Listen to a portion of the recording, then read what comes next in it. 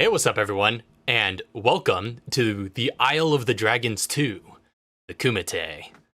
This is a Dungeons and Dragons Wuxia themed one-shot and the sequel to our Wuxia one-shot of the same name from a while back. Guys, I was looking at the video on YouTube, and do you realize that it's been about 2 years since we last visited these characters? Has it been 2 years?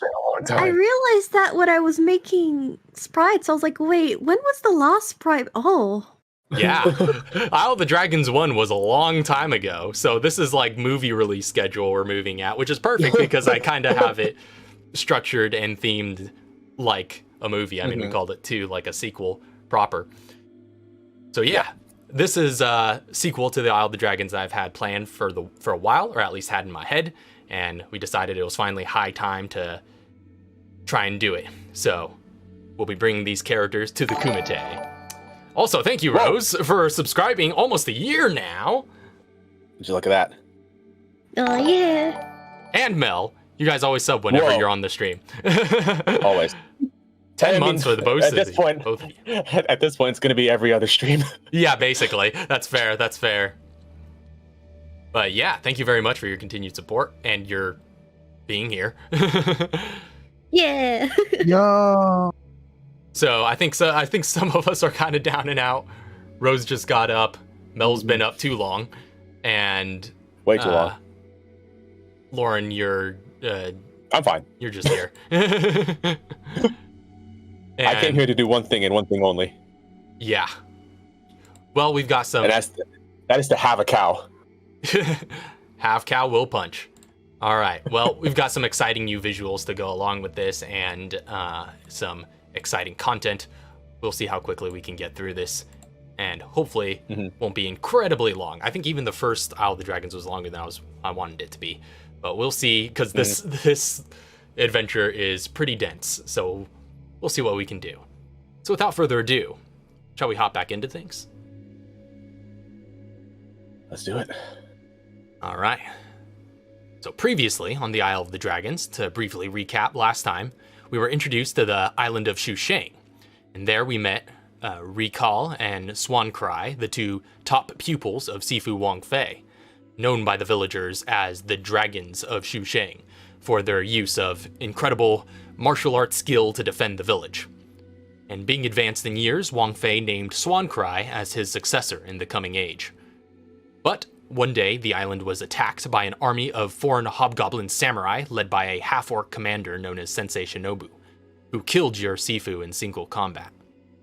With your dojo fallen, you retreated to the mountains in search of a fabled sage.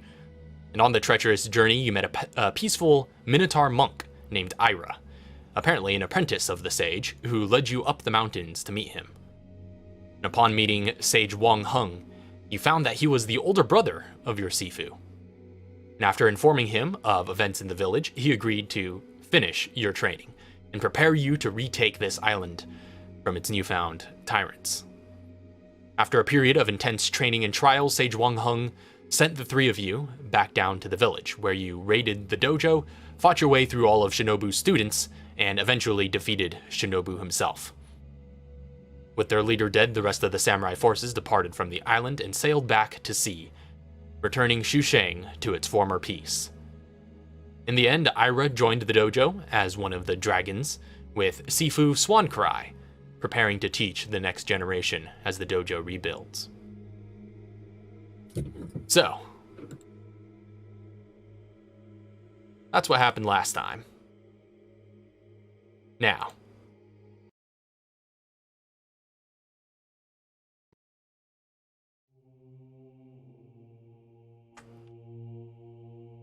how soon is this after that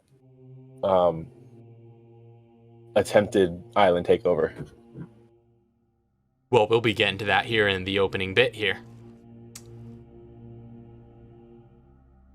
So, yeah, it has been about 1 year since those events.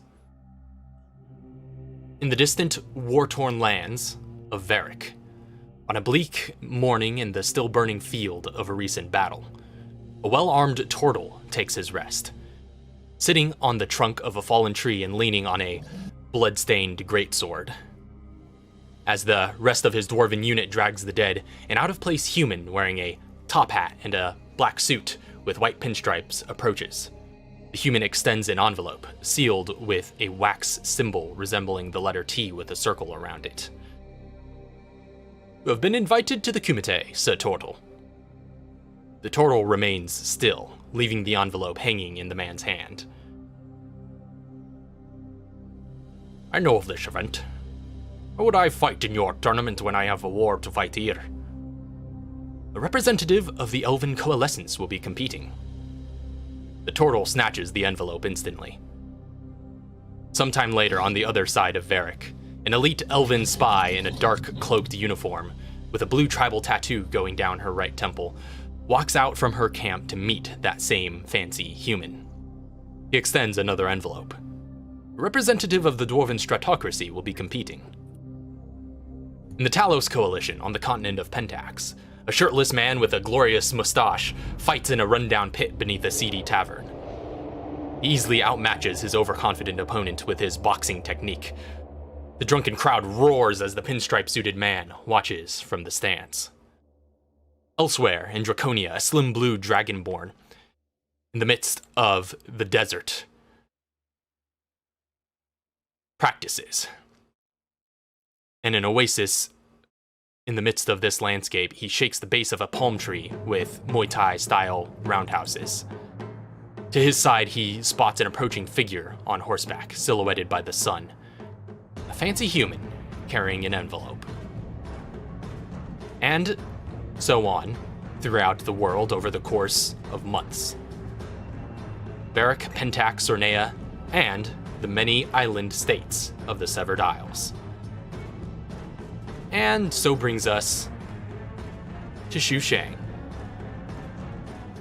As I mentioned previously, the time has been about 1 year since we last visited this island, and since the Zhao Empire last attacked.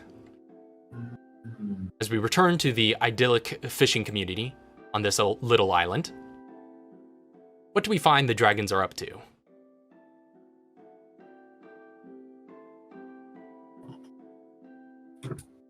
I guess training in the main dojo area would be Swancry and Ira going through some pretty basic, what's it called? Tai Chi motions.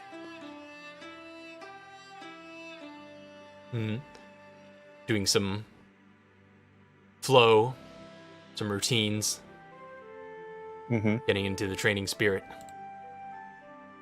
So it's just the two of you in the courtyard at this point? I think within the dojo. Okay, inside. Yeah, within the dojo itself. Gotcha. And they're I think Swancry just patiently trying to get Ira through these forms.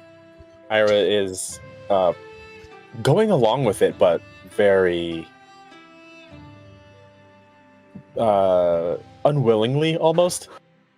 Kind of pained. Just like...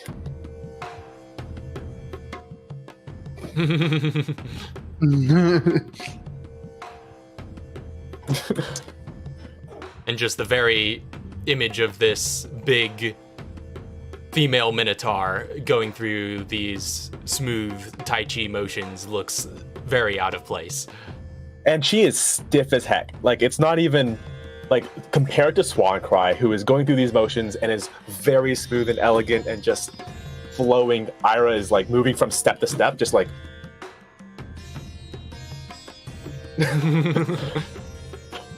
And eventually she's just like, you're moving too slow.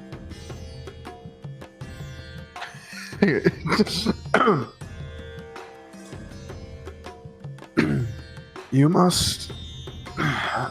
It's not about moving fast, it's about going with a flow. You want to focus on your breaths. You want to draw energy from the earth. Connect to it. Ground yourself. Oh, ground myself, yeah, because I'm grounded enough as it is. Look at me, I barely get off this freaking off the earth. I'm supposed to ground myself. Look, what am I even doing? And she just starts like, she completely breaks her stance and just starts like pacing back and forth around the entrance of the dojo. Breathe, Ira. If I keep Focus breathing, those I'm gonna breaths. fall asleep.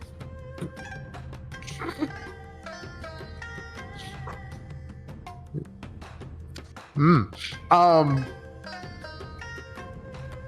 you can see, like, knowing Ira, her eyes are starting to get a little bit red, and she's about to like enter into a rage. You just, Ira, look at me.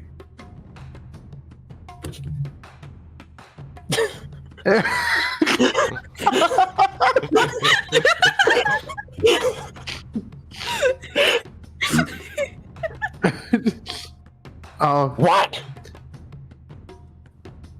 I understand this may be frustrating to get a hold of at first. But going through these practices, this is meant to help. And it will. You just have to trust me on this. Frustrating?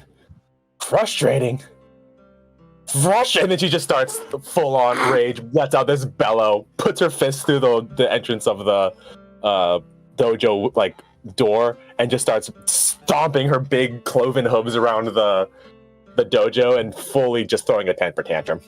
Like she's clearly being delicate about her anger. Like she's stomping and making a huge ruckus, but she could easily just like tear the building down, but she's trying her best not to.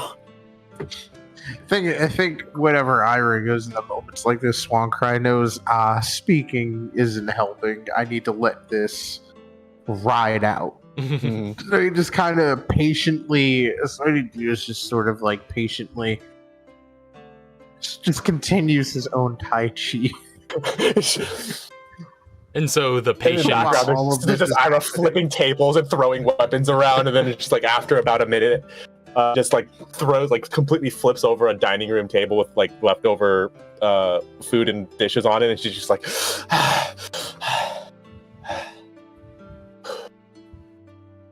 sorry about that, and starts picking everything up. It's all right. When you're finished cleaning up, would you like to join me again? I'll give it a try. All right. We'll take it from the top, and then we'll Oh, reverse. and as the elegant Kenku and monk robes, the master, the Sifu of the dragons, prepares to bring you back into these forms, and you hear the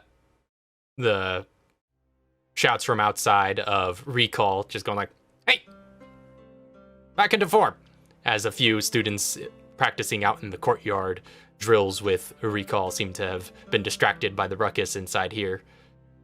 But in the midst of this disciplinary call, you also hear, coming from the gates on the outer wall surrounding the dojo, a firm knocking.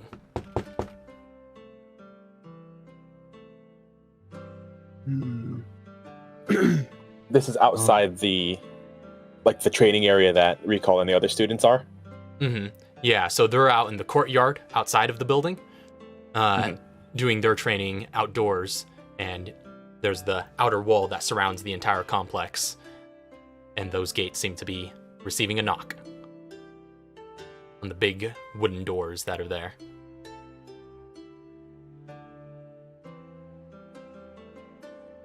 Do you want me to get that, Sensei? I'll get it. You Ira continue cleaning. Ira's just like got an arm full of like bowls and everything. She's just like, God damn it. And starts continuing to start cleaning up. It's like, man, I could have gone out of training.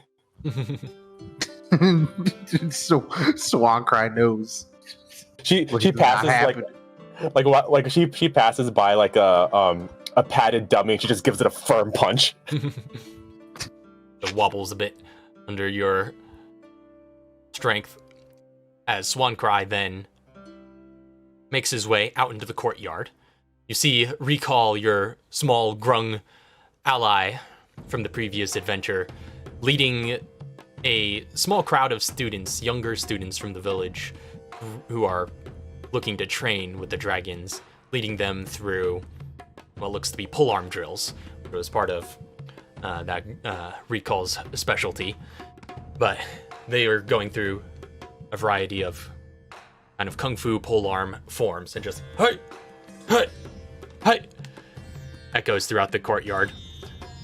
And as you make your way past them and seeing the next generation hard at work and training, you make your way to the front gates, and I presume you open them to see who's knocking? Yes. So upon opening, you see a man stumble in and just fanning himself, and he just goes, "Oh, the humidity is quite dreadful. Pardon me, are you..." And he composes himself and in a manner almost like reading off of a script says, "Do you happen to be the Dragons of Shuishang?" Yes, that is us. Ah, splendid. I am Timothy Roderick. I represent an interested party. And he brings out an envelope and extends it to you and says, "You are hereby invited to compete in the Kumite." Now, would Swan Cry know what the Kumite is? I'll say make a history check, given your particular background. Yeah. Yeah. Ooh, I have history. Yeah. Too. Let's go. I'll say I'll give you advantage because of your background. All right. 19. 19. You've heard rumors and myths. You were never entirely certain whether it was a real thing, but there are underground markets throughout the Severed Isles have certainly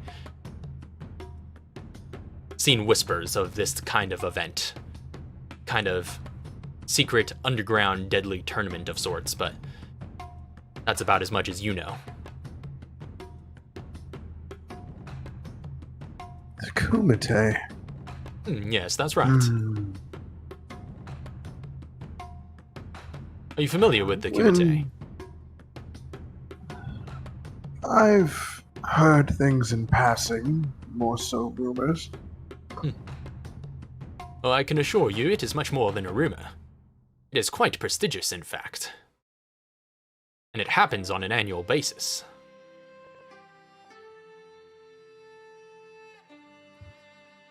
Annual basis.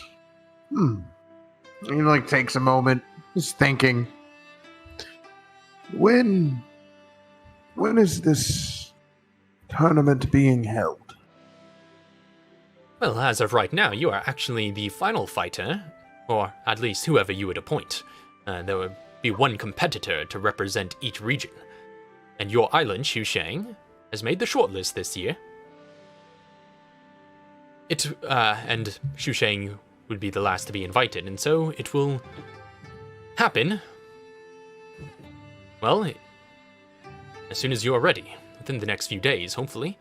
The other competitors are already on their way. Should you refuse, we would of course need to find a suitable replacement from another region. Of course, there are plenty to draw from in the Severed Isles, plenty of talented martial artists in this area, but we are sincerely hoping that you would accept the challenge. Now, I know it is not your usual course as a monk defender, but you'll find the tournament quite worthwhile in its reward.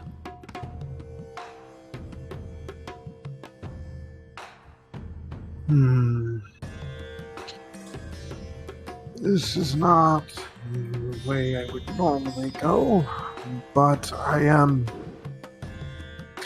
curious about this Kumite.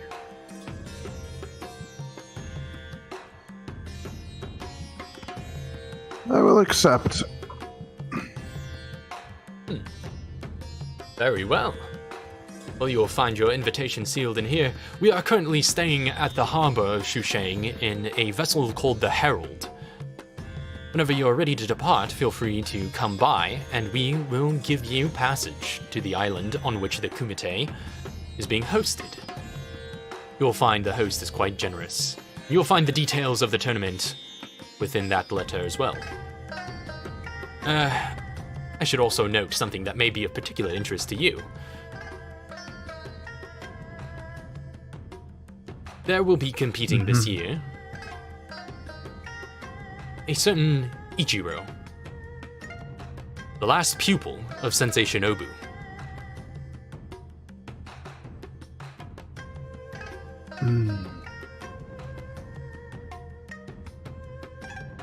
It takes a moment to think about that. I want to punch him in see. his big dumb face. Well, that is certainly news. Well, thank you for letting me know. Indeed. Wasn't sure he had a pupil. Oh, certainly. And I can assure you there's quite the score you may want to settle there.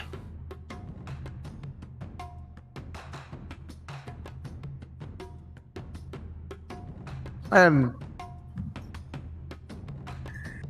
yeah, that definitely is, as the Swan Cry stands there, it's definitely something on his mind for a moment before he extends his hand to take the it's an invitation envelope, letter, right? Yeah, Envelope, it's an envelope, and it's sealed with a wax seal. Much like the one from the sort of opening sequence, it's got that kind of red wax seal that resembles the letter T with like a circle around it. Although on closer inspection, you see that it's kind of like a letter T with a two C's on either side of it, kind of in this sort of shape. And that's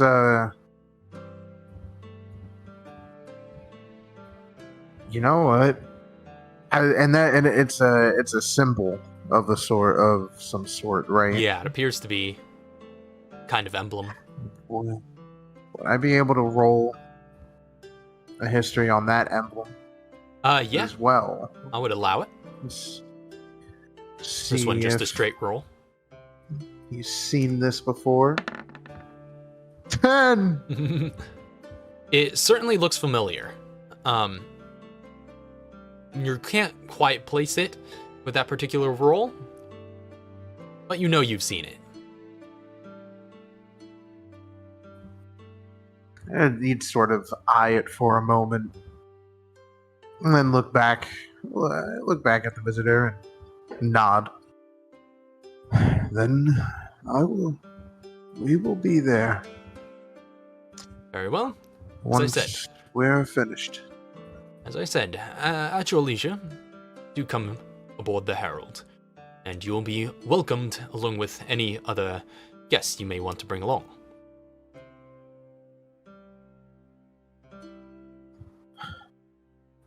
All right. And so with that, Roderick departs and starts heading back down the hill into the main town and towards the ports. So, you have a moment to prepare, and then whenever you are ready to depart, you can go visit the harbor and find the Herald. Okay. With that, Swan Cry would, return to the dojo. And upon walking in, is like, Hira.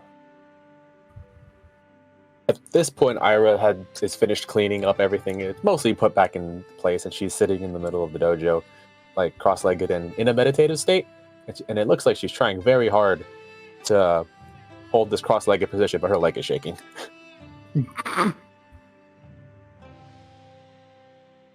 Ira, you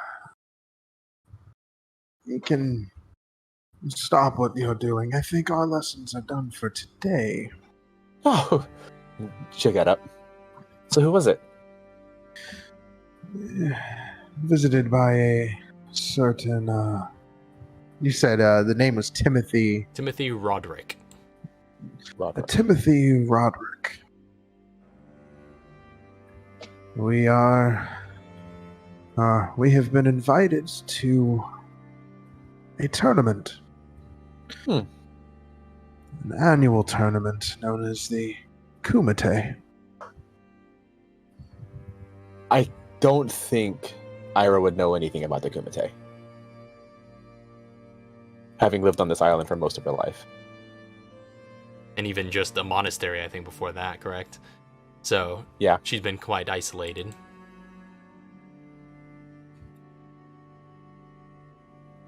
A tournament? Are we gonna enroll some of our pupils in it? Well, in the way that it works, from what I was explained, there's one fighter that represents. Oh. One fighter from our school? Mm-hmm.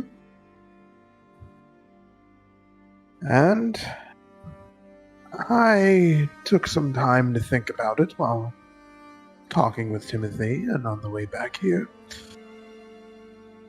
I would like to represent you.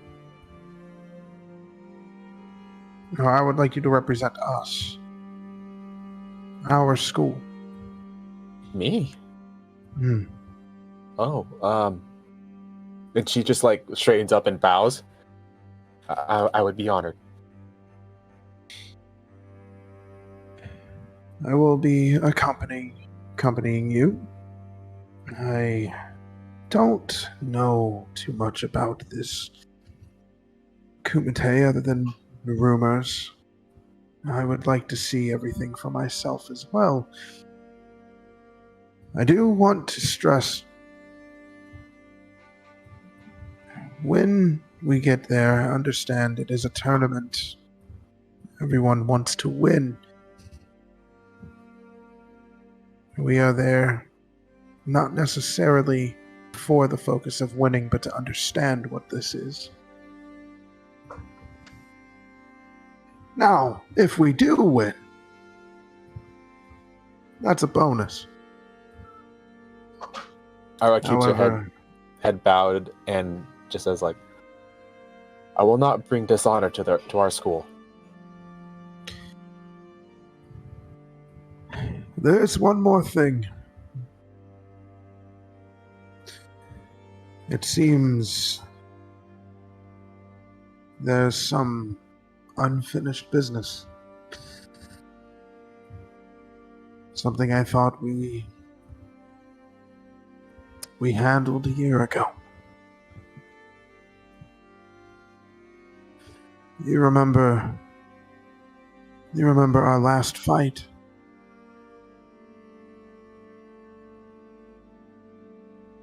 What was the name of the that faction again? The Zhao Empire? The Zhao Empire. She says, you mean the Zhao Empire? Yes. It seems and it was the name of the one we fought was Sensei Shinobu. What was that name?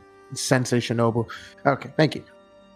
It seems Sensei Shinobu has one final pupil that's going to be at the Kumite. Ira punches through the floor.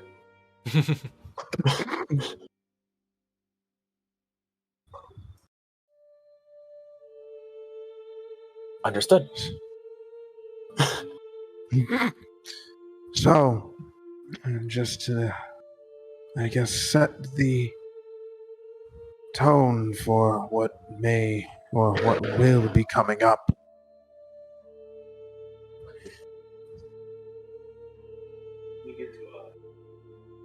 Now, with that, we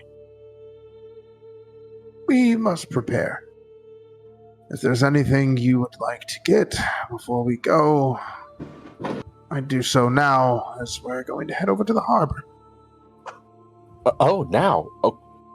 Okay, absolutely. And she's going to start packing her bags and everything, and she's going to start fumbling with her prayer beads that she has around her neck. She's going to take it off and start counting them and start reciting some chants and prayers.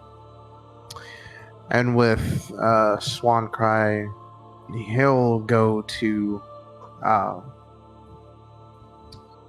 Sifu Longfei's little memorial site and pray there. You revisit the little serene clearing that you'd set aside for his burial. A somber sight, one that's quite revered on the island still to this day. And there you meditate one last time before preparing your leave.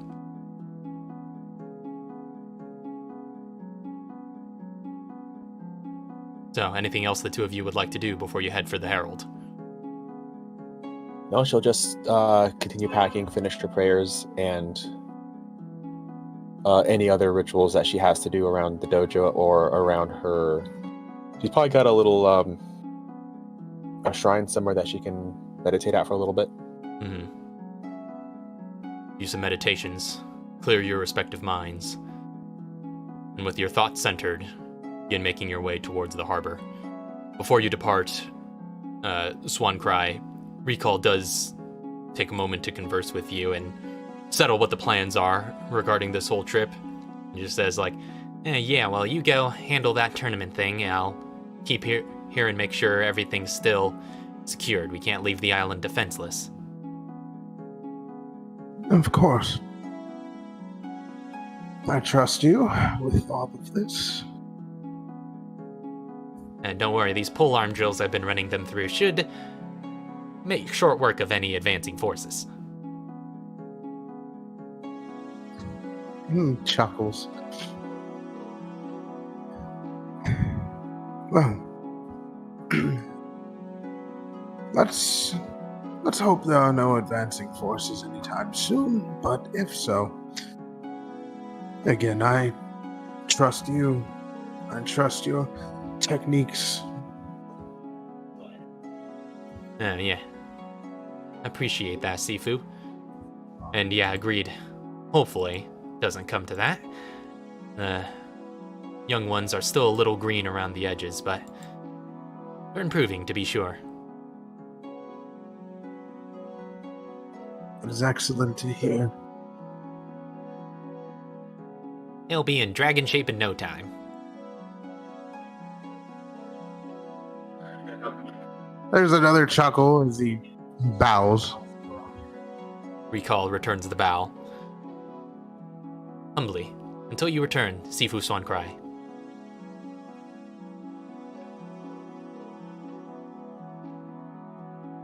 Yeah. And with Sorry, my mind is dead right now. Yeah, so, no worries. That's all right. Ira is going to join up with them. She's got her giant Bahamut tipped maul that she's using as a walking stick, a really, really big walking stick. And she's just going to walk down to the harbor. All right. The two of you make your way down to the harbor, and there you find the Herald. It's hard to miss. It's the biggest ship in the shores of Shuishang at the moment. It's a long and narrow wooden ship, a full-rigged clipper bearing the symbol, the same symbol that's found on that envelope that you had seen, the sort of T with the inward-facing C's on either side of it. And that symbol is painted upon its sails in red. The hull is painted a stately black with gold trim, and a seasoned-looking uniformed crew makes busy on the deck. The two of you are greeted and led aboard as Timothy Roderick makes note of your arrival and just like, ah, yes, very good. With that, we shall depart. It's about today's sail out to the Kumite Island, but rest assured, we'll keep you quite comfortable. Please, I'll have some of the staff show you around. And with that, the Herald raises its anchor and looses the sails on all 3 masts. After some steering, it catches the wind and takes you out to sea, eastward bound. The familiar island you've called home for so long shrinks, and shrinks into the distance behind you as a new island awaits. So again, it's about a day's sail. Each of you are given your own private quarters aboard this ship, each well furnished. And the whole thing is luxuriously stocked. You're fed fine meals on fancy dining tables, served by waiters. And so the 2 of you have, well, as Roderick had promised, quite the comfortable journey. It's not like anything you all are used to in your minimalistic, monastic living. So, if there are any bits of dialogue or anything you guys want to resolve along the journey, you have another chance to do so. Otherwise, we could keep jumping ahead. Yeah, I think Ira is just going to be continuing her prayers and rituals, mostly just meditating before the tournament and getting her mind straight. Yeah, you spend some time focusing, making sure you're mentally prepared for what is to come. Swan cry. Focus. I'm trying. I don't like boats. As the wood planks creak around you. It is somewhat unsettling. I haven't been on a boat in a long time.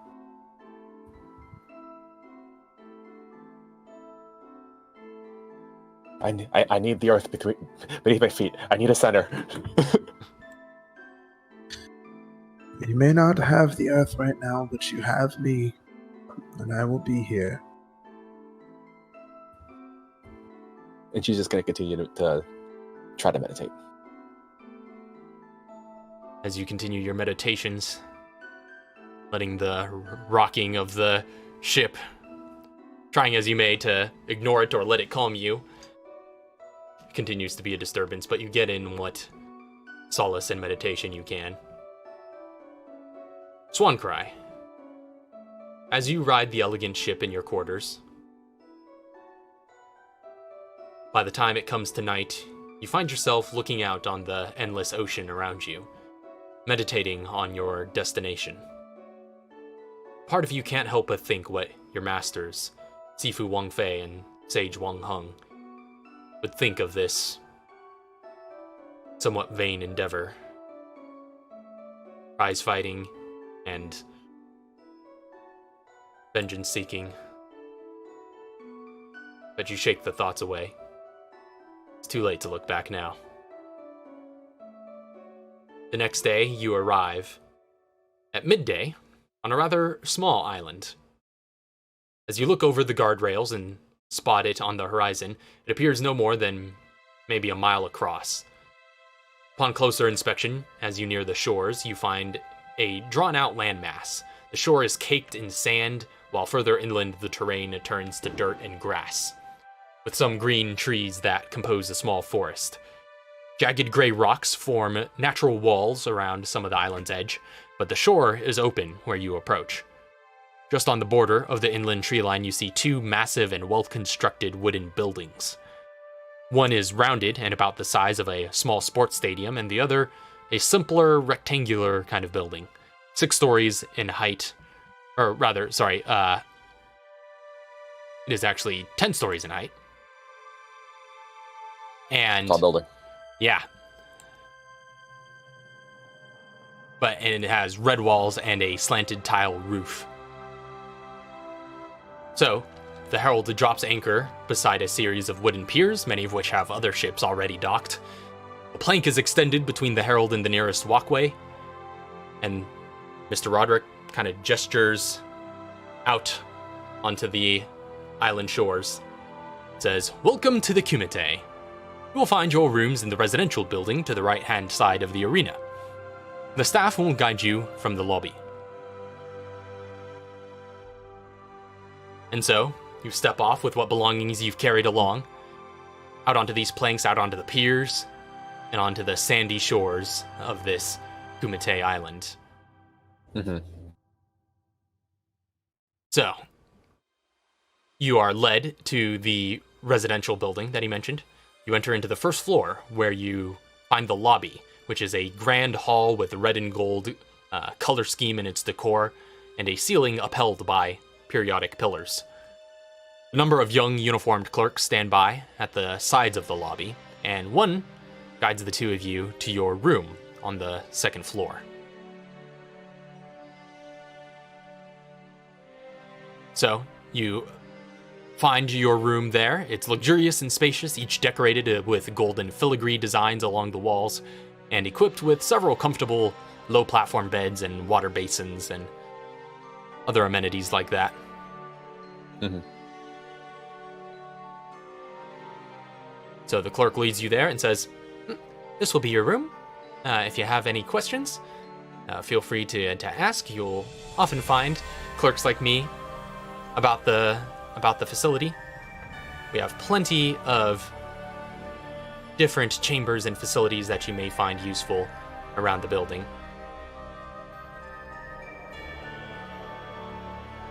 What race is the clerk? The clerk just appears to be a small human woman, Okay. uniformed and looking quite jovial and friendly. Mm-hmm.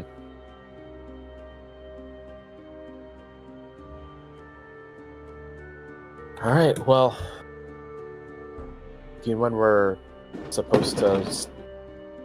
Which, supposed to start? For But it's for 4th reference, of July. I was going to say tomorrow's 4th of July, so So if you all hear big background fireworks going noise, yeah, don't worry about that. That's just America. I was about to say, but just every now and then, it's really, I could feel him. Yeah, I know. I Tournament's about to be. could feel it. Yeah, perfect night for a one shot. Mm-hmm. Do you know when we're supposed to start this tournament? Oh, the tournament will be officially begin tomorrow, now that all of the fighters have arrived. In fact, I was going to go fetch you later in the day, but I suppose I can let you know now that come sundown, you are invited to a dinner where all of the competitors will be able to meet one another before the tournament officially begins. Okay. Sundown it is. Mm-hmm. All of the competitors will be here. That's correct.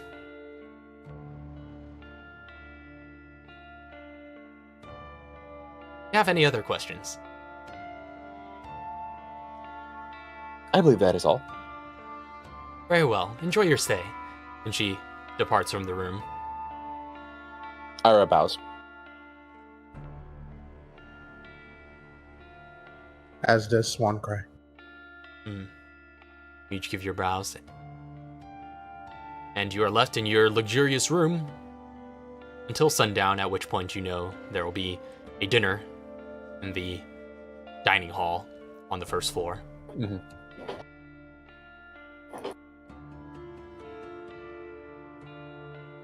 So, there's nothing else you all want to do before then? Just gonna finish unpacking and Mm-hmm. kind of getting the lay of the place. Maybe she might walk out and go exploring the halls. Okay, go exploring the halls. Find that there are about 5 rooms, or at least 5 doorways from the halls on each floor, in addition to a doorway that leads to the stairwell that takes you from floor to floor. Uh-huh. So 5 rooms per story? Roundabouts, yeah. That seems to be consistent in all the floors you explore. Mm-hmm. She might knock on a couple of them just to see if there's competitors in each of these rooms. Mm-hmm. You knock on one, and you find a At tall, least on her level first. yeah, you find a tall half-elf. That was a big one. Mm-hmm. Tall half-elf with short, spiky brown hair. Answering the door, he's wearing a light blue gi with the sleeves torn off to reveal muscular arms and a statuesque physique. He answers the door, and he's just like, "Oh, hello there."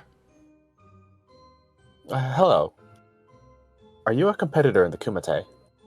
As a matter of fact, I am. Are you competing as well? I believe I am. There is a dinner that we are scheduled to attend later tonight, but I just wanted to see who all is going to be attending. Yes, yeah. I believe all the competitors are invited to that one. It's not for the spectators, though, but at least us fighters. I'm sorry. My name private is... affair. Yeah, that's right. My name is Shun, and you are... I'm Ira. He sends your hand for a handshake. He says, "Pleasure to meet you, Ira." She will shake his hand and then retrieve her hand and then give a little bow. And he bows.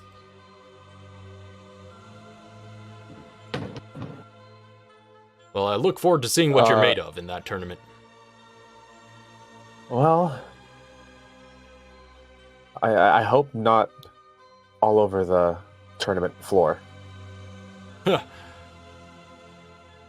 Well, at the very least, you seem to have enough mass to keep that from happening. It's a great advantage. Yeah. Takes weight to move weight. That's right.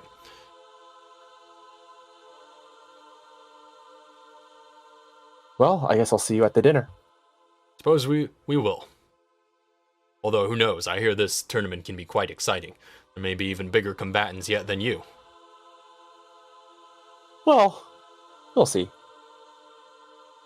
How tall is this dude, by the way? Shun? He's Shun? he's pretty tall, not as tall as you, maybe about 6'1" or so.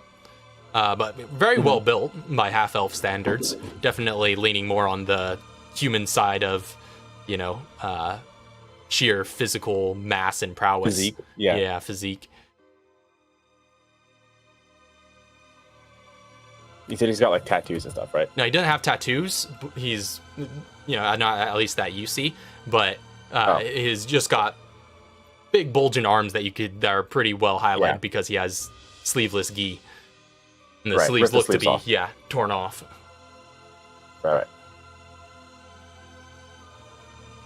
But if you knock on a couple more doors, you would probably find a mix of other fighters and other people who aren't competing. And they look to be just spectators or people who have bought tickets to see the event. And she's just going to, briefly introduce herself and kind of get the lay of the land. What kind of competitors are here at this kind of tournament? Mm-hmm. See if they're all as polite as Shun. Definitely not. You have some that just open the door, size you up, and slam it in your face. But, and of course, you're going to see a lot more of them when you get to the dinner. Yeah. Mm-hmm. So at this point, at that point, I was going to say, as you're in the midst of your exploring, Swan Cry probably comes out and passes you by on the way to the dining hall, and you realize it's about that time. Yep. So the two of you make your way down, and you enter on the first floor to a long and radiant dining hall, decorated much like the rooms with red walls and gold highlights. Two outrageously long tables run parallel across the hall, with at least 20 seats to each side of each table, and a number of candelabras lit throughout their centers. And it seems all the fighters and their traveling companions have crowded into the hall, and there it becomes apparent that there is no assigned seating, and many begin sitting where they wish, along with their entourage. It's 80 seats? Yeah, it's a massive dining hall capable of hosting quite the crowd.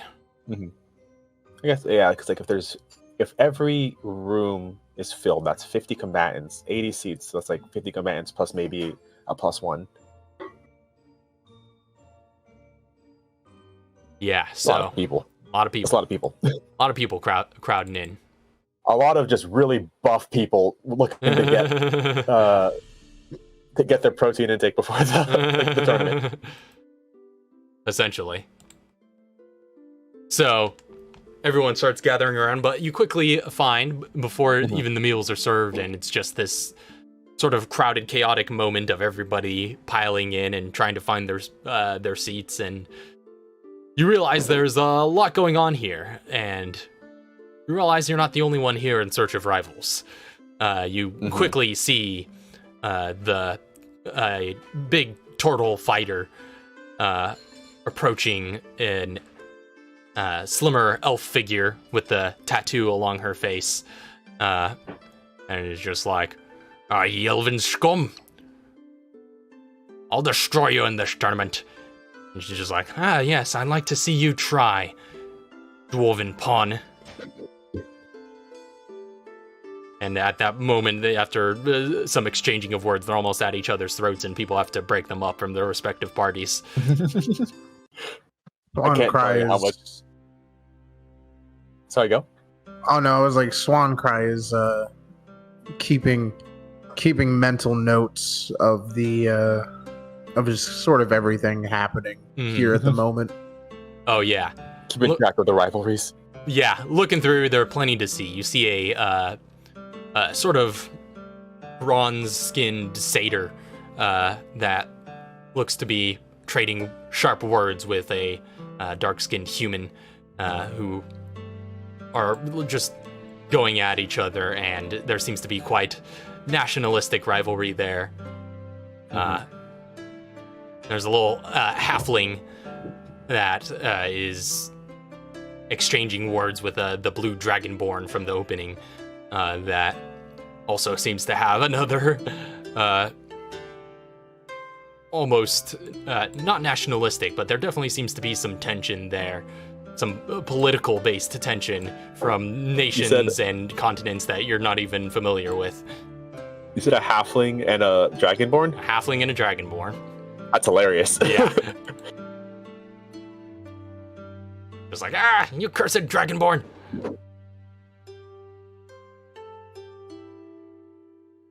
You'll pay for oppressing our people. And he's just like, I'm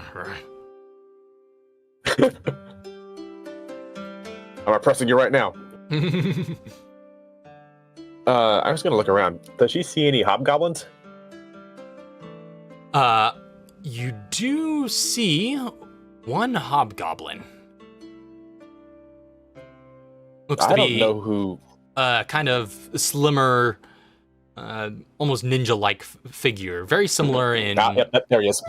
Very similar in attire and, I suppose, general presentation to a figure you fought a long time ago. Mm-hmm. Not Sensei Shinobu himself, but one of Sensei Shinobu's students, who was hobgoblin with some ninja-like abilities. Right. Quite stealthily trained.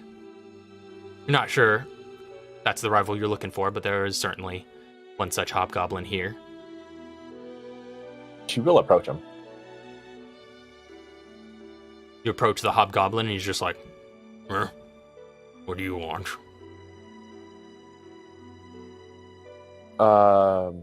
This is supposed to be the student of Sensei Shinobu. The last remaining student of Sensei Shinobu. Right? Or my rival is who I'm looking for, right? Mm-hmm. Yeah. So she's going to walk up to him and say, "Are you familiar with Sensei Shinobu?" Yeah, I heard of him. He's supposed to have a student here today. Yeah. I met a lot of his students out in the sea. I believe he does have a student here, but I ain't seen him yet. Kind of looks around, head on a swivel. Well, I guess if you do find him, let him know that the Dragons of Shuishang are here and wish him luck in the tournament. You would like that. And there are no hard feelings.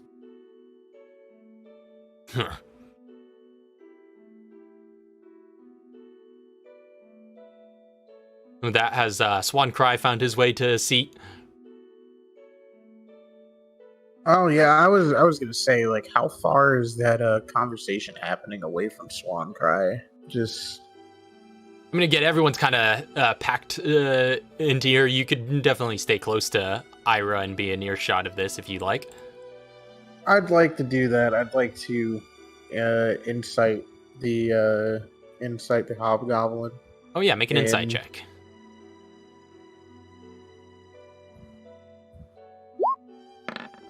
That's Oh! a natural 20.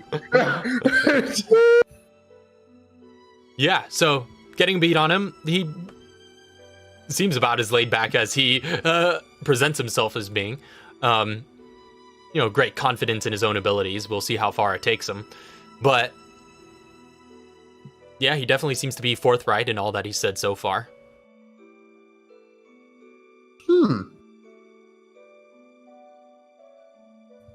And just keeps that of note, everything that he says of note then. Mhm.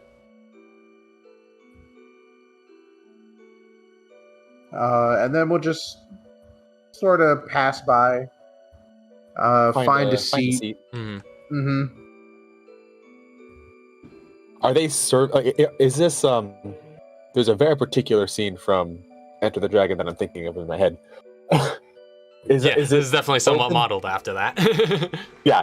Is it open seating with like just food on the tables, or are they bringing? So far, no food Which has is been out. served. Nobody, Okay. everybody's just gathering in and finding their place. They're giving a chance for everybody to get settled before the any food gets brought in or anything like that. Okay. So right now, so- everyone's mingling, and it's just a big Yeah. people soup.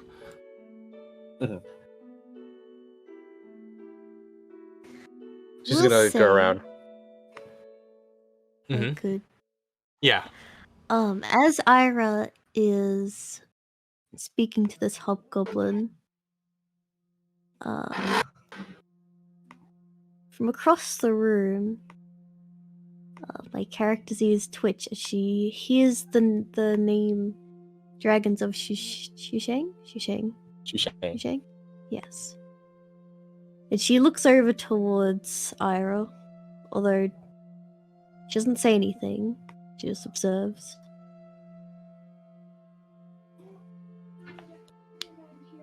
I don't know if I should describe my character yet.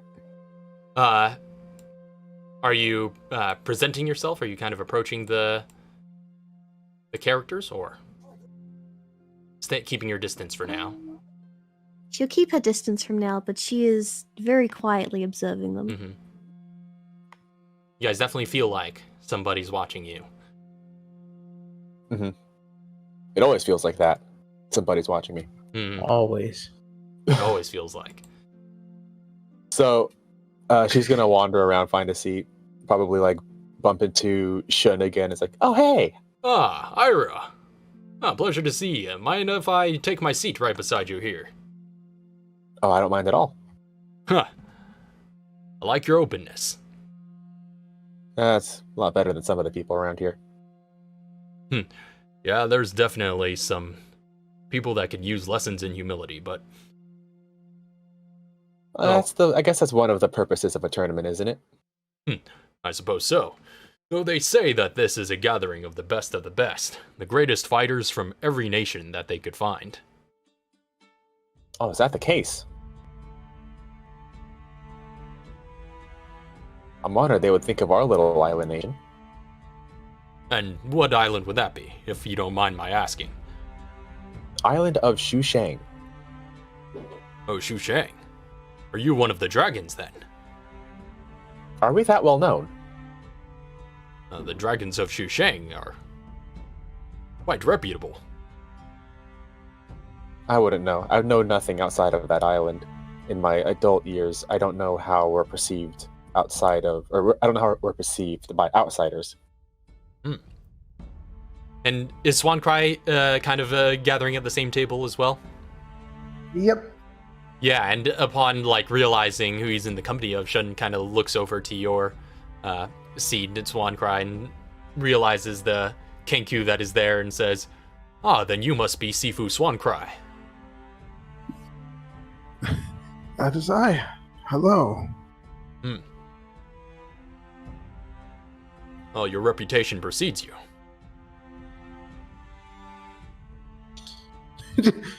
Does it? It gives a curious look.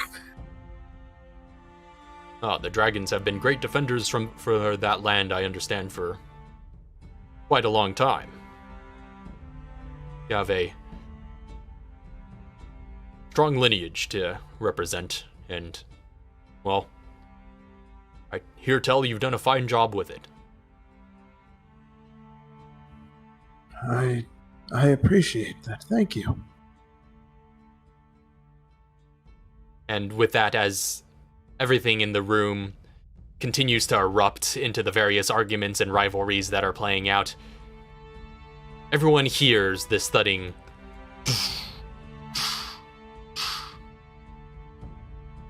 of what soon realized to be footsteps. And the room gets a little silent as a figure enters through the double doors into the grand hall. A tall half-orc, gray skin, and immense physical stature, wearing a black sleeveless gi which accentuates his hulking, powerful arms. And everyone kind of watches as this half-orc enters the room, looks around at the crowd, and then slowly walks his way over to the table where the dragons are seated. So this guy is huge. Pretty big. Maybe not incredibly tall, actually, of similar height to, like Shun beside you. Okay. But I'm still taller than him. yeah. But sizable and But certainly heavy, wide, and moving with a certain control that almost, the smoothness about his movement. He's clearly well trained just by the way he carries himself, where he's not a big lumbering figure, even though there's a heaviness to his steps. Almost as if somebody of his size should be making even more noise than that.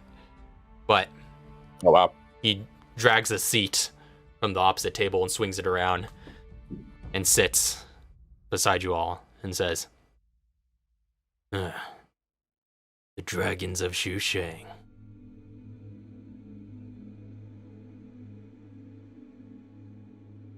May I help you? Oh, you most definitely can." And again, the room's fallen kind of silent and everyone's kind of side-eyeing this from the side.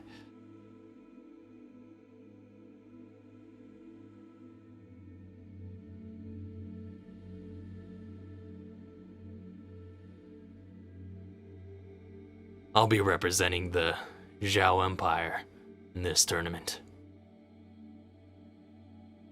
Oh.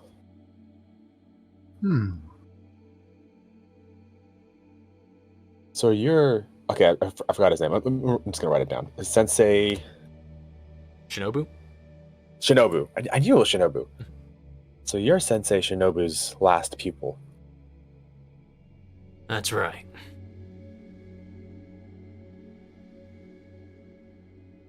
And you were Sensei Shinobu's last fight.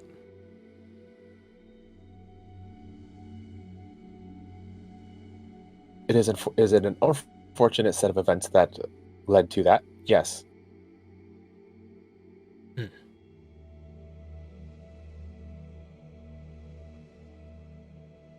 Well, not worth dwelling much on.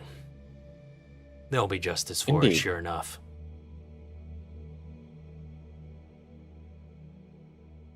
I'm hoping we could put the past behind us and enjoy the tournament. And Shun kind of nods beside and just be like, I tend to agree. Now is no time for personal vendettas, Ichiro. And he just looks at Shun just like,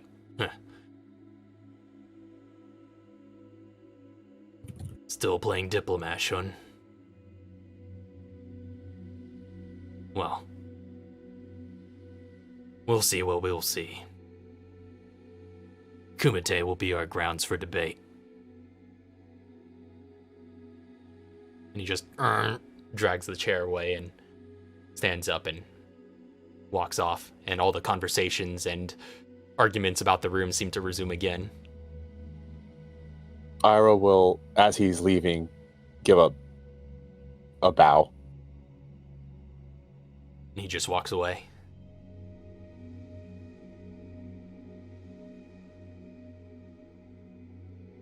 Yeah. It can be quite intense. You two know each other. Yeah. Long time ago. We trained together under Sensei Shinobu. I apologize for your loss. Well, I guess you could say I was a bit more distant from the sensei than Ichiro. You see, I trained in their style in the Zhao Empire. I was quite proficient at it. But eventually the imperialist mindset they drilled alongside their combat, well, found it quite hard to digest. And so I left. Struck out on my own to learn more fighting styles from great teachers throughout the Severed Isles. I think it served me well.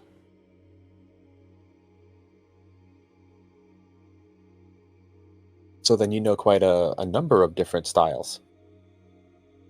I do. But I carry a lot of the same techniques that Ichiro does. She looks over at Ichiro sitting at his table and is like, well, perhaps some insight into his technique might be able to help or give me a leg up in the competition. Huh. Well, you fought Sensei Shinobu, did you not? I did. And then you have seen quite the master of those forms. He was one of the great senseis of the Zhao Empire's style. Although, I don't know how much that will help you in this tournament. You see, I've been quite estranged from that dojo for a long time, but rumor has it Ichiro was distraught following his master's death, and that he disappeared into the mountains of the Zhao Empire to do nothing but train, and did not reappear until a few weeks ago, with powerful new abilities. That's what the rumor is, anyway. I'm sure it's all mythology and exaggeration, as the Empire is wont to do, but who knows what to expect in this tournament. Either way, he is wrought by anger and sadness. Those are powerful forces. Indeed. Carry quite a bit of wisdom with you, Ira. I'm a monk. And I'm sure the sagacious Sifu Swan Cry has taught you well. Indeed. I try my best. He's done quite a great deal in picking up the training that I forget the brother's name that she was Sage training Wang Hung? under. Wang Hung was hers, right? That Sage Wang Hung, the master who took me in, he's done quite a great deal in picking up where he left off. Before you could continue your conversation any further, you hear this rattling of a glass as Roderick gets the attention of the room. He says, yes, now that we are all here, I would like to introduce our gracious host. Ladies and gentlemen, Tai Cheng. And with that, very old human enters the room with long gray hair and a Fu Manchu on his face. He's draped in loose-fitting emerald robes with yellow highlights, and though his clothes hang, you can tell from his spindly fingers, which are adorned in all sorts of decadent rings, that he is somewhat gaunt in frame, but he looks outward with serious, piercing brown eyes, which seem to betray immense knowledge and experience. And he kind of enters and moves to the head of one of the tables. He's accompanied by another figure who looks to be a dark blue genasi with a thick black beard and a white turban on his head. He's dressed in tight blue sleeveless robes. He has 2 scimitars strapped in an X across his back, each with Arabic-like inscriptions carved into them. And this figure just silently follows behind Tai Cheng. You get the sense maybe a bodyguard of sorts. But Tai Cheng enters the room and begins his speech as he gestures grandly and says, "Welcome to the Kumite, most prestigious underground fighting tournament with the greatest fighters throughout the entire world. The 16 competitors will compete over the course of the next 2 days. As many of you may know, with the previous champion's untimely death, there is no returning champion this year. However, the champion's pupil and killer have both been invited." And a bunch of whispers amongst the crowd, and everyone, you get the sense that everyone was well briefed on this attraction, if you will, and it might have been used to pull quite a bit of reality TV drama and draw into the mix, because everybody seems to be aware of this. Can I just say, whoops? So to make sure everybody understands the order of events, again, the tournament will be completed over the next 2 days. Round 1 and 2 are day 1. The semifinals and finals are day 2. 16 fighters in total, single elimination. The rules are simple. No holds barred. Any magic must be cast during the fight. All weapons are allowed. You fight until ring out, knockout, tap out, or death, whichever comes first. I wish you all the best of luck in your combat, and may the best fighter win. And he gestures, and the waiters begin bringing plates of very luxurious foods and fruits and meats and serving them across all of the tables in very organized fashion as everybody makes sure to take their seats and begin digging in. I was gonna turn to Shun and just go like, he's exaggerating, right? About which part? I mean, surely our weapons aren't allowed. From what I understand, they have clerics on standby to cure any wounds that might be suffered from lethal weapons. But people have died in this ring. Oh dear. Yeah. And that's with the understanding that some are coming in even deadlier with their fists than any others with weapons.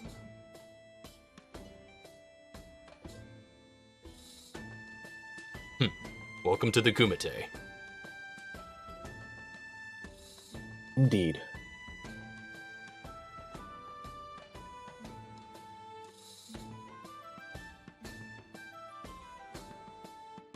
So Also, really quick, Mhm. Ichiro, did he go and sit with the other dude who was in the ninja outfit? No, Ichiro goes off and finds a little corner by himself and does not seem to be accompanied by any party or entourage. Okay. Everyone gives him a bit of a wide berth. Okay.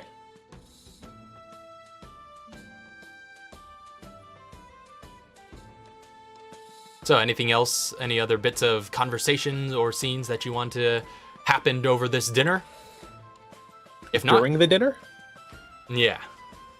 Only thing that would happen is when they start bringing everything in, she's gonna like look at some of the plates or dishes that are offered, and she says, "Oh no, thank you. I'm a vegetarian."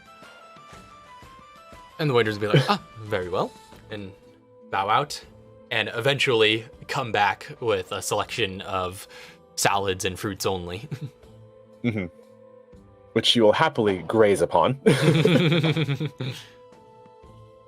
And Swan Cry doesn't really say too much. I mean, as he said, was coming here for multiple reasons, but mainly to understand what the Kumite is, and now realizes what the Kumite is, and is like, Yeah. Oops. You know, it's just like oops, but and I can tell that he, you know, despite him having, you know, just that calm demeanor, just hearing about what it was, he seems just a tad bit on edge. Yeah, I think Ira and Swan Cry like shared a look of just a shared oops. Mm-hmm. Oh, yeah. So, Rose, what of your character during this dinner? She is mostly just on her own. She might stand out as being on her own, but she's not trying to make herself too visible. Although she will approach the two dragons once they start to leave. But throughout the dinner, she is continually eyeing them. Mm-hmm. And I think that's like also pretty normal after that whole speech. Yeah, she's definitely not alone in that. Yeah. After the fact, but as you get to the end of grazing your fine meal, you are met with this approaching figure as you're on your way out. If you would like to describe your character. Dragons of Shuishang. And as you look to turn at her, you see this small rabbit folk. She has a thin, lean build with a mix of black and ginger fur clashing along parts of her body, and tall upright ears that gently twitch. She wears a green silk shirt with asymmetrical sleeves that falls just below her crotch. Her left sleeve reaches just past her shoulders, whereas her right arm is sleeveless, revealing a mechanical arm formed from what seems to be a fusion of metal and wooden parts. The arm itself glows an eerie green between the cracks and joints. She wears long dark purple silk pants with small green cuffs that wrap tightly around the ankles of her feet. A black veil covers her face, covering most of her features, leaving only part of her mouth and nose visible. And she just looks up at the both of you. Oh, and who might you be? My name is Kai Vire. I have been seeking you both out for a while. Apparently we're a bit of a hot topic right now. So it seems. I have no ill will towards you both. I simply want to fight against you and find what the both of you fight for.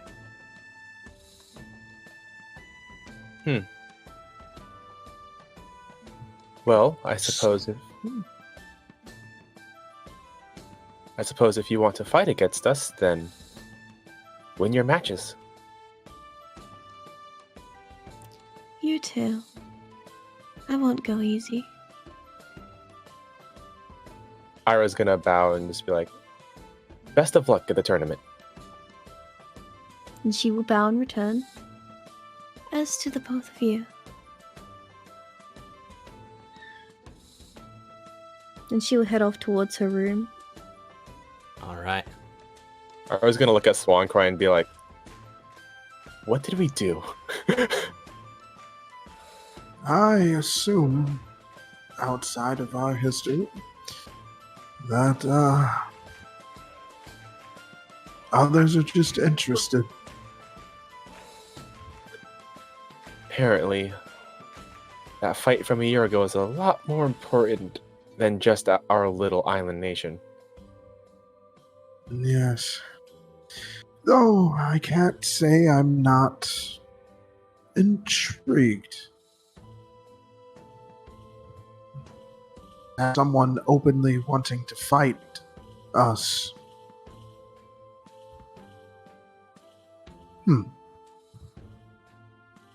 I guess we've painted somewhat of a target on ourselves, taking out what was the previous champion of the Kumite. I wish I would have known that before. I wouldn't have brought us here. Indeed, circumstances have made this a much more complicated endeavor.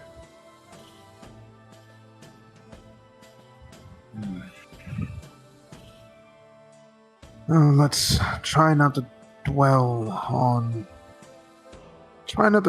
that too much. Mm-hmm. Let's focus our minds, calm. Yes, focus our minds, calm ourselves, and suppose just prepare.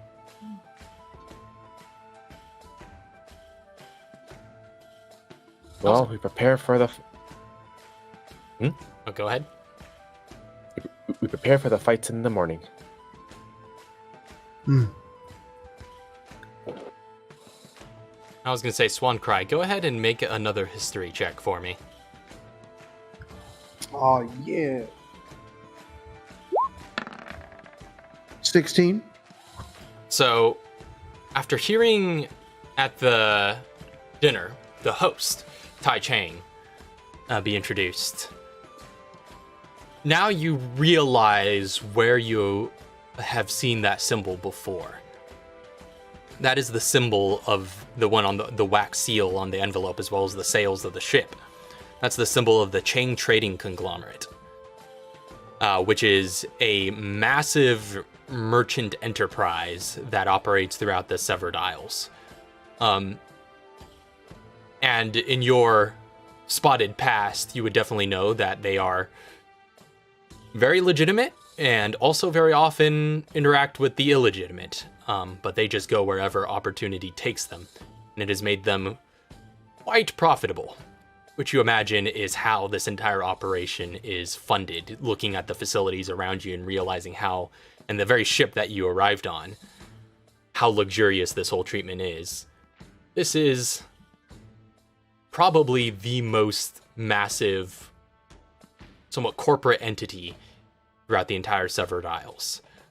And they operate between all sorts of different nations represented in this area. So it's also worth noting, when you open the envelope that entailed your invitation, you did also see the details about the prize of the tournament, which would have been 1,000 platinum pieces, an exclusive magic item, as well as the prestige of winning a Kumite. And of course, previous champions are always reinvited year after year. At least they would have been. Until this year, where the chain was broken. And the first time, the champion seat is up for grabs. Whoops. I threw that guy out a window. But nonetheless, you all clear to your respective rooms. So just going through all of that information, would have relayed this back to Ira on their way back. Mm-hmm. And by the time they get to the rooms, just like, okay, That's a lot of money. that is. We can easily rebuild a dojo with that. We can, though I'm not necessarily too fond of. I don't know, I'm conflicted. Sits down. Mm-hmm.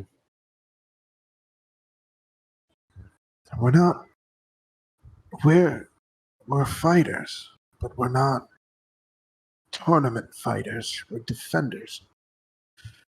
We're here. I accepted this because I wanted to understand what the Kumite was, not really understanding much about it. But then seeing that envelope, the prize, it's conflicting.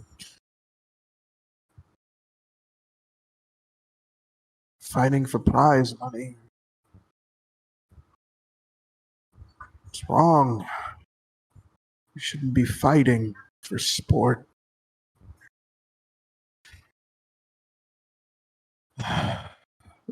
Just sighs, frustration, just really, really conflicted right now.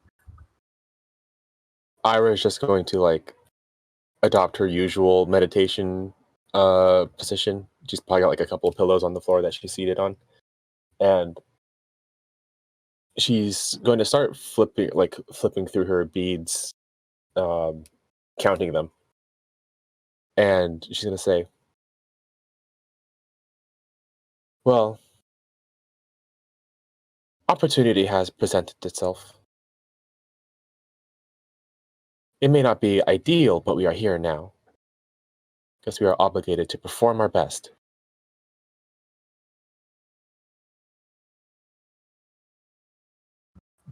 You're right. You can't really dwell on everything.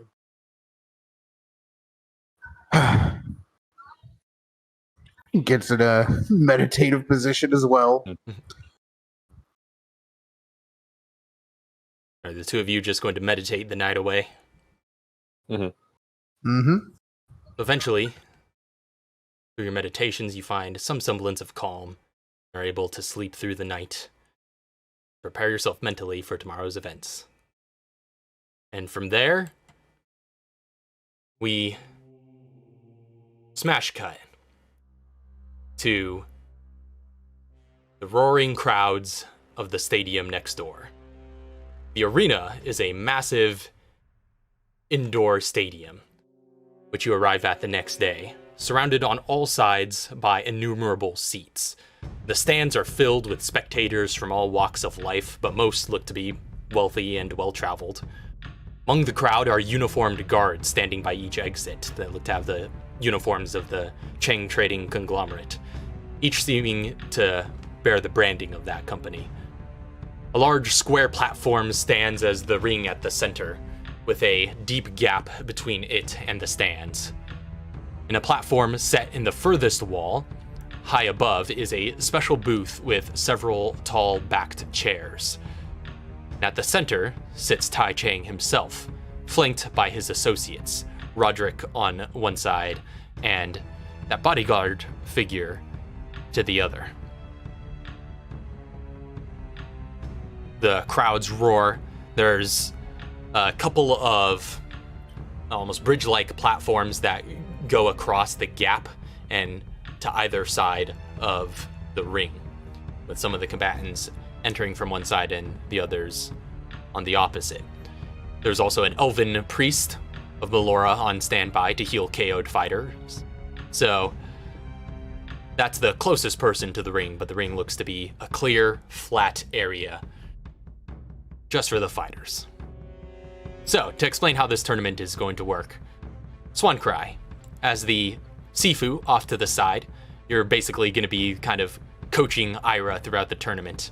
So, during the fights, you could kind of shout coaching advice from the sidelines, and basically, off of Ira's moves, you can use your Analyze feature from your Way of the Master subclass. Awesome. And she can gain the benefits of it if you use it for her.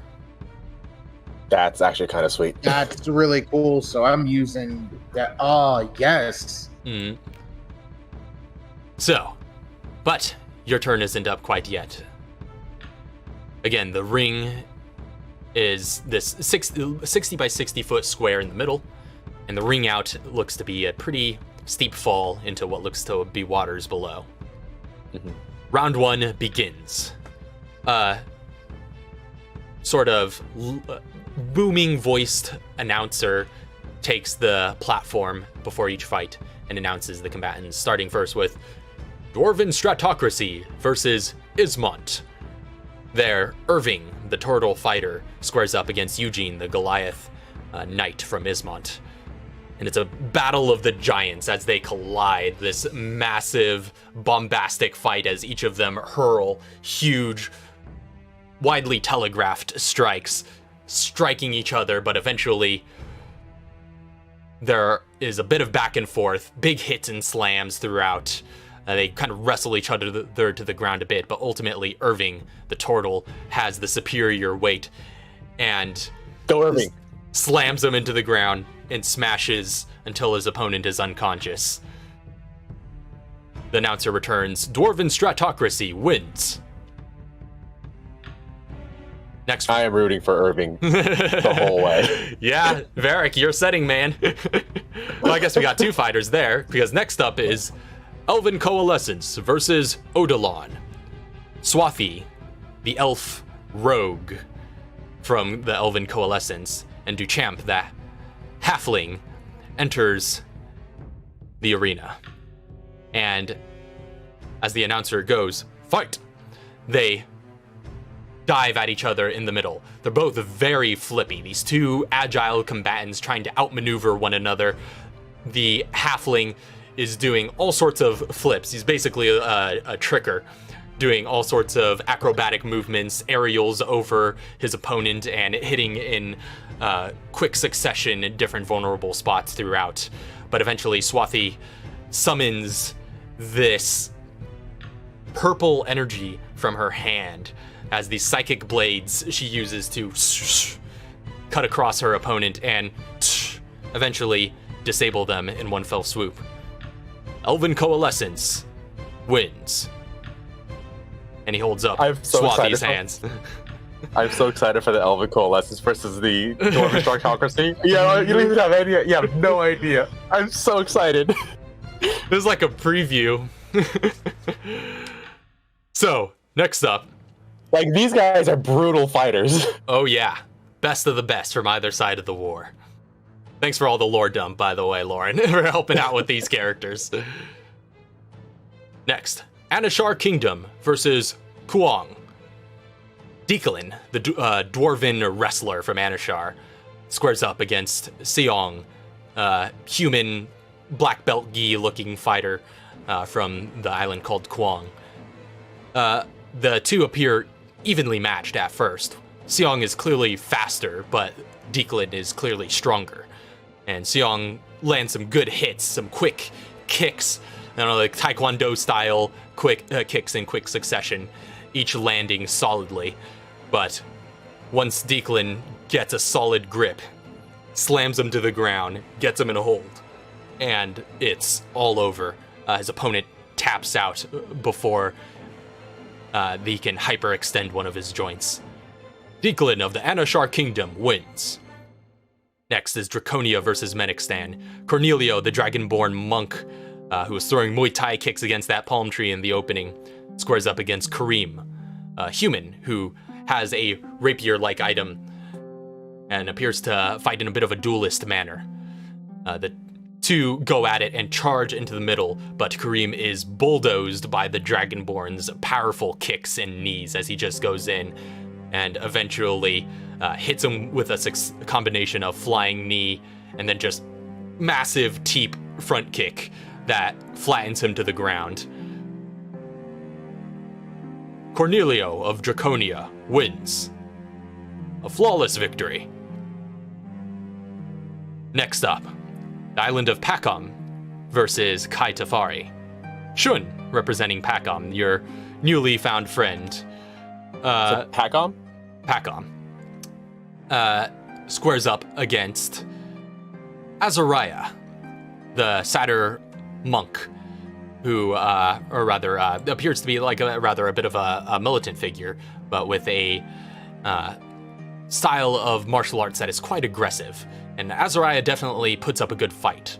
Her vicious military martial arts training, hitting and binding in locks throughout. But Shun is on the ropes, but summons the power within. And eventually, almost has a momentary meditation before doing this wave-like motion, building up energy within his hands, and then just goes, "Heiken!" and shoots out a blast of energy that blows his opponent away. Shun I see. of Pakom wins. Oh, this is great. I love this. I love this too. Next up, the crowd goes a bit silent, as too do some of the spectating competitors, as you have a fight between two Severed Isles nations.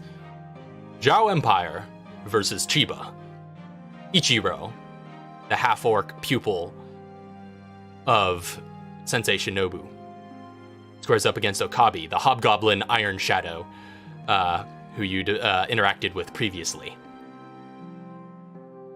They square up for a moment, anticipation building in the room. The announcer, "Fight!" Okabe dives in immediately, charging his opponent. But as soon as he does that, Ichiro summons this orb of complete darkness, of magical darkness that surrounds the both of them. And everybody just hears a rapid succession of strikes, inhumanly rapid almost, that just go.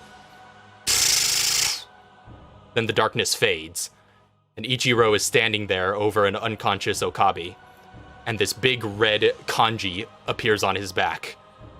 And he just says, "Misatsu."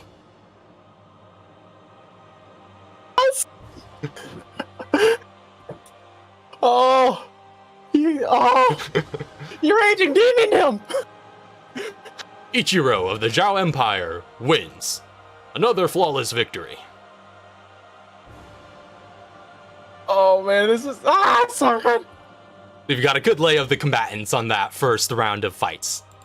But as we draw to the final few fights of round one, next is announced Raiden versus Kadilimanos. So, Kaivir? How is it pronounced again? Kaivire. Kaivire squares up against Kuro, who is, well, I'll describe him in a moment, but let's go ahead and get you onto the map.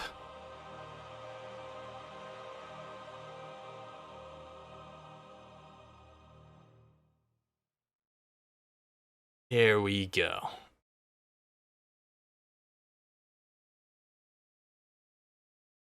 So just have all the fighters that you guys are going to be up against lined up on the side there, but let me transition us here. Hold on, I'm gonna throw myself out. Yes, bringing out your respective characters on this side. And let's get some befitting soundtracks going here. So Those are stairs leading up to the platform. yeah, up to the platform. Shuro steps forward on the opposite side, who is this blue-skinned, bald Triton in gray monk robes. As Kaivaya steps out, you see this pole extend from the palm of her hand.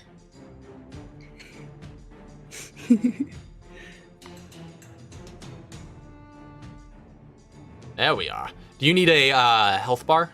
Am I able to get, or are you able to get that on your own, or do I need to put that in? I didn't do any prep on your yeah, character. plug it in. Put it on my own. Okay, you can. Well, because I think if you put it, you have to set it to be able to see, at least. If we want to be able to see her. That's stats. true. That's true. But, yeah, it's okay. Stream can see it. All right, so you square up against your opponent. First off, Kaivire, as you approach the arena and step up the stairs leading into it, you pass the cleric who's waiting by the sidelines, just gives you a encouraging nod, and you approach the ring itself. And as you go up those stairs, you pass through what looks to be a brief shimmer in the air that only you seem to notice. And as you enter into the arena, that arm of yours actually goes limp for a second, and then comes back online a moment later. She glances for a moment. Maybe some sort of force field. As long as it doesn't stop me. Yeah, and I suppose the rest of you kind of see this happen, and she's the only one that saw the shimmer, but you all see the arm kind of go limp and then immediately return to some semblance of control. Yeah. Seems like they have some magic dispelling enchantments around this arena that seem to ensure that the rules are followed, that any magic... Fair fight. Yeah, any magic has to be cast during the fight. No pre-buffs allowed. So, you square up against your opponent, who immediately does these smooth kind of wavy motions and brings himself into a Shaolin dragon stance. Go ahead and roll for initiative. Really quick for my own man. satisfaction, who's representing who? My character Kaivaya is representing Araiden. Okay. Mm-hmm. Araiden versus So this monk. This monk is Kadilimanos. Yeah. Sorry, but I'm rooting for Kadilimanos. No! Also another That's one right. of your settings. Yep. Okay, here's the d20. That's a pre-roll these guys. 14. 14. Okay. Because of one of my traits. Ooh. Hmm. Hmm. All right. So that's 14 for Kaivire.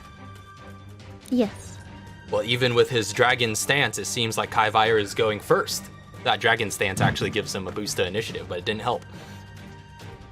Oh, good. So you're up first. The floor is yours. What do you do?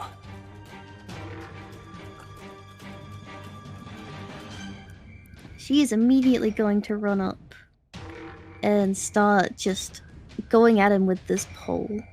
All right. Very quick and precise movements. See what you got.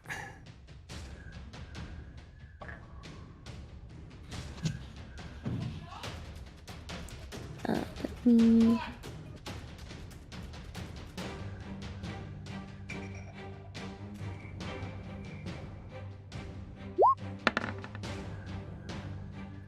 No.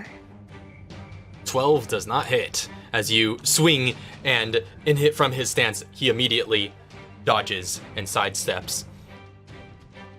Very prepared in his movements, and the patience of a monk. And I will Oh man. This is a whole new subclass for me.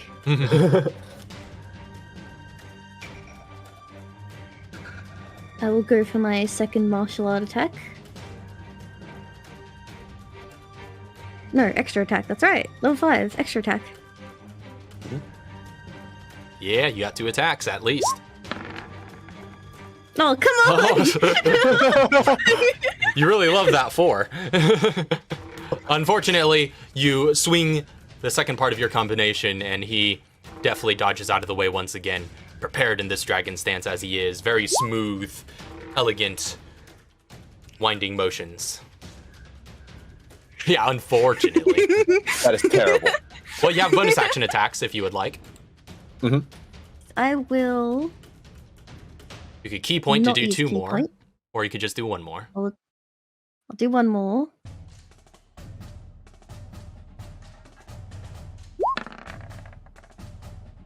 Unfortunately, that doesn't hit either. Oh, dang it. That's fine. Again, with the chi of the dragon just smoothly winding his way out of the path of each strike.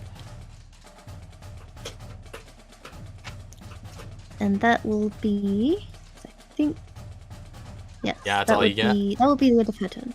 So, next up is Kuro. Seeing as he...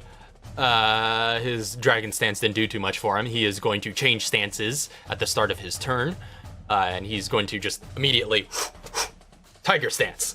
And go for some scratching strikes across your arm with his unarmed strikes. So first attack is going to be 14 to hit, Nope. 22 to hit. Oh, no. Second attack hits. First off, you take 7 points of bludgeoning damage. I'm just going to take average on that first one. Oh, 7. Jeez. And you must make a dexterity saving throw.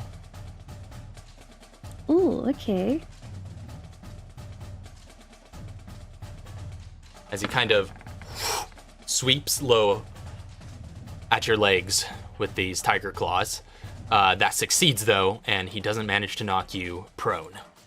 And with his final attack, that's a natural 20. Oh, no. Oh. Oh, no. So you take... I don't have that many hit points. Oh, not good Oh, rolls, thank though. you. 7 Oh, good. 7 points of bludgeoning... rather, 7 points of bludgeoning damage plus, I forgot. 1 point of slashing damage from his tiger style. And we'll say just add another 1 to the previous attack as well, because he gets a little bit of extra slashing damage Oh, from man. this tiger style strikes that he's hitting you with. This is not looking good for me already. Oh no! Round 1. You gotta hit him. He's going to reposition to this side as he's throwing those strikes around. That's going to be the end of his turn. Back up to you. And Karai will flinch for a moment, but then quickly regain her balance and begin striking again. First attack. Come on. Oh no! Wow, that What? What? Why? I just want to fight. Dodge out of the way. He's just like, hey, you're gonna have to do better than that. Don't worry, I will. There you go. There we go. That's a hit. her. Hey. All right. So, going to roll damage. This is not going to be versatile. And then adding By to the that, way, yes. there is so there technically is no reason for you to not use versatile. The only reason you would not use versatile is if you're holding onto something, or climbing, or swimming. Oh, That's Okay, true. well, Yeah, then I- yeah, that's pretty much. Yeah, that's true. If you have your other hand open, yeah, there's pretty much no reason not to do Yeah. versatile. So I'll allow you to take that. This is just more damage. Yeah. Unless you are holding something, I don't know. That's true. I don't think so. Okay, yeah. If this is the only thing you're wielding, then roll your big die. If you have And like a then- staff and a dagger, then you wouldn't use the first attack. Then as that polar makes contact, Mm-hmm. I'm going to use a key point to use Hand of Harm. Ooh. What does that do?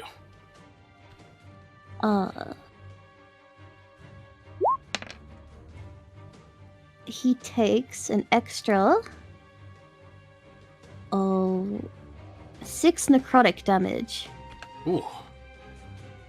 Ouch. How does that necrotic damage come in if you want to describe it for us? As this polar makes contact, there's this sudden from the point of contact. There's just this sudden nausea that like radiates throughout his body that weakens him for a moment. Hit him right square in the ribs, and you see him flinch from the attack, and then seem to have some sickening reaction to the attack that takes hold there. All right, so you did a hefty blow. That's your first attack, or second attack rather. Second attack, and then my bonus action attack. This would be another attack. No, I can't remember. Does this have to be an unarmed strike, or is that only for flurry of Yeah, blows? your bonus action has to be an unarmed strike. Okay, so yeah, this would I be. think so. So, but either way, 20 hits. Can you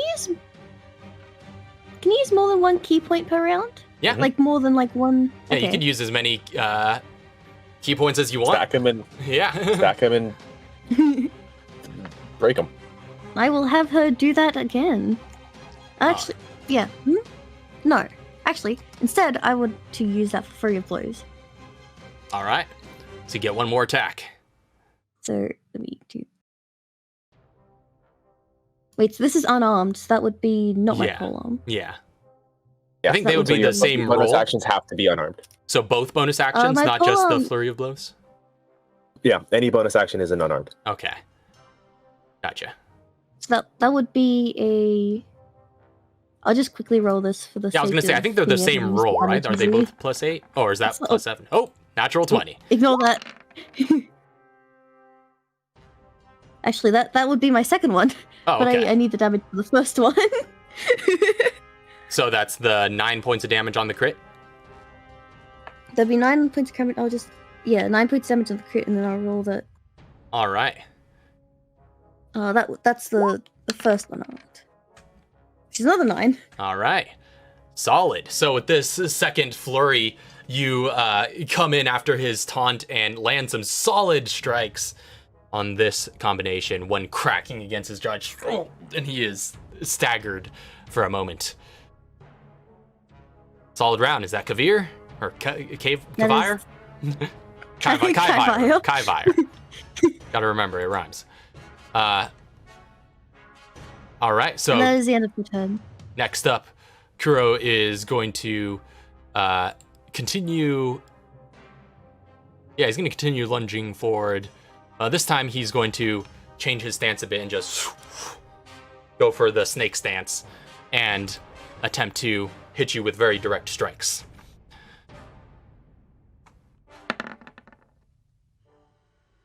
Nope. 16... 23. Oh man, I want those rolls. Let's that just hits. roll the last one to see if that one hits. So that one That missed. doesn't hit. So the middle one hits. You take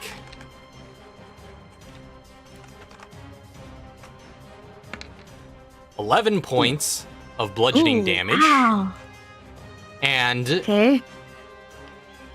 he, with the natural flow of the way he directs the energy in this series of attacks, he regains 1 hit point for landing that hit. That's nice. Do I take that slashing as well? You do no. That this was is just from different Tiger attack. stance. So now that he's in Okay. Snake stance, he's regained hit points instead. Oh, that's interesting. That's cool. I like that. So that's his turn. Back up to you. I don't know if it's okay if I use all my key points in this one fight. I will That's say okay. you will get rests between fights, which regains all your key points. So there's no Cool. like I said, there's no reason not to go Nova in each fight because you'll regain all your resources between them. I will tell you that right now. Just by your character would know the kind of rules and order of operations of the tournament. It would have been explained. There's going to be break for rests between fights. There's going to be a short rest between round 1 and round 2, and then a long rest between round 2 and the semifinals, and then a short rest between the semifinals and the finals. So yeah, you gain key points on a short rest. No reason not to use them all. All right. Also, you took some. Have you been noting the damage you've been taking? I have not. I can do that real quick. I was gonna say because your health bar's still all full up, and I was like, you got hit a few times. Oh, do you mean? Oh, yeah, I have that. Yeah. Okay. Where is my health bar? Let me. That's what I'm at. Okay. That changes the dynamic of the fight a bit. You're on the ropes, but he's there awaiting your rebuttal. What do you do? All right, let me check something real quick.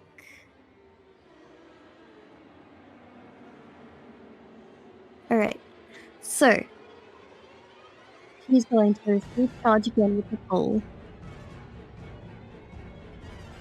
So first attack. Oh no! Oh, Unfortunate. I've got a +8, man. Yeah, that is a pretty big bonus. Actually, that's the really unfortunate part. But he winds around you with his smooth, acrobatic, snake-like motions. And I'll go for an extra attack. Oh no! Wow. What in The algorithm loves the same numbers tonight. Specifically for you, and they're all below 4. Oh no. Alright. Bonus action attack. Your unarmed strike. That's right, I almost clicked the wrong one. Arm strike. Come on, fists. Fists, please. Yes! There you go. There you go. Hits. Alright. And this is also going to be another flurry of blows. All right, another key point. Damage. 5. And then for her second flurry of blows, she's going to instead, I probably do this. Yeah, she, for a moment, reels the pole back and places her mechanical hand against her chest and regains 7 hit points. Ooh.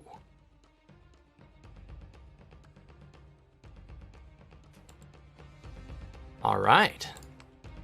As the surge of healing goes through you, you channel your key through that arm. Yeah.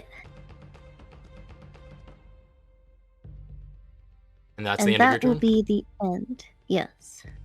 He sees this and he's just recognizes what has just gone on, redoubles his efforts to continue with his snake strikes. Another 3 attacks. 21, Oh no.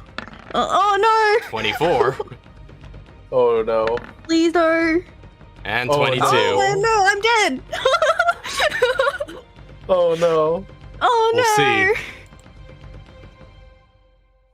First hit does 6 points of damage, Hmm. 11 Oh, points no. of damage, Oh no. Oh, Oh no. and Oh yep. What? Done. this dude. this dude. Billy Monos is no joke, apparently. You said you were rooting for him. Well, Oh man, I really don't have that many hit points. with that sequence of strikes, he hits you with several strikes to vulnerable joints, and you for a moment are dazed and attempt to bring yourself up for another kick, another swing of your staff. But find your muscles give out, and he seems to have immobilized you as you fall to the ground, and with that lose consciousness. So, eventually, the crowd roars at this display, and you are dragged out by the cleric, who gives you a little bit of healing just to get you back up on your feet. And the announcer comes in. Kuro of Kadilimanos wins.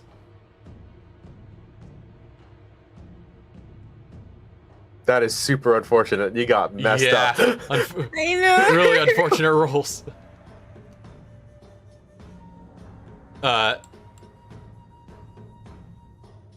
And with that, it moves. They clear the arena and moves to the next fight. So, next up, Shuishang versus the Talos Coalition. Ira enters.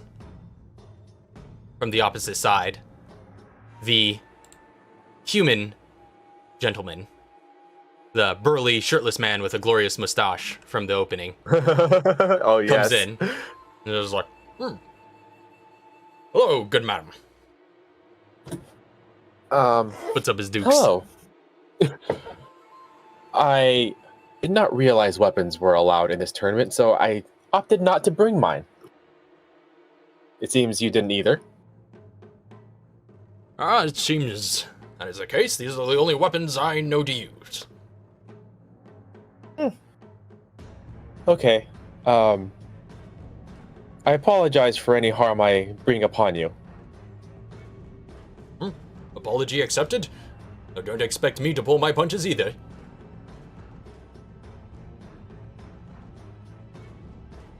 Gives him a bow. He just kind of nods in his very Western pugilist stance. Uh-huh. And she just, like, takes a big, sweeping stance and, like, it enters a kind of really deep squat. Kind of, actually, exactly the pose she's in now. And she's preparing herself to fight. And with that, Walton, the pugilist, squares up. Walton? Walton. Yep. And, roll for initiative. Alright, this is not going to be good. For you. Oh, it isn't good for you! It's the best I could possibly It's roll for great. 19. How's it going over there? Yeah, so, Ira, you have the initiative. Announcer She's has with the given the charge. fight. All right, you As charge soon right. as that happens, she's That's like within your in this movement? deep squat. Yeah, she's got unarmed move. Right. Hold on, I have that as all right.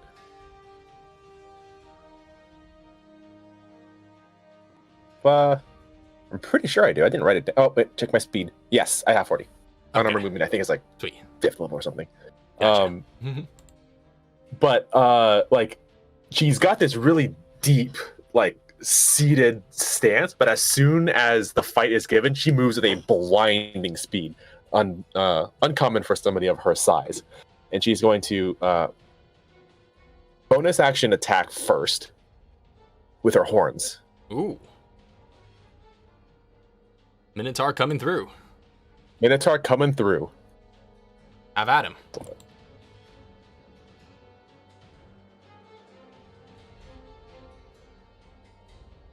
Oh, wait a minute, hold on.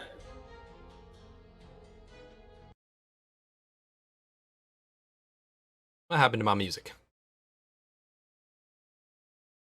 Use my my macros that I set up for this for Roll20. Okay.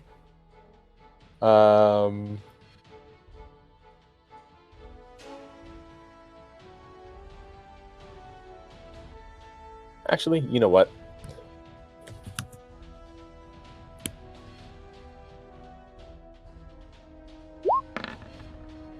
$22 to hit. 22 hits. Okay, so on horns,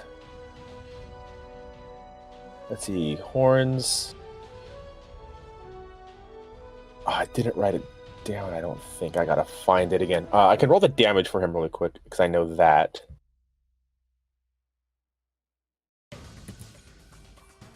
But I'm pretty sure I push him back if I hit.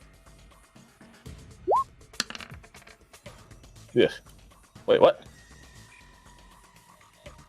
That's didn't not work. +5 +2. 8 points of damage. All right. And then let me just look up Minotaur really quick.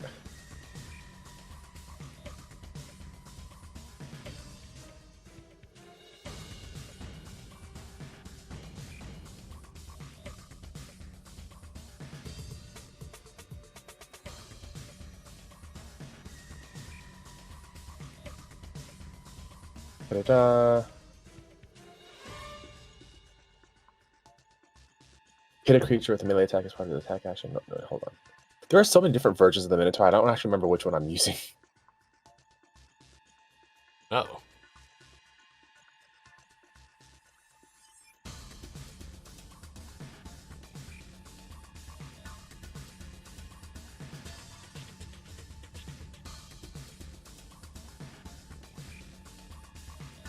Hammering Horns. You hit a creature with a melee attack as part of the attack action on your turn. Attempt to shove that creature with the horns without using reaction. Must make a strength saving throw. Reaction. Using my reaction, I guess. Oh. So it's not part of my bonus action.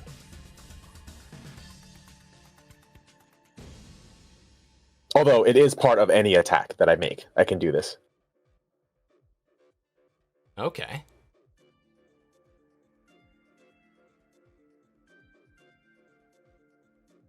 Let's make a strength saving throw.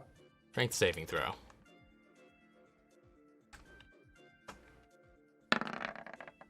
That's a 17. My DC is 17. Okay, so he passes as you hit him with his horns, and he just still holds his ground and stays squared up. Dang, also I'm going to shove him off in one. And then she is going to open up her own little flurry of blows. But just starts swinging heavily. And as he's all up and close in her grill now, you can see that this like very calm Minotaur is a sentence that exists. This very calm Minotaur that he was previously conversing with has been replaced by this glowing red-eyed very angry bull. She's not even raging yet, is she? Oh, as for shoot. You're right. I couldn't have done the bonus action attack because Well, you said it was a would have cost reaction. the bonus action. No, but to make a bonus attack as a so the horn attack is a bonus action. Oh. But then as a reaction, I can add a shove to it. Oh, I see. Right. So Actually, so she's not raging yet, technically. yeah, Because I would have had to rage with a bonus action first. So take off 2 damage from that last attack. So 15 points of damage. The last attack was it's 6 points of damage. I see. Previous attack. Right. Yes. That's just the attack roll. But 17 hits. 17 hits.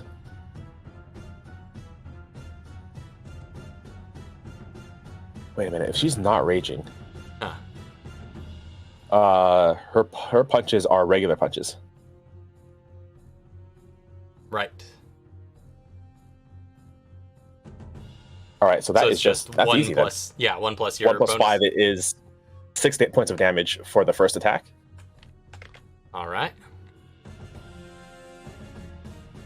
And then for her extra attack, which I had to double check she has. Yep. You're 5th level, so at least 5th level. Ooh, 25. Another 6 points of damage. All right. And he's already pretty punch drunk, but he's standing his ground. Mm-hmm. Good show. That's it for Ira? I guess not. I guess she can say at this point, just like, I'm not even trying that hard yet.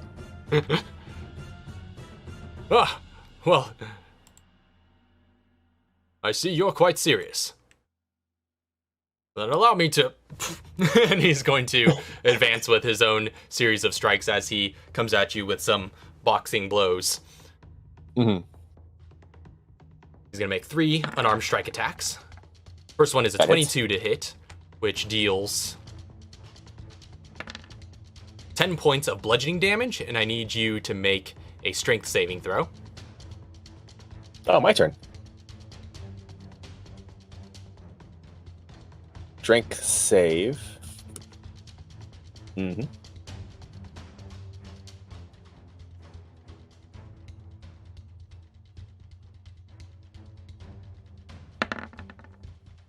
Oh, it's terrible. Oh, it's terrible. It's so bad. All right, the blows come in pretty strong and knock you off of your footing.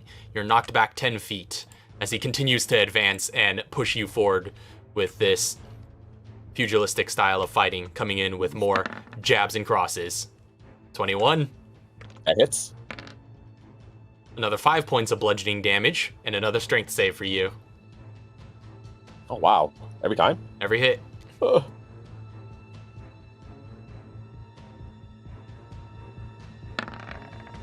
$19. All right, you hold your ground.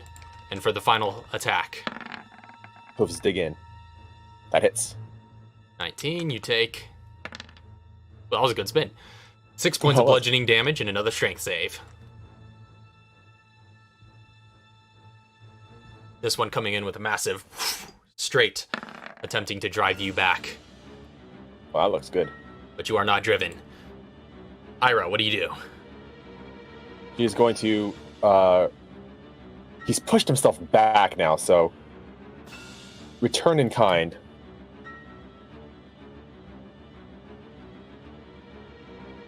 He looks like he said he looked like he was on the ropes? He's taken some pretty heavy blows. He's still got some fight left in him, but... After taking these hits, she's kind of leaving herself open to allow him to advance, and as he's getting closer, she's using this opportunity to then just make big sweeping attacks as he's punching, not caring whether she's also getting hurt as well. Mm-hmm.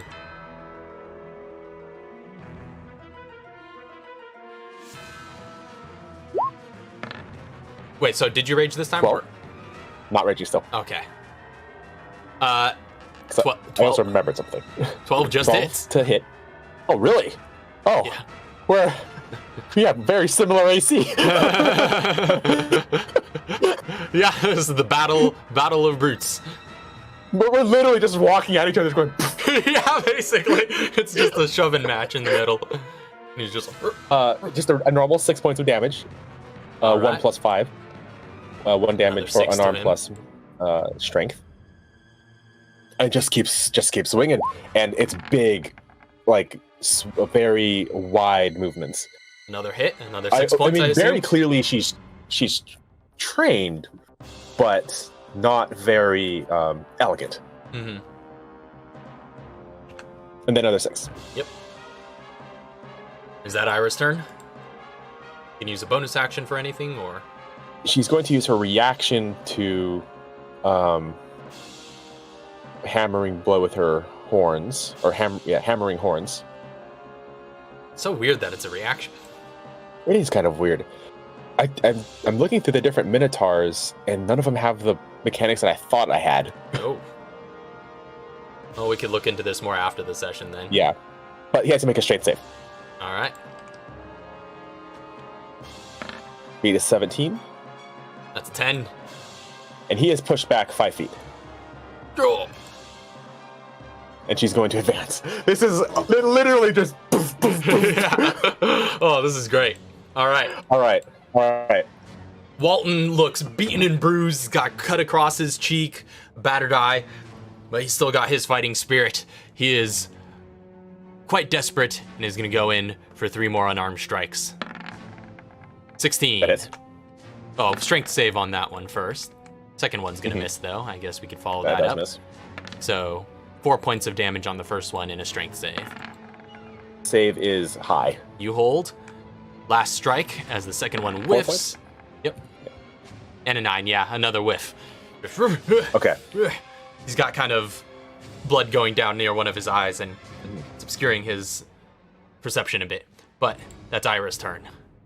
She's going to continue to push forward. She is going to attempt a grapple with her first attack. All right. Bear in mind, you could also try that as a bonus action if you like. Oh, I Depending on have how to be you raging, want. right? Don't. Yeah, while raging. Oh, is it while raging for that one? Yeah. Okay, got it. I should know I wrote those mechanics, but I don't remember. It's been a while. So we both make a contested athletics? Yep. Or he can make an athletics or acrobatics. That's correct. I think these all have the same bonus. That's 10 for him. It's equal. All right, let's roll off again. Another 10. Roll 20 really loves All right, its same here you numbers go. tonight. Okay. 16. So you've got him grappled. Mm-hmm.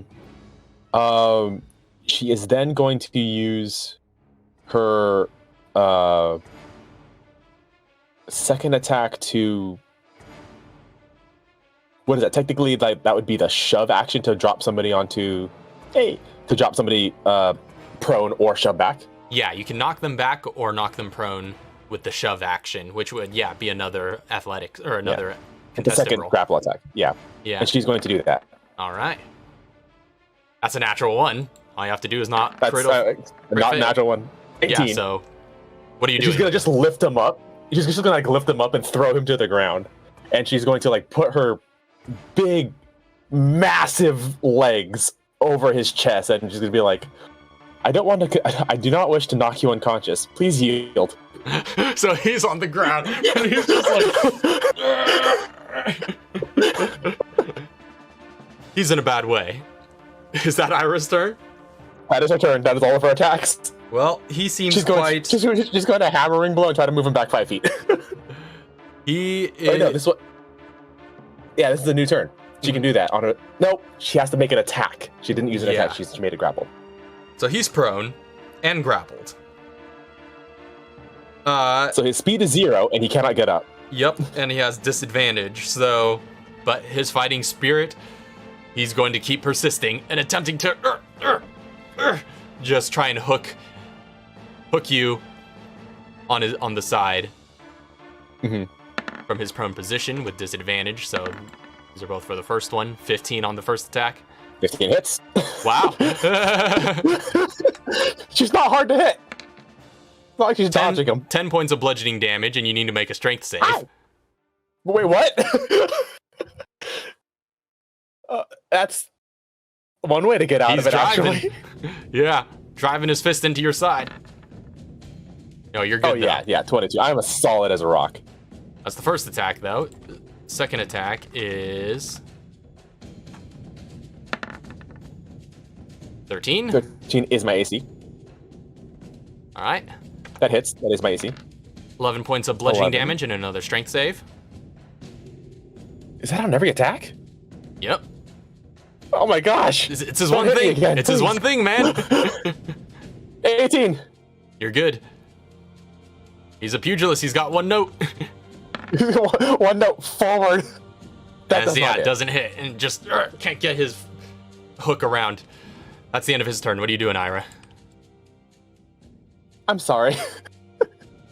Punch, punch, punch. Advantage. Just ground and pound. Just. All right, advantage. Same attack. Yep, mega hit, 27. so 6 points. Another 6.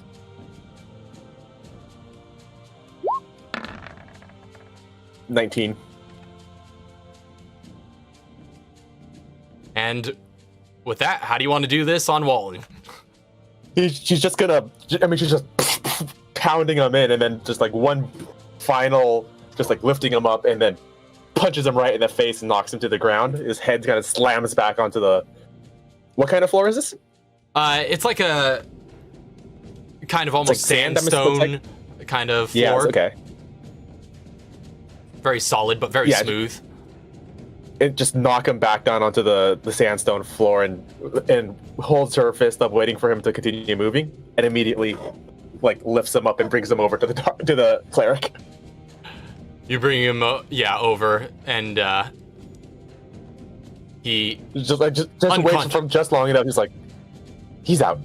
Yeah, and then lifts him immediately the cleric rushes in as you bring him over, and the fight is called. The announcer returns. Shuishang wins.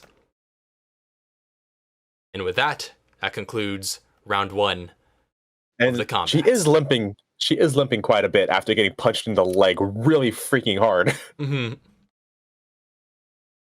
And also being dropped under half health. Right. So with that, the announcer adjourns the audience for a brief break. There's about an hour for all the fighters to rest and recover before the second round begins on the same day, a marathon of battles to come. Mm-hmm. So, you all can take a short rest. I suppose Ira's the one that I'm gonna spend some dice.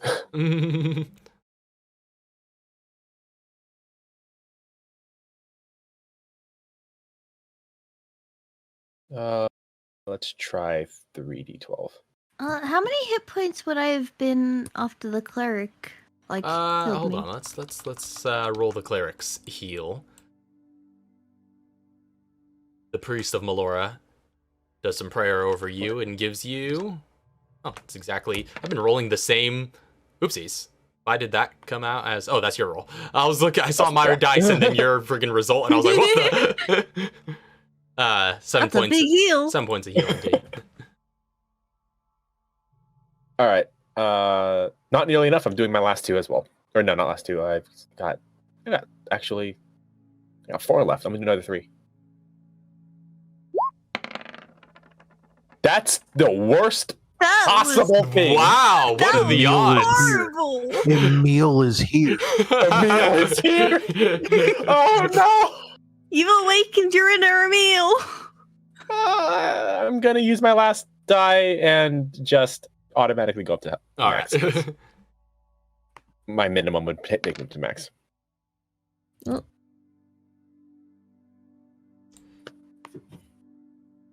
So you guys go to the locker rooms, essentially, or the equivalent of them. Yield locker rooms, break rooms, Yield locker room.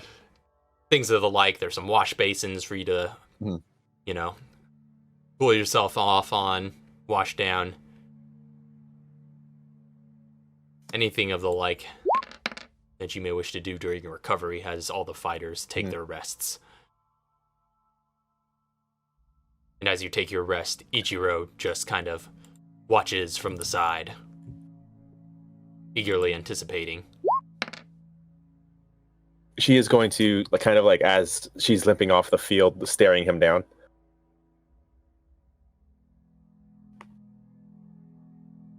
He just looks on. Unimpressed, it seems, with the display that you had with the mirror pugilist.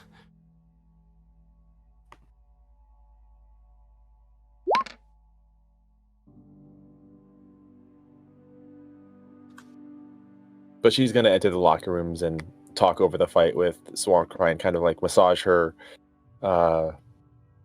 her bruised muscles back into shape. Definitely. Definitely just out there you did well. Very well. I didn't lose my cool. You didn't. It seems that teachings do work, though let's hope it continues. Well, I got pretty close there at the end, but I kept my head. I always say it's better to keep a calm mind in situations like these. However, I will say one thing. We are not at the dojo. And because of that, being here, you have to give your all. And so I am not against you maybe losing it at one point, but make it a wise choice when it happens. Until then, focus on keeping calm. She's gonna bow to her master. With those words of wisdom, we hard cut to the roaring crowd as everybody regathers for round 2. Oh, actually, also passing the knocked out Walton? rabbit. Oh, well, Rabbit. No, Yeah. She's been healed up immediately after her fight, but she's still taking back it to easy. the locker. It's just like it's unfortunate we could not have fought in the tournament. It is, but that's how it is. She is like, her head is like staying low. Mhm.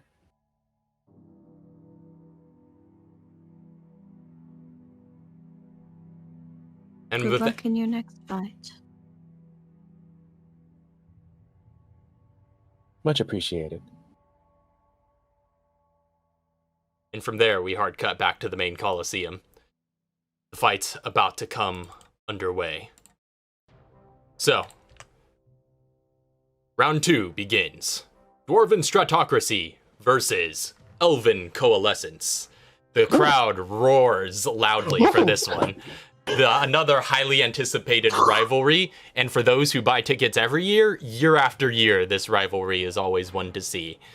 And so everybody is really excited. Everybody perks up to watch this fight happen at the center of the arena. I'm just saying this right now because I control the Varric aspect, the side of this the setting.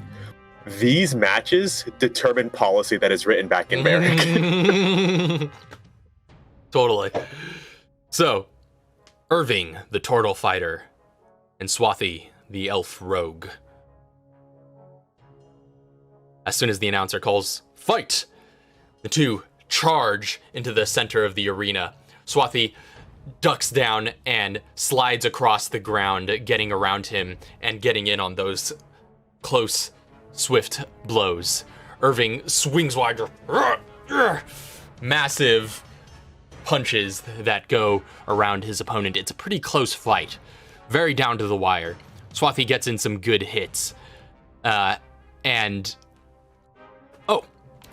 Also of note, forgot to mention this at the top of this fight, but as everybody reconvenes for the second round, Tai Chang up in his special booth with just him and his associates does some kung fu forms, and then the terrain modifies on the arena a bit, and 4 pillars spring up across the battlefield, each providing full cover. So Irving at one point in the fight slams Swathi against one of these stone pillars, causing some cracks across it and just pinning her against it. She manifests these psychic daggers and just jams it into his head, and he cries out in crippling pain. But this only enrages him further as he just slams her against the pillar until eventually shoving her through the thing wholesale, sending pieces of debris flying about, and she crashes across the ground, unmoving. Dwarven Stratocracy wins. A massive roar across the entire crowd. Lots of applause. Lots of people standing from their seats. Always an exciting matchup. Very politically intriguing to many as well. Next, as we're coming into round 2 and there are only so many matchups remaining, another highly anticipated fight. Old friends.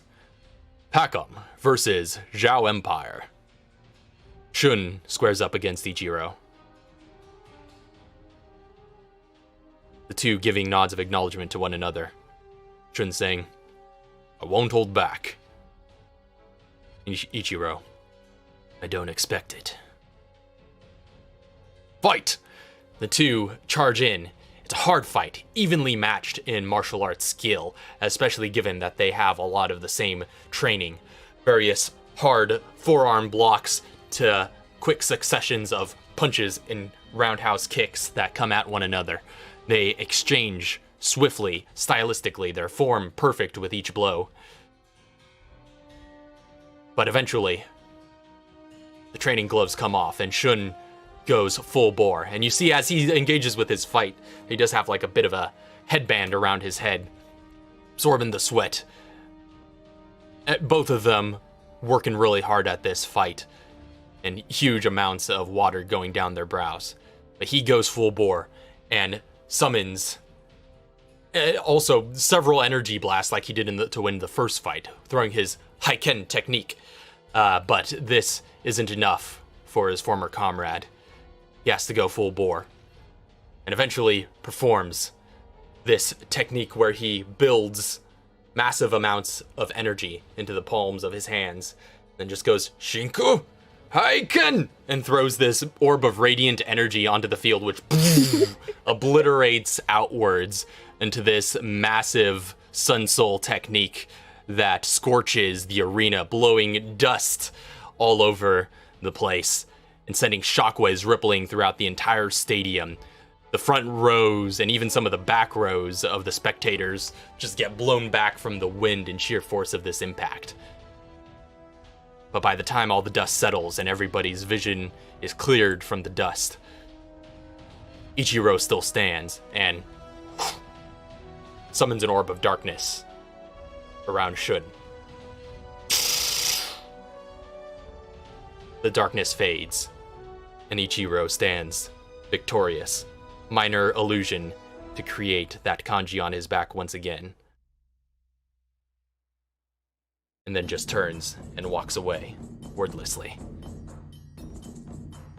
Zhao Empire wins. Shun is brought off of the arena, given some healing. And then next, Shuishang versus Draconia. Ira, you step up to what looks to be on the opposite side, that thin but lean blue dragonborn with a striking horn protruding from his snout. He comes in and assumes his Muay Thai-like stance and gets ready to fight. Go ahead and roll your initiative. Again, Ira takes a very deep squat, moves into her martial art technique. Oh wait, hold on. Cornelio, the Dragonborn kickboxer. Unfortunately, it's not happening for you to hear. Tonight he rolled a 23, so he is definitely going first. He is going to charge in with 30 feet of movement, which is only going to get him that far. However, he is going to open with a flying knee, which allows him to move up to 10 feet as part of the attack. What? So he flies in, Tony Jaa style, across the arena, knee first, just coming at you, and attempts to strike with this flying knee.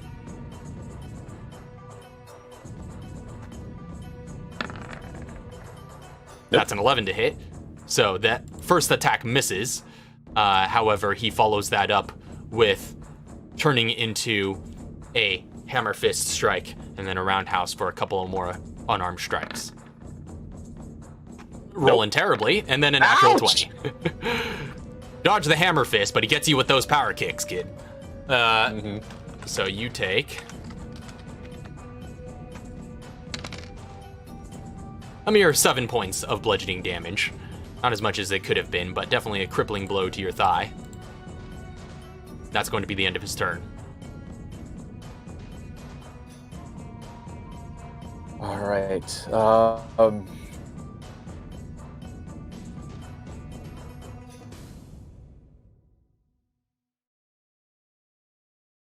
Ira is going to, after taking this these blows, he rushes forward with his flying knee, and she's just kind of like moving him out of the way as he's attacking, and then takes a powerful kick to the leg. She's going to maneuver around him and start attacking. All right, give me those attacks.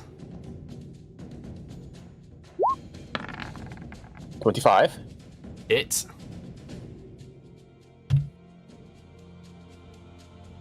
Oh wait, no, it's 6 every time. Right, yeah. No rage. 6 points of bludgeoning to him. No rage yet. 12 to hit. That misses. As he Going to use. hits with the first strike cool. and then dodges out of the way. Oh, Cool. I'm gonna go through. are you going to analyze When that? that miss comes in, I'm gonna analyze that. All right. Ooh. Go ahead and Let me see if I can. roll some insight from Proud of Swan this. Cry.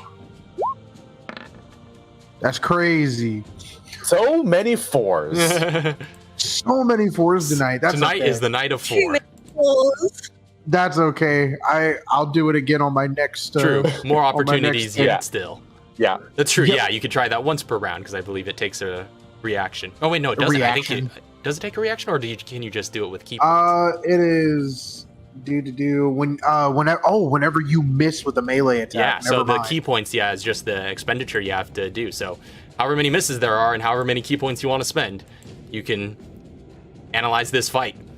You're friggin' Joe Rogan off in the corner, doing commentary. Oh yeah. So But she is going to expend her reaction to force him to make a strength save. strength save. Ooh, Must beat 17.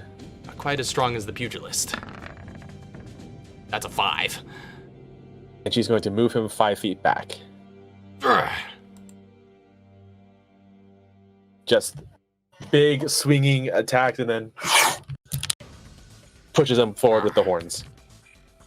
Powerful. No damage, but enough to move him. And she's just like walking at him, basically.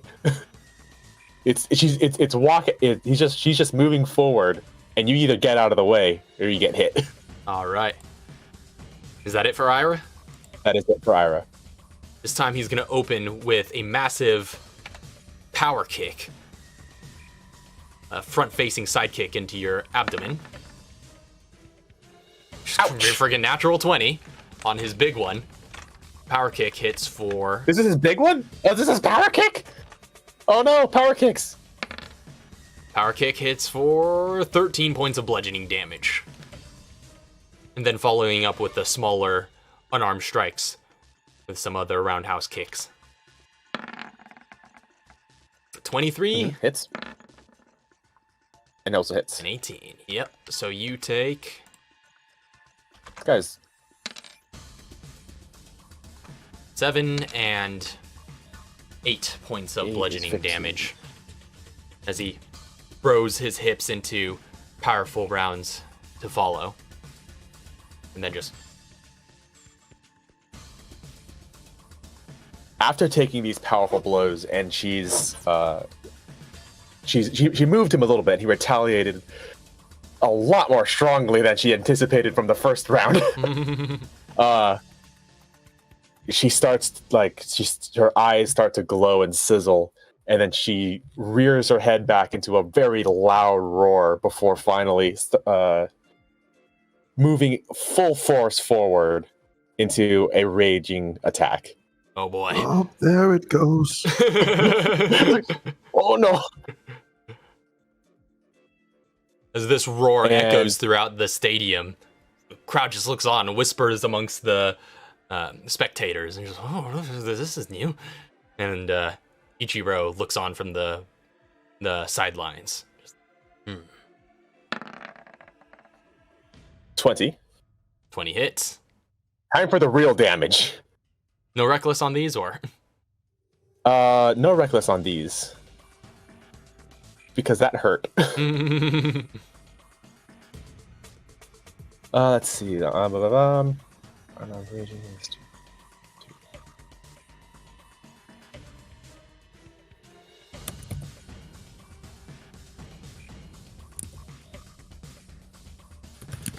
Here we go. 12 points of bludgeoning damage.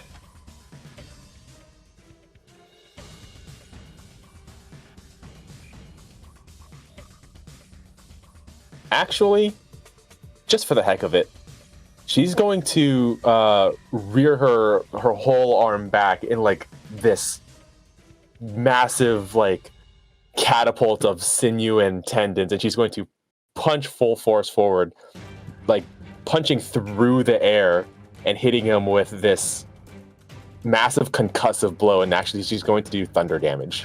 All right. That's 12 points of thunder damage. And she's going to do that again.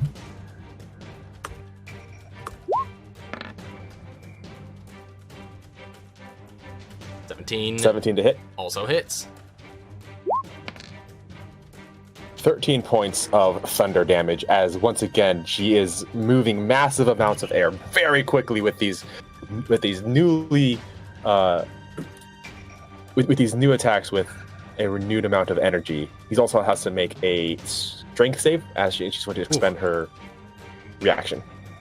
There's massive movements of air and dust around them as you land each blow, and he just 15 Does not succeed. and gets knocked back once again And he's going to advance. as you advance Just him into walking that corner. forward. All right. So that's it for Ira. Next up is going to bring us back to the top of the round. Cornelio is on the ropes, literally and figuratively. He is going to reposition himself to get out of this bad corner. He doesn't like where this is going as he feels his rear draconic legs tiptoeing on the edge.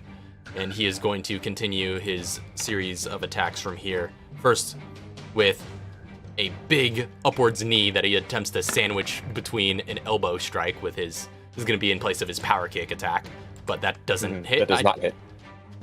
But so he is going to follow up with some more elbows on his way down for 2 more strikes.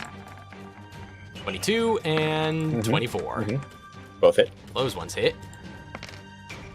That's 8 and 8 points of bludgeoning damage. 8. So I just take 8 because I'm halved. Right.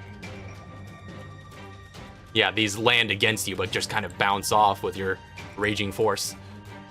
That's going to be the end of his turn. She is going to bonus action grapple. All right, he has to make... He's going to use acrobatics.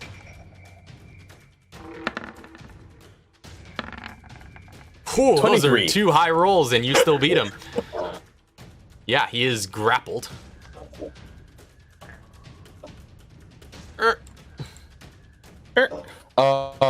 As a grappled creature, I'm trying to remember how that works. If you can, you can shove them in any direction, right? I reckon you can. I would rule it.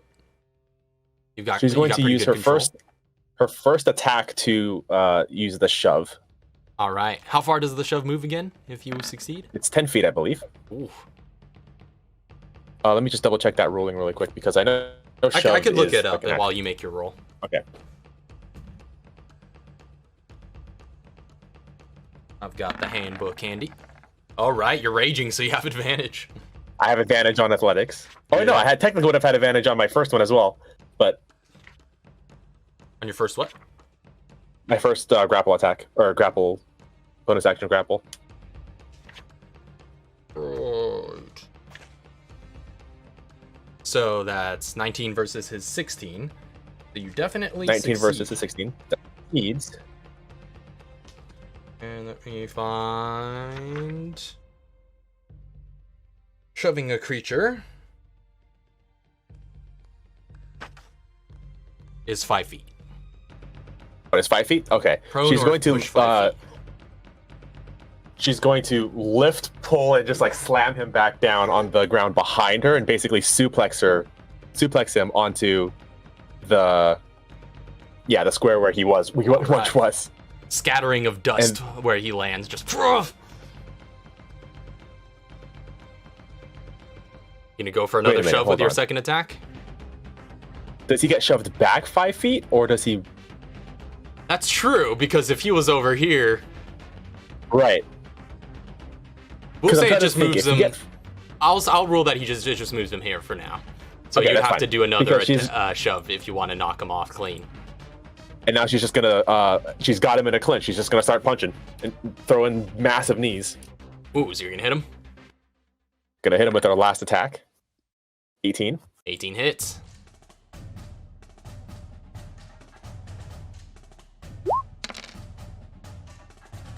Eh, 10 points of thunder damage. Of thunder thigh damage. And with that, how do you want to do this for round 2? She's gonna kick him into the water below. All right. Just So, grab him and just like with the same kind of knee technique that he used against her, just grab him and like full on punt him into the all right. the water below and shove him down into the You moat. just Sparta knee him over the edge as he falls. Ah! Sploosh. 30 feet down into the waters. And as the crowd is probably cheering Yeah, and going, they wow, erupt she's into a loud just taking cheer. in that energy and just like screaming and roaring, and she approaches this pillar and just starts fighting it. That's the one that's already partially destroyed and cracked from the elf rogue from the Elven Coalescence being thrown through it earlier. And so you just continue going to town and beating And in a even more scraps off of it. And in a massive display of power, she's going to reduce this pillar to rubble because she does double damage on structures It and is has true. a whole minute of punching it. That is true. And so the announcer kind of uncomfortably wanders out onto the field at the midst of this display and kind of waits a bit for this to... Let me just scribble over that. That's been wrecked. And just waits this out before announcing Shuishang wins. Realizing he's unconscious in the waters, the clerics quickly fish the dragonborn out and carry him out. She rights herself and kind of like recenters herself, takes a lot of deep breaths, and goes, "Oh my God, is he okay?"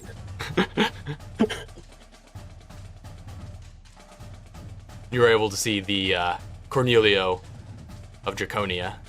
Does seem to be in good order now, as the clerics have healed him back up and performed enough CPR to make sure he's clear of any water. Mm-hmm. Oh, thank goodness. I blacked out for a second. And with that, as the crowd roars, the next combatants are brought in. Next is Kadili Monos versus Anashar Kingdom. She's gonna just lean against Swan Cry now because she is very currently very permanently at half health.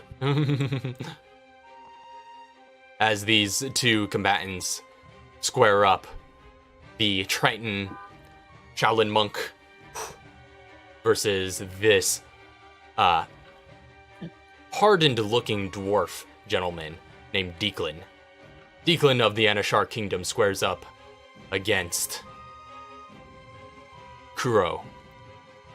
And the announcer gives the fight signal. The two go at it. It is a hard-fought battle. The wrestler gets a grip on this monk and slams him to the ground and puts him in various holds, but the monk is slippery enough to get out of it. And after some back and forth, eventually brings in some powerful strikes and some ancient techniques that eventually bring this dwarf, hardy as he may be, to the ground, and then finish him off. And that ends round 2 of the Kumite. Dragon whips tail. Exactly. So,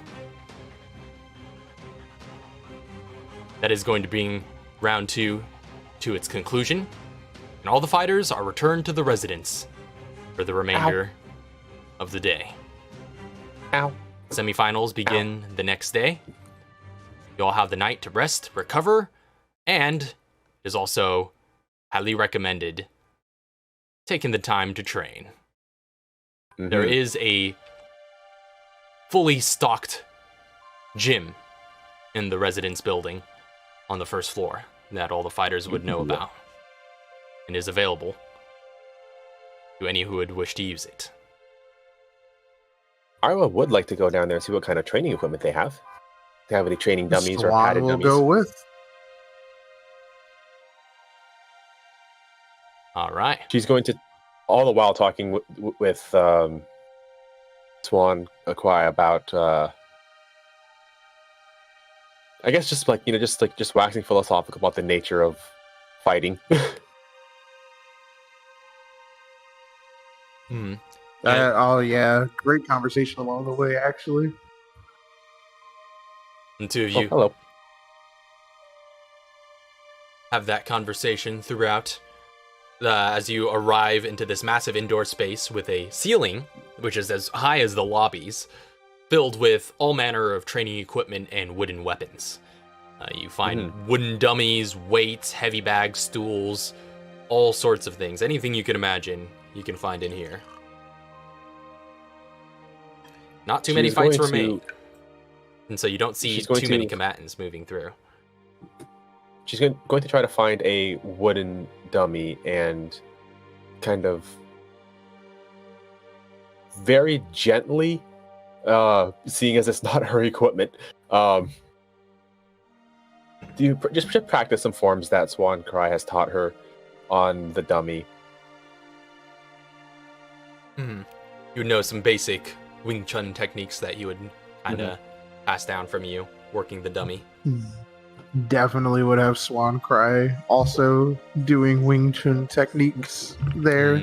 Just because like all of this has been so exciting and it's getting him sort of pumped up a little bit. Yeah, you've And got it's some just- energy to expend. And then they were talking about fighting on the way down here, and it's just like, Yeah. it's like maybe this isn't like a little bit of release every now and then isn't too bad. He's just there on the training dummies. I think actually there's a conversation that Ira would have wanted to have with Swan Cry because I don't think they know each other too well outside of master student. That's true. But she's just gonna be like practicing and seeing him, of course, like practice on the Wing Chun dummy, like with a little bit of curiosity in her eyes, just like your voice betrays years of wisdom, but you move very, very easily for somebody who would be what I assume of later age. How old are you? And then he stops, looks over, and just smiles. You wouldn't believe this, but I am only 25. Is that old in... I don't mean to be rude, but avian years? Hold up. I need to actually Consult. see. Consult the. Hold on, I do have Volo's guide. They can live up to 60, so Okay. Fairly young. fairly, yeah. Not incredibly young, but fairly young. I'm still fairly young. No. It's very odd. I would have expected you to be a lot older.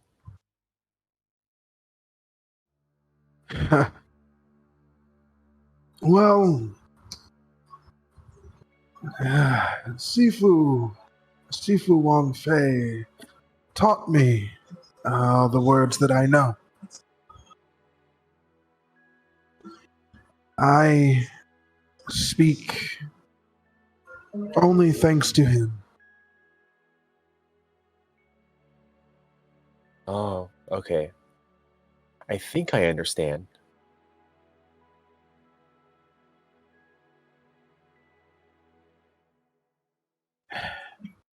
Yeah, he's like not necessarily sure how to continue it, though he does go, if you are curious about me, how I came to be here or whatnot, I'm fine with you asking me. Well,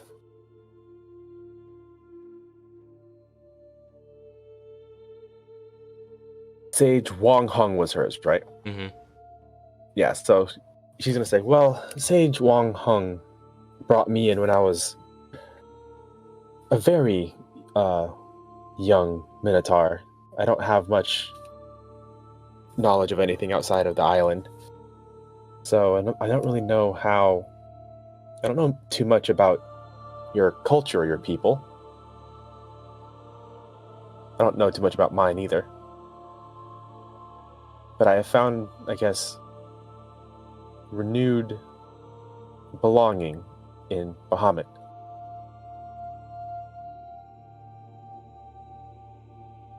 And of course, your dojo is very welcoming. Seeing as where I came from in my walk of life, I look to the dojo. I look to who we are, and I just wish to help and accept others who are lost, who need guidance, and to bring them in, as Shifu Hong Fei did with me.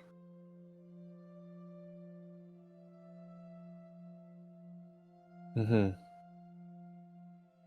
I was a criminal before all this. Really? I did a lot of smuggling. I robbed the wealthy, not the poor, but crimes are still crimes at the end of the day.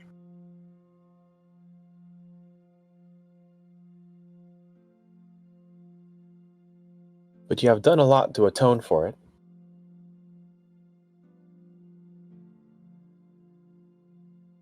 That is because my actions took away a loved one of mine, my sister. Oh. It's because of my actions and what I was into, I put her in danger. And she paid for it in the end.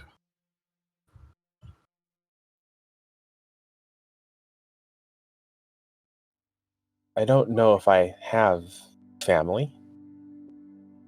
I don't know if I did, if they're looking for me.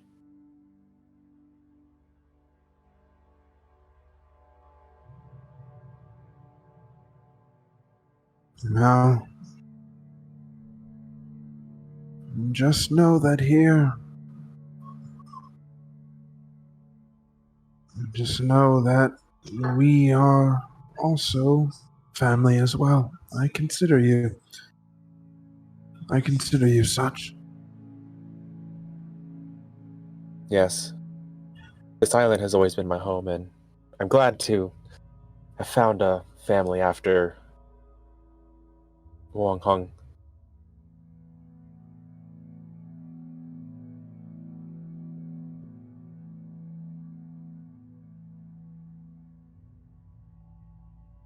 Anyways, let's continue training. Could I roll a Yes. stealth for Kaivaya? Sure. Yeah. You like to try and yeah. sneak into the gym? Yeah. Oh, So I wanted her to be like sneakily listening. Oh, I see. That's how I get into the gym. That door. Yep. 15. What are your passive perceptions to Not good. Oh no! kind of Oh no! One cry. shorthand this? Yes. Passive of 12. Passive of 17. So Ira is oblivious, but Swancry, you notice that you are speaking for more than just an audience of one. I think when just knowing that he doesn't react. He doesn't mind. He feels that telling the story is important because it is a part of who he is. Mm-hmm. So no harm done. No harm done in anyone else listening in. Although he will just kind of turn his head just a little bit in the direction and just give a smirk before going back to training. Ira doesn't notice that either. Ira does not notice that either. She's just like.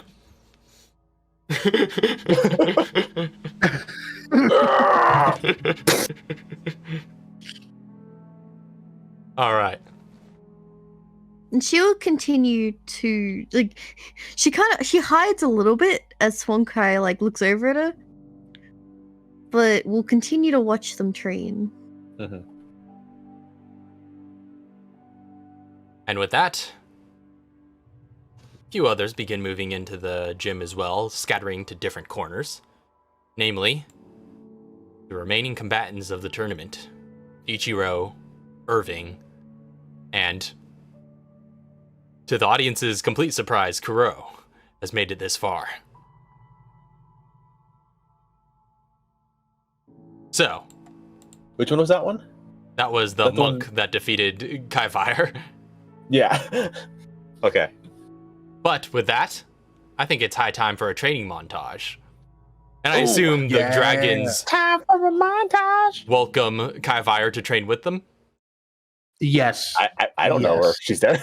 Yeah, you still haven't noticed that she's here, but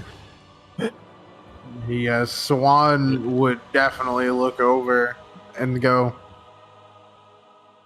if you want to train with us, or if you wish to fight us in the future, I wouldn't mind you being a part of what we're doing.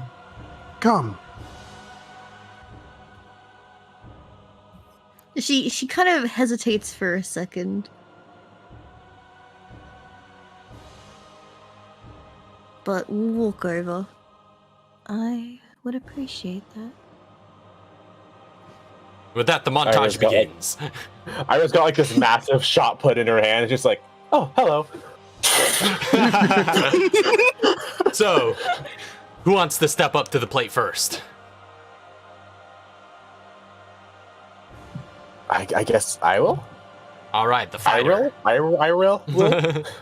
So, this training montage this time is brought to you by skill challenges. So, you will each have to do your own skill challenges for potential bonus. But you all get, as like last time, a level up by the end of this. First off, Ira. Mm-hmm. You're looking to accumulate some successes here. Mm-hmm. How are you training? And I suppose others can help with each other's trainings? And if you figure out a way that would seem logical, I may even allow some people to complete successes on your behalf, or at least attempt them. Ooh. But we'll see how this plays out. However, again, it's going to be completely cinematic, however you want to do this. First of all, she is going to look for Shun. Shun does come down to the gym as well, actually, because training for him is a lifestyle, not a. It doesn't matter that he's been eliminated from the tournament. He's still here to do martial arts. She's going to approach him and say, I have a feeling that I am going to be going up against Ichiro very soon, and I would like a refresher in how he fights. If you could please humor me. Yes, the Zhao style I'm quite proficient in. As I've firmly noticed, he has definitely picked up some new tricks, but the core tenets are the same. Allow me to demonstrate. And I would like to use insight. All right. So the two of you spar for a bit, and you analyze his techniques. Go ahead and make an insight roll.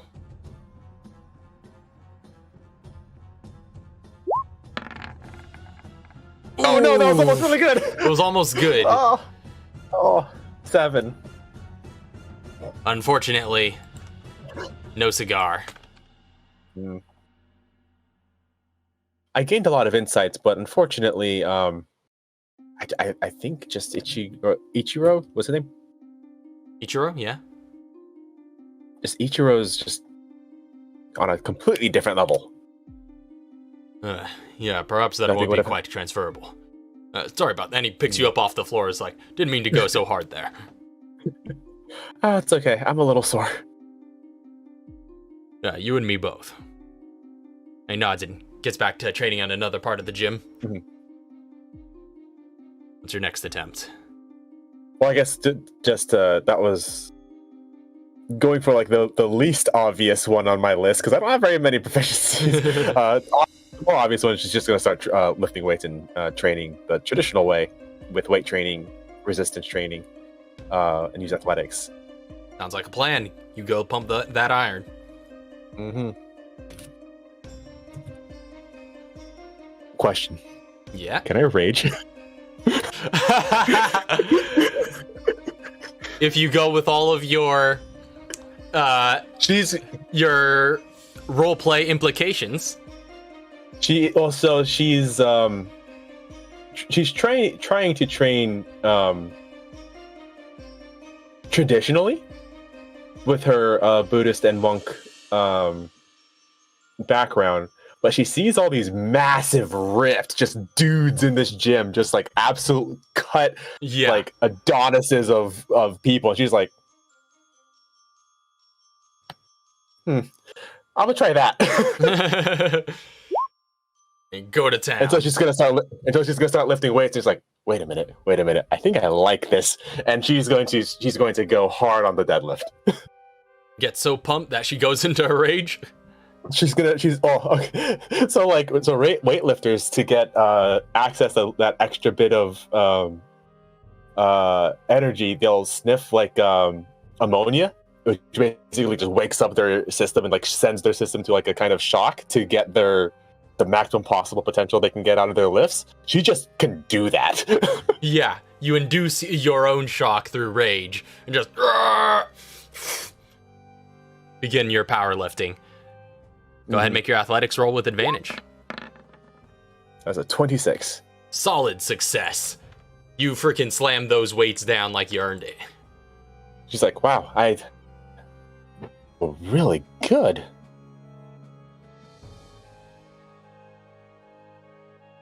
One success and one fail. I don't have too much else I can use. It's like religion and persuasion. Meditation is a form of training. I guess that's true. Yeah, her and Swancry will meditate together, and I guess like this is the waxing poetic on the nature of fighting and the universe, and just how, in order to beat your battles, you must look within yourself to really find yourself. All right, you meditate. True word spoken. Does Swancry help her through this meditation? Give her a sort of guided session? Oh, yes. Given that that's a partner activity, I'll allow some help there. So, go ahead and... Or I'll say... Watch this natural 20. You can count it as help, or you could both make checks if you... Wait, no, or does Swancry have proficiency in religion? Hold on. Nope. Okay, so yeah, Ira, make your religion check with advantage then. Yeah, he's clearly the more martial. She knows how to read. Barely. just barely. Ooh, 20. Oh, nice. Another success. as you meditate and find some revelations within yourself, access states of higher being as you develop your character here. Introspection has done you well. Introspection and outrospection, and she developed her lower back and glutes. All right. You can attempt some of the same roles, but the DC will be higher. Mm-hmm. It's okay. So literally the only thing I have left is survival and persuasion. I really want to figure out how she can use survival or persuasion to get big.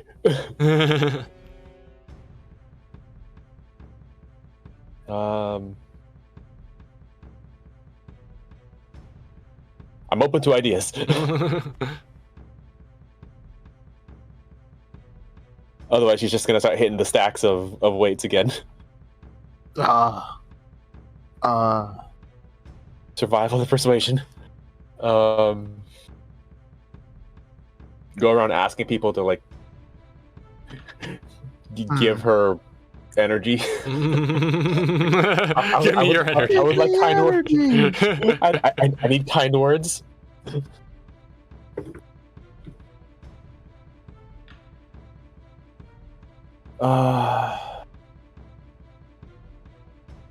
I don't know. I don't think survival would be applicable within the gym. It's really tough. It's really tough. Maybe outside. You know what? Known knowns, and there are known unknowns. Okay, yeah, she's gonna start hitting the plates. She's gonna see Shen doing some really interesting workouts with a barbell, and she's going to basically ask him to train her. Ah, yes. I can spot you in these kinds of lifts. And he shows you the bench for the first time in your life. Oh, yeah. So go ahead and Bench it is. make another athletics. This time it's going to be a bit harder. It is going to be a bit harder, but she really likes the bench. She's going to rage. Oh, no. You're just going to destroy the bench. 23. Whew. And with that, you accumulate your final success needed as you just... I'm really glad that she discovered weightlifting. Because she rolled a 7 on both of her first attempts. Yeah, man. And you pump so much iron, the likes of which Shun has never before seen. And he's like, wow, you definitely have a strong warrior spirit within you. And you're just keep going screaming as you Blackout! Many years developing a warrior spirit in the mountains of Shuishang. So, with your 3 successes, first off, she's also gonna spend some time and just spot Shun as well. Yeah. He definitely just gets them out a lot slower than you do, but gets a good few reps. But with that, you level up to level 8, and because you succeeded on your training skill challenge, you also get an inspiration to use in this session. Oh. So you have that available. What about the rest of you? Skill challenges for everyone. Everyone gets a skill challenge. You get a skill challenge. Inspiration's on the table. So I've never actually used inspiration in yeah, it's basically just setting before. Yeah, a free reroll. So that's cool. It's like a luck point basically that you get. Yeah. I think technically the way it's worded in the book is like you can give yourself advantage on any skill check, attack, or saving throw. Yeah, basically any D20 roll, you can use it to re-roll. So but a lot of depending on the game, it can be used for a lot of different things. Yeah, it's true. Sometimes, yeah.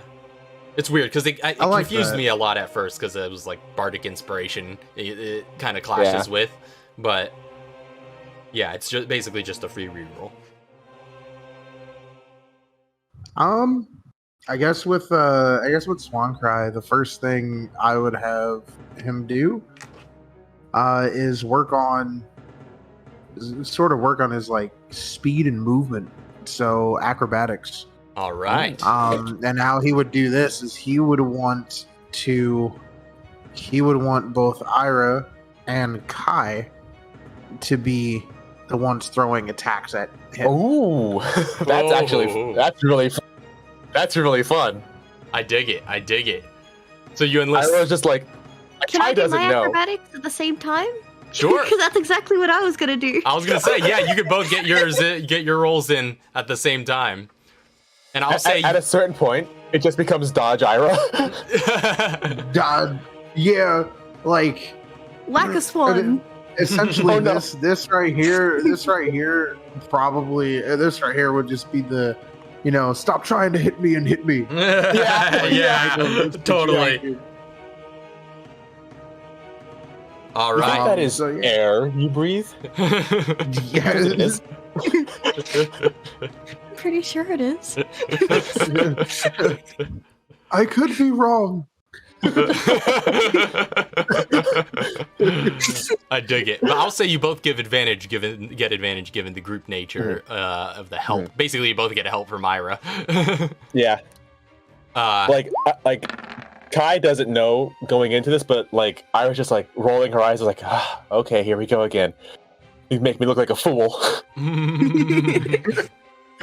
And like the way it would go is like as each of these swings are coming in and all this other stuff, you see Swan Cry like essentially like sort of it looks like he's almost gliding along the field. A little bit of jumps here and there. Like maybe at like one point a swing comes in, he jumps and like places his hand on like Ira's like arm and just flips over to behind her. Yeah, the three of you find a smaller ring within the gym Come back here. to perform this combat as you give a bit of light 2-on-1 sparring, and Swan Cry dodges around with the grace of a bird. So go ahead and make your advantage acrobatics. I did. Yeah, they did. Oh, I only saw 22 and a Kai vibes. 21. There we go, 22 and 21. You both succeed. And then Kavaya, on the other hand, is mostly relying on her feet and jumping and hopping with the reflexes of a rabbit. Nice. And then she also uses her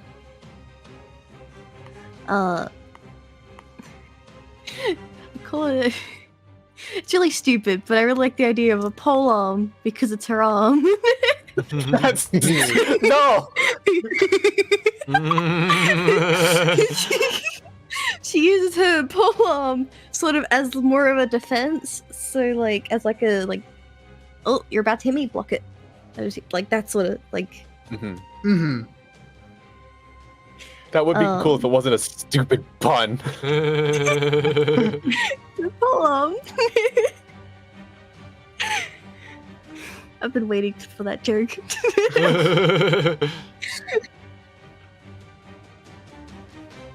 I think That's mainly her acrobatics. All I right. think the next thing for Swan Cry would be insight, and this is more so reading into his opponent's moves. Right. So essentially the way that I would envision it coming out is, so like he's reading, like, he's essentially reading. So they're going in for a swing this way, but I know they're gonna. I can tell they're going to go through and either fake it out to go to this, or they're gonna follow up with this. Analyzing and how it would come. Analyzing the techniques and how it would come out is through counters. So like when things come at him, if this works, when things come at him, it's like, and I always like to think of like Tekken, playing Asuka. where like the punch will come in and then like an arm will come out, sway them to the other side, throw them behind, and then like he'll maybe do like a few mock hits, Redirecting just to mess energy. around. Yep. All right. So go ahead and make your insight check. And then this isn't the same sort of sparse session with the other two, or are you observing elsewhere? Okay, gotcha. So as those are coming, I'll say given with the previous one that would have been considered a help, but given the nature of this one where you're analyzing, you know, the input that they're giving you, that's something that's all kind of going on internally. So I'll say that this will be a straight roll. I was thinking is like if there's a way I could help with that as well, since I also have insight. But I was like, that doesn't really work. Yeah, unfortunately, it wouldn't really make too much sense. Like if I had Unless you could perception, convince me. It'd be like, I don't know, like 2 perceptions would work because it's like observing the same stuff, right? Yeah. Let's see what your raw insight looks like.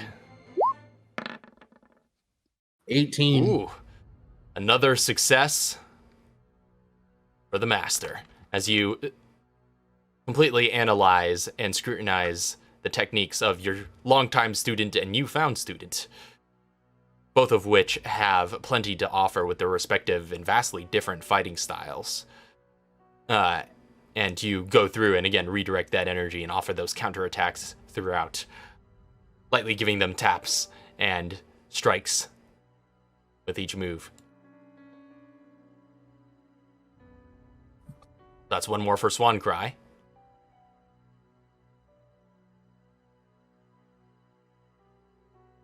Got another one you want to do with Kai?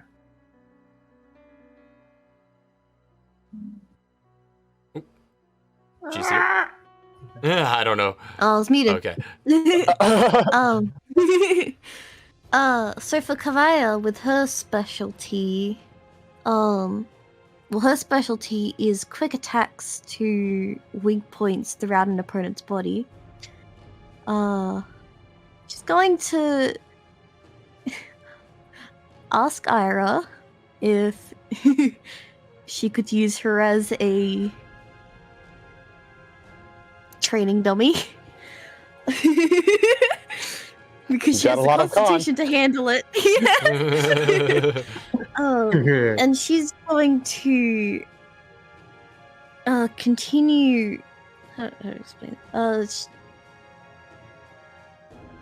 She's going to further train that expertise using medicine. Okay, I see. Ooh, Fascinating. That's Fascinating. I love it. That's awesome. Yeah. And just getting into the anatomy of your opponent. And Minotaur anatomy is something that is exceedingly rare that you haven't had the opportunity to analyze. And seeing how these various techniques can be employed against such a massive foe, and getting into the bovine anatomy of your opponent definitely offers plenty of things to think on. So go ahead and make your check. I'll say, yeah, you've given Ira as a partner for this one, you know, and a willing and active partner. You can gain advantage on that. So that's not to make a saving throw.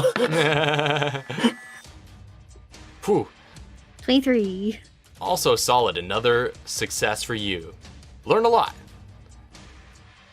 in analyzing this anatomy.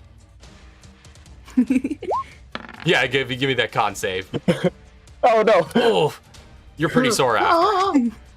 It's not as bad as it could have been, though. You lose your inspiration. No, I'm kidding. Big sad. Worth Where'd noting. it go? I was just double checking the Kavaya rules. stole it. I was double checking the rules. So inspiration, yeah, you're right. It does give advantage, is the way it works. So specifically, Technically is yeah, how it works, can't be used for. And I'll allow you to decide it after the fact, after Yeah. you roll. But Generally, that's how people rule it, because deciding ahead of time is a little but for what you have to do to get it. But it can't, because it's advantage won't stack with other advantages and whatnot. So That's worth noting. Also, apparently there is a rule in there where you are allowed to give away your inspiration to another character if you want to. Ooh. So that's something that can happen. Oh, word? Mm-hmm. Uh-huh. Oh. Need be. So, either way, we got 2 successes for each of the other 2. Swan Cry, Kaivire. How else are you training? Swan Cry has a lot of skills, actually. Yeah, I Way have of the Master ridiculous amount of skills. get some extra skills. See, And then Ira had 5. 1, 2, 3, 4, 5, 6. I have 11. Oh, jeez. Wait, is that from Kenku and stuff too, or?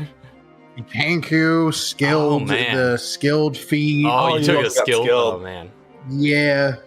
I thought I had a lot of skills without having to get any extra, because I have 7 skills just from like base race class Dang. stuff. Dang. Yeah. So even if you got skilled, you'd only have 10. Yeah, Yeah. that's a solid skill heavy build. So yeah, you've got options. He's a master. He is the master. He is a master. Deceptive fighting. Ooh, you gonna try some feints? Some feints. So yeah, I want to try some deceptive fighting, and see if he can throw off both Ira and Kyber. Mhm. All right. So then some So, more like, sparring coming back into the ring. Same Yeah. session. It's a 2. It's Ira and Kaivire versus Swan Cry. But by the end of this, it's going to be Ira versus Kaivire. They've been deceived. They've been deceived. It's going to end up fighting each other. It's like, wait a minute, hold on. Now this is actually, this is still kind of high, but this is not one of my highest. So let's see how this goes. See how that deception comes out. 21. Good Jeez, roll. yes. Good roll. Oh. Yes. And with that, you get your 3rd success necessary. You throw out some feints and manage to successfully throw your opponents for loops multiple times. And you feel well practiced in that skill and even refine it a bit over the course of the spar. You also level up to level 8 and gain an inspiration. Yes.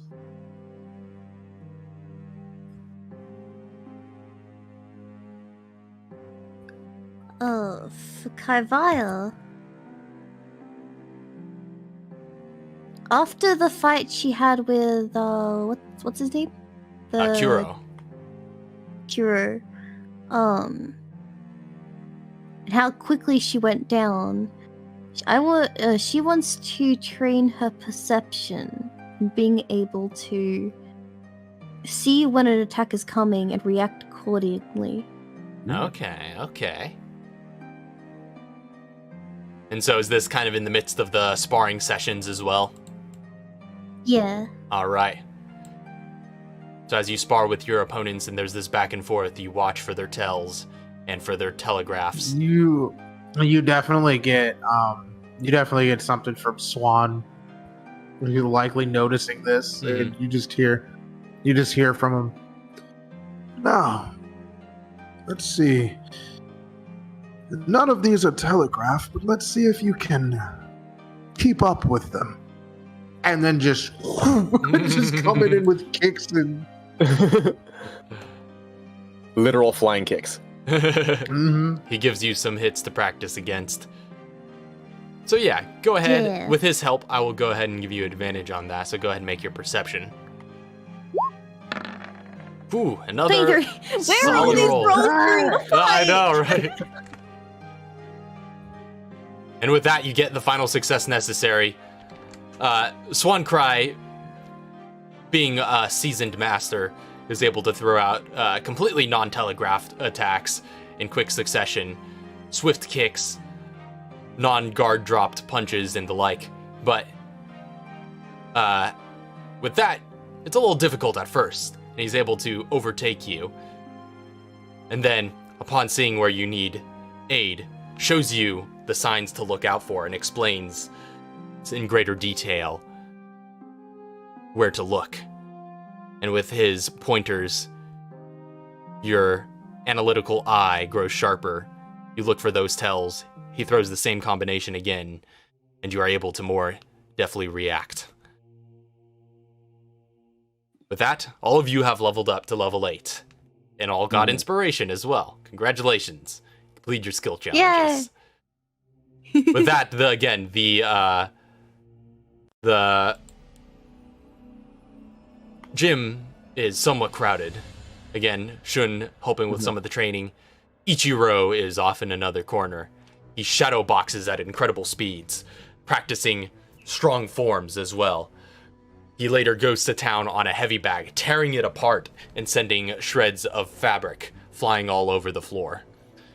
Irving, after seeing Ira destroy the weights, does a similar approach and just heaves massive weights, squatting and deadlifting many hundreds of kilograms worth of barbells. This massive, ripped, scarred up turtle, battle hardened, preparing for battle once again. So, I feel like as part of Ira's religion role, I feel like she's just going around this gym to all these war-torn and scarred and just really, in her mind, just angry and lost people, and she's just gonna provide counsel and of course preach the path of Bahamut. I don't know what all this you're talking about is, but duly noted. What have you heard about the greatness of Thor? I don't believe I'm familiar. He's all the rage where I come from. But with that, they also do some hard training, and the competition looks fierce. Only the strongest competitors remain. With that, you all tired out from the day's battles, get a full night's rest, and the next day, return to the arena. The crowd's roaring. You all get the benefits of a full rest, by the way, so you could all restore yourselves all up to the full hit points, full resources, everything. And you come in fresh the next day, rested, for the semifinals. So day 2 at the arena. The crowd roars in excitement, anticipating all of the epic fights that are bound to happen here. The combatants from the previous days finding their way into the stands in order to watch what transpires. As mere spectators this time, but still quite intrigued. As before, at the outset of the day's battles, Tai Chang uses his kung fu forms to transform and transmute the arena. Various pits open up between the stone pillars, through which geysers of fire shoot up. And with that, the first fight of the semifinals is announced. Cadilli Monos versus Zhao Empire. And let me bring us onto the map for the last day of combat. At the Kumite. So. Oh, that's a lot of fire. Yep. Kuro and Ichiro stand opposite one another. And the fight is declared. The two charge in, Kuro using his highly trained kung fu forms to go to town in a series of blows, the same series that took your new rabbit folk friend down the first day, changing stances regularly, dancing around his opponent, directing energy and chi in order to approach his opponent with pretty strong strikes. However, Ichiro just tanks through every hit and just knocks him to the ground pretty readily. Throws out several green energy, or rather purplish energy blasts, but very similar to Shun's, except with for the purple color, and just throws them out, just Heiken, as sending these energy blasts out. And eventually, he summons a pretty massive one as these torrents of purple flame shoot out from his hands, and just does a Shinku Heiken, and delivers on massive energy tearing across the field, which burns his monk opponent to a scorch, and he is dragged off the field. Zhao Empire wins. And he storms off back through the stage. Next up, the next fight is announced. Shuishang versus Dwarven Stratocracy. And the crowd definitely comes to life on this one, as Irving steps forth, a tall, muscular, battle-scarred turtle of the Dwarven Shock Troopers. And he comes in aggressive in his posture and stance, and just goes, "Nothing personal, Lash, but I've come this far, and so I must crush you like that bloody elf before." Well, I am a pacifist, but I guess I'll give you everything I've got to. It'd only be respectful. Huh. Well, we'll see about that. And with that, the announcer calls, "Fight! Roll your initiative." Here we go. I also totally forgot, by the way, that I have her entire character sheet on Roll20, and I could have just been clicking stuff this whole time. Ah, snap. No! Okay.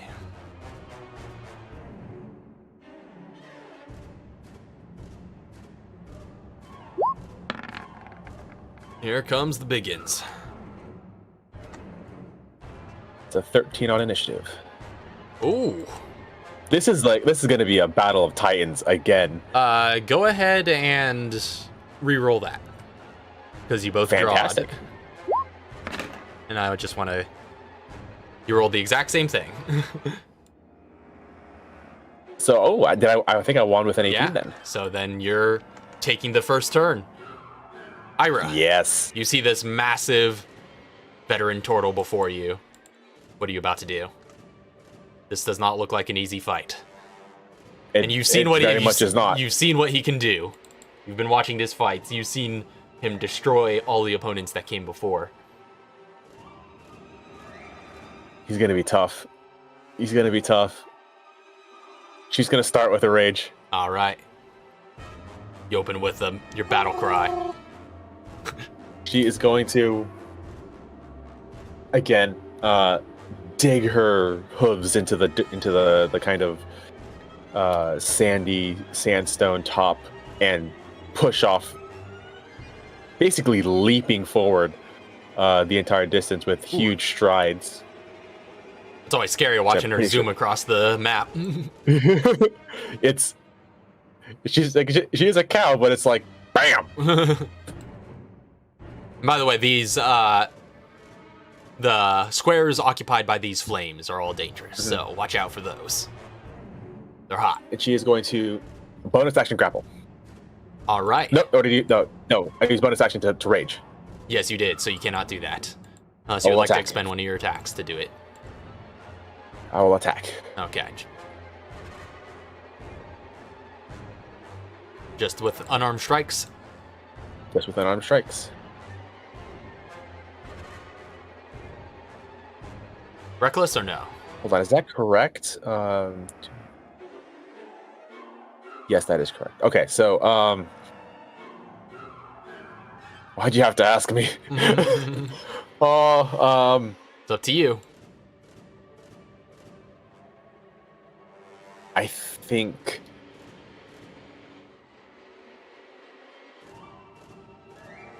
Yeah, okay. You convinced me. She's gonna reckless.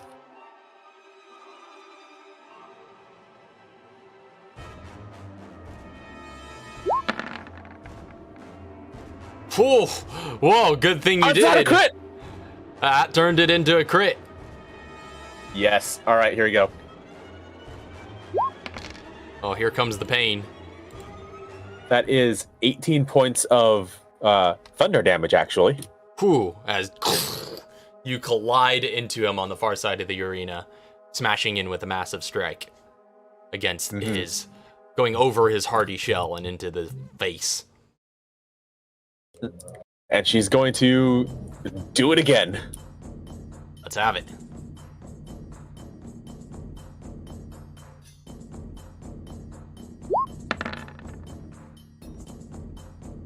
Terrible. 12 does not hit.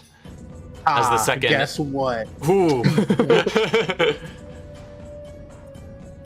Key point to analyze. Key point to analyze. 21. All right. That does beat his AC. So you do. All you can right. confer the benefits of analyze onto Ira. Oh yeah. So What do we get? not only so you have advantage on attack rolls against the target, Ooh. just regularly. Fantastic. The other portion doesn't necessarily. Yeah, that's if you want to. If you're in a group fight and you want to help out other people, it allows you to do that more easily. Yeah. But for that, yeah, the relevant portion for you is you basically have advantage on all attacks against them now, because Is there For a up limit to on 1 that? minute. Up to 1 minute? Yep, Yep. So basically, as long as she's raging. yep. Yep. All right. All right. But you'd have to reckless this first round, which means he's going to get advantage on you next. Yep. Is that where you end your turn? That is where she is going to end her turn. All right. And with that, brings us to Irving's turn. He's just going to grin and then just go into a series of likewise massive, wide swings. Very brutish, not much form to them, but incredibly powerful. He's got 3 attacks ready to go with advantage. 14 That hit. on the first one, 27 on That the hits. second. Let me just roll them all out. That 28. hits. So you take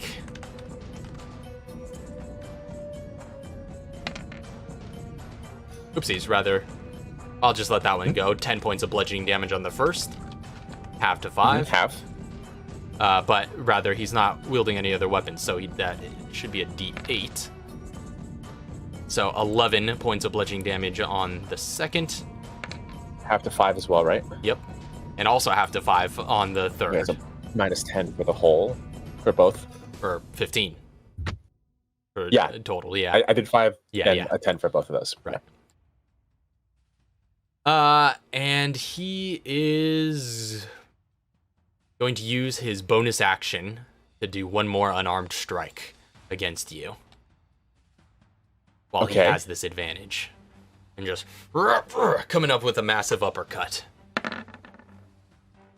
That hits. Evidently, it's He not hard. has to roll. He has to roll really hard to hit, or really, really low to hit me. 7 points of bludgeoning. 7 half to 3. 3. And as he throws out those strikes, he begins bobbing and weaving and seems to have a bit more motion to him now. Might be a little bit more trickier here, but that is going to be the end of his turn. Now she is going to bonus action grapple. All right. He is going to roll athletics.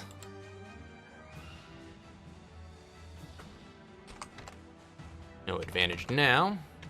Straight roll. Ooh, that's a 12.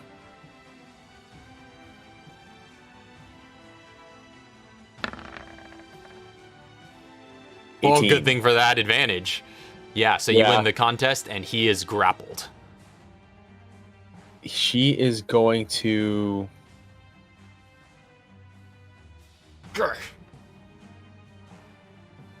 use her second attack to shove again. All right. Another contested roll. Ooh, this one's pretty good. 20. 27. All right. You shove him again. Or And you she's shove going him for the to- first time, but which Yeah, way? oh, yeah. So she's going to trip, put him Okay. down prone, All right, you knock him prone. and then she is going to start punching. You have all sorts of things giving you advantage right now, so That's make your true. attacks with advantage. I'm mostly just trying to give him disadvantage. Fair. So just naturally, she has advantage, Hmm. Yep, just naturally. which is that's just rough, man. Killer for a That's barbarian. crazy. 21 does hit.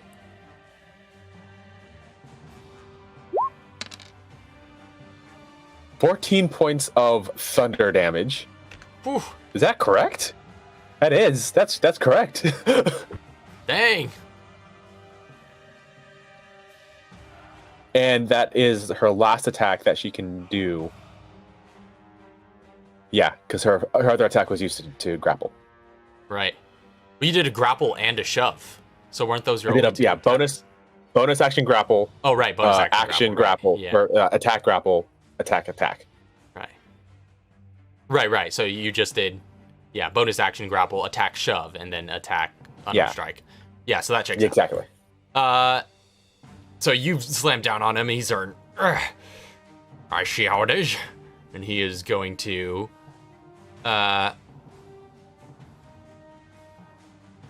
first off, he is going to attempt to hit you with his unarmed strikes. He has disadvantage. However, given his prone position, he still wants to try and hit you off of him first. 21 to Still hit. hits. Still hits. Take 6 points of bludgeoning damage, Mhm. and he After three. has an ability called Grip Breaker. So when he hits a creature Whoa. grappling him with an unarmed strike, you have to make a strength saving throw to see if you lose the grapple. Oh, strength save. I I suppose have since you're advantage on raging, strength yeah. saves. Not good. 14. That fails. And so he just like breaks your grip and then kind of shoves you off and uses half his movement to stand back to his feet. Ah! And now is towering. Yeah, this is an epic battle, head to head at your respective heights. And this is another battle of the giants for him, and the crowd is loving every moment of it as they roar. This is a really good fight. I can't believe he actually has something to get out of that. Yeah. He is going to go ahead and use his other two attacks. This time, no disadvantage. It's a natural 20. And an 11. Okay, the 2 misses. So you take 14 points of bludgeoning damage, Just 7. half to 7. And as he just comes in, just like, as soon as he stands back to his feet, throwing strikes against you, second one goes wide. He is bleeding a bit from the heavy blows that you've immediately put against his skull, and just bleeding from his gums a bit. And he feels it dripping down his chin. And he's just like, "Ugh." He's going to wipe away a bit of the blood with his hand, and then just throw some of the blood that he's cupped into his hand right towards your eyes. He's going to use his bonus action to do a dirty trick. And I need you to make a Constitution saving throw. Oh, I have advantage on this still because of raging. Does raging give strength and con, or is it just strength for? I think it's right. Is it just strength? It's just strength checks and saves, right? Oh, hold on, let me check. I thought it was strength and con. But you might be right. Yeah. Advantage on strength. Yeah. It's just strength stuff. Okay, Yeah, so just that's strength. the So take the first is one. 14 plus. Oh, that's 14 total. Yeah, 14 total. Ooh. So he is making this a crippling trick that fails his DC. You are blinded. Ah! 1 minute. Ah!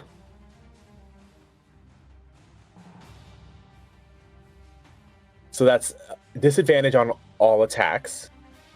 But you have constant advantage, so it's just straight. True. hits. It's straight rolls. It's straight. Straight rolls. And also, yeah, because Swancry is coaching from the sidelines. Yeah. Yep. Giving shout outs. Mm-hmm. But yeah, you have Shoot been, the leg. you have been blinded. That is going to be the end of his turn. Next up, back to Ira. But it's like you're blinded and you just hear Swan. Just you energy from the earth, draw it in. She's going to plant her feet, and she's just gonna start waiting for him to come in and just start counterattacking. And All right. she's gonna make her 2 attacks with regular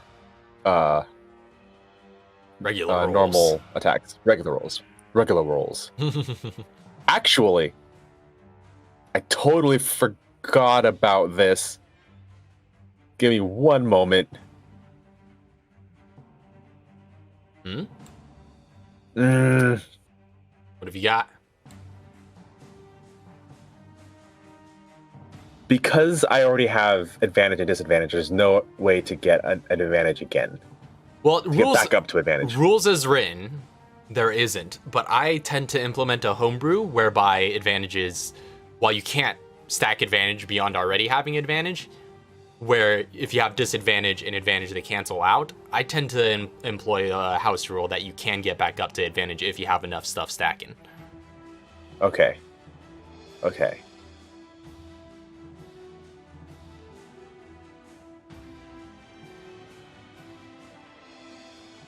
She's going to firmly plant her feet and start reckless attacking. All right. Oh yeah. And she's going to charge strike on a counter attack. All right. Let's have it. You get one hit, one chance. All right, so she has advantage. And at this point, his bob and weave has worn off, so he's a bit easier to hit. 22 hits. 22? That hits. All right, so she's gonna she's got some blood on her eyes, but she can hear that from the sidelines, and she just goes, and it goes in slow motion, pushes aside his hand, and just boom, clocks him across the face. Oh, yeah. And she's gonna do a lot of damage. It's kind of a stupid amount of damage.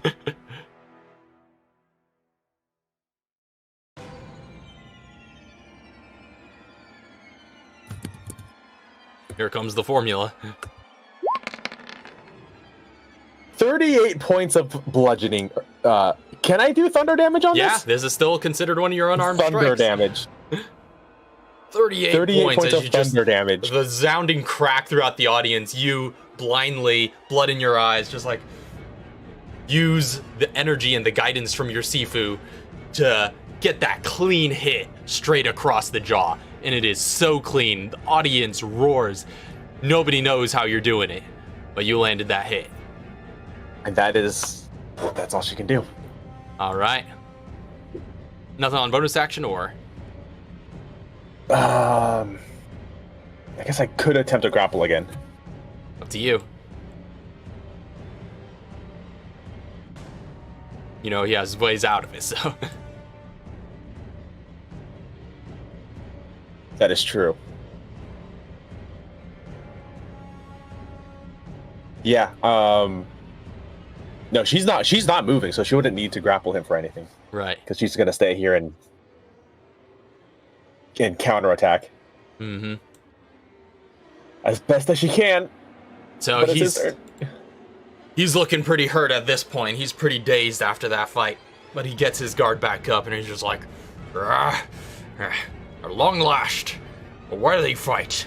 And he is going to charge back into the fray, and he is going to give it his all this time. He takes that moment of recuperation. Oh, by the way, make another con save at the end of your turn. Oh, okay.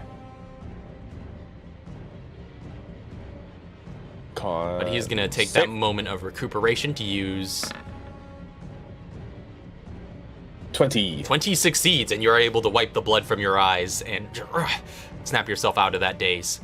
You are unblinded. He is going to take that moment of recuperation to use his bonus action to do Second Wind. Mm-hmm. And regain 15 hit points. He's level 11? And so... Is that how second one works? So he is going to go to town fully this time, and that was his bonus action. He still got his action to make 3 unarmed strikes against you. You did Reckless, correct? Yes, he has advantage. Oops, that did disadvantage, so that's actually the 15 plus 9, so That's a lot. Yeah. I think he has to roll above a 4. Yeah.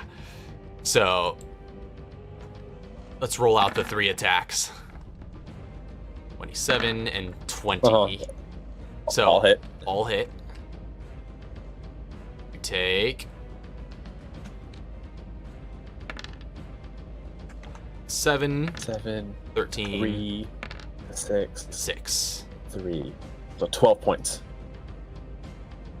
12 points of Man, if I bludgeoning damage wasn't in raging, total. I would have been screwed. Yeah, man, that rage is so good. And I'd be almost down right now if I wasn't raging. Mm-hmm. And he is going to go ahead and action surge to do that 3 more times. Oh no, not again! Capitalizing on that advantage, just going in, advancing with each strike. Whew, got rid of a natural 1 there. 26 on you. Mm-hmm. Mm-hmm. 19, 25, yeah. I'm glad that's just an 8. 9, That's 13. 4. He's rolling a lot of 8s though. 10, And 6. That's almost the exact same 13. set of rolls as last time. 13 points.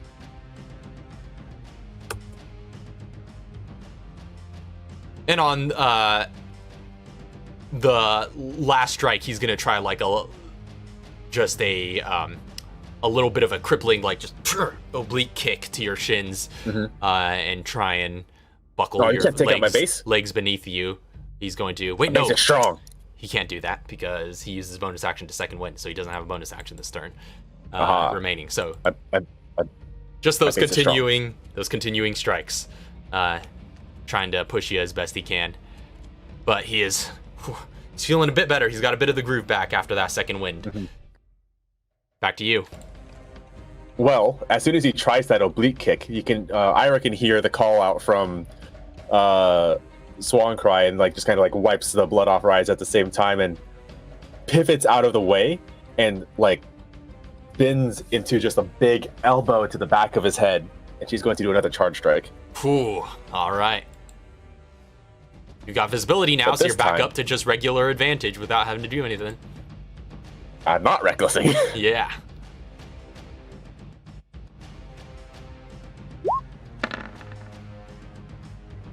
$17? Whew. 17 matches his AC. Oh yes. Okay. Wait, no. That yes, hits. that's good. That hits. That's good. All right. That was almost bad. Here we go. Charge strike damage. Oh yeah, you're still at +3 proficiency, even at level 8. Why? No, I was just wondering about the math on that one. I was like, oh yeah, +8, Yeah. even with Yep. your huge strength. Oh, 36 those are some points. good rolls. Wow. She's been okay. I don't think Charge Strike is supposed to be this strong because she's rolled way more than average. Yeah, that's way above average. But yeah, she's Way making it above work. average. 36 points of Massive thunder damage. elbow crack. Just Whew. Pivots out of the way of that oblique kick and just. Massive head ringer. Mhm. That did some damage. That Ira's turn. That is our turn. All right. With that, Irvin has had enough with your sheer sturdiness down yet. and stability. He's looking rough, but he's still standing. He's just like, these old bums can still fight, and he's going to go in and attempt to grapple you. Go for it. He is going to use his action, Ira can play that game. or one of his attacks to try a grapple. It's 14. Ugh. Also 14. Let's roll it off again. Ooh.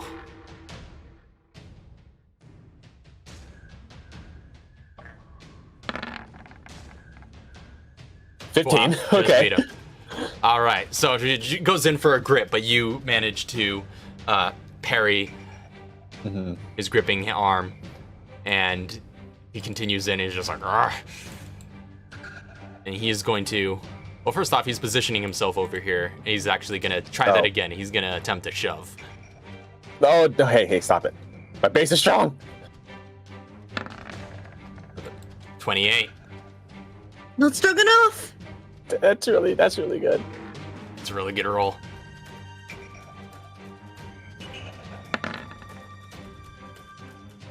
No. Not strong enough. He shoves you into the 24. fire.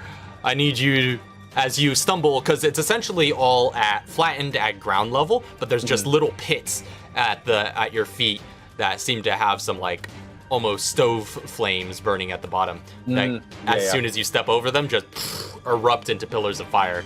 Make a dex save. Oh no! Oh no! Oh, she's gonna get turned into steak. That's a 4. You take the full 17 points of fire damage. I have that, right? No, you don't. That's fire damage. I don't have fire. Okay, only the other one has only everything. Yeah. Totem of the bear. And with that, he is going to close the distance, seeing you burn in those flames as they come up, scorching your hide. He is going to use 2 of his Like a attacks so roar. far. Still got one more attack. Whew, that was almost a 20. Oh, that doesn't hit. 11. First attack misses as you're flailing about in the fires, but the second attack manages to clip you as he clocks you with a strong left hook. 11 points of bludgeoning, reduced to 5. 5. Oh, this is not pretty. That last one was with his bonus action, was in fisticuffs, which again, this fisticuffs, he bobs and weaves a bit. He's moving again. That brings us back to Ira. She's going to bonus gotta action hit him. grapple. All right, another. Ooh, lots of oopsies. Wrong one. Lots of grappling checks We're to make on this one. Ooh, that's 12. This is a really fun fight. Like just like purely thematically of like what's going on. Yeah, I know, right? 16. You and win. she's gonna pull him into the fire with her. Ah! So you move backwards, I presume, and you bring him into the flames. Just grab him by the shell and start dragging him in, roaring as you go. He needs to make a dexterity save himself. Just a straight roll. That just meets the DC, so he halves the damage. 18, which was the exact Still number of pretty hit good, points but he not- had left. So how do you want to do this? He had 9 hit points left and he halved 18. Yeah, she's gonna suplex him into the fire. Oh. And with that, you pull him by the shell and flip him legs upward into a massive suplex. Let him hang for a bit. Like, it's a full belly to belly suplex. So she grabs hold of him, of his shell, pulls him close, flips over and lands on top of him. So he's facing, so his back is to the grate. And as the flames come up around, you can see the flames like parting across the sides of his shell, keeping her safe, but he's taking the full force of it. And with that, it erupts as the two of you kind of roll out from the impact to either side of the pit. And he is down for the count. And that was a long fight, actually. I don't know how many rounds left of rage she has left. You're about halfway through the rage. Yeah, I think first things she's gonna do is just start punching this pillar. Run over there and just the announcer. And she's still a little bit on fire. Like her clothes are still a little bit singeing, and her fur is. There's some flames burning at the exterior of his shell still, as well as the cleric comes out and just throws a bucket of water on it and begins doing some healing. But with that, the announcer declares, as you're still going to town on your victory screen for on the pillar, and declares, Shuishang wins. The crowd erupts from the sheer hype of this epic battle. And Tai Chang, in his private booth above, simply stands and nods his approval. And claps. And then retreats back. As the Ira eventually comes down off her battle rage and just like, what happened? And that concludes the semifinals. So, you get a short rest, or the finals come in next. I'm going to use all of my D12. Knock yourself out. Can I give you my hit dice? Let's see, that is 5 times 8 is 40.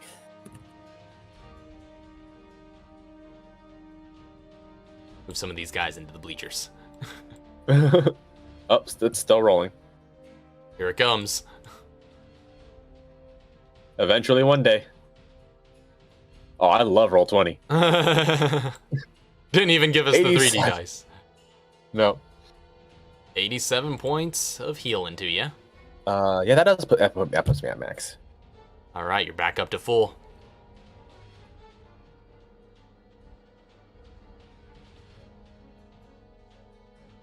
As the crowds anticipate this next final battle, as Ichiro prepares himself on the other side, solemnly. Again, the crowd He took roars. hits too, right? He did. Not that many, but he did. Monk guy, he didn't do too well.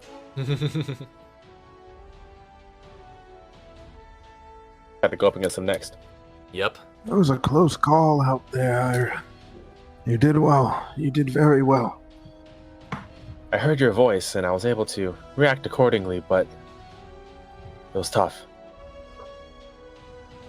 But now we reach the pinnacle of this, the real challenge. Yes. I can take him. I know you can. Be careful. You remember, even despite your rage, you go in with a clear conscience. She gives him a nod and a bow, and again starts counting the beads on her necklace, her prayer beads.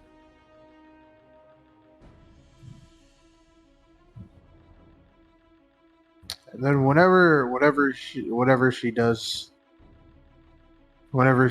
start heading up there, was the last thing that Swan Cry would essentially say. most likely looking over at the opponent, as well as just for Sifu Wong Fang. And Shun is standing Or nearby Shuishang. as this rally is going on. He says, "Be careful out there. He has grown very powerful since last I knew him. These techniques he has acquired from the mountains are not to be trifled with. I sense dark omens about him." I have a really bad feeling about this fight.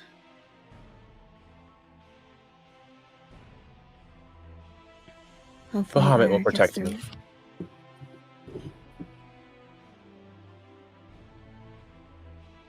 I hope so.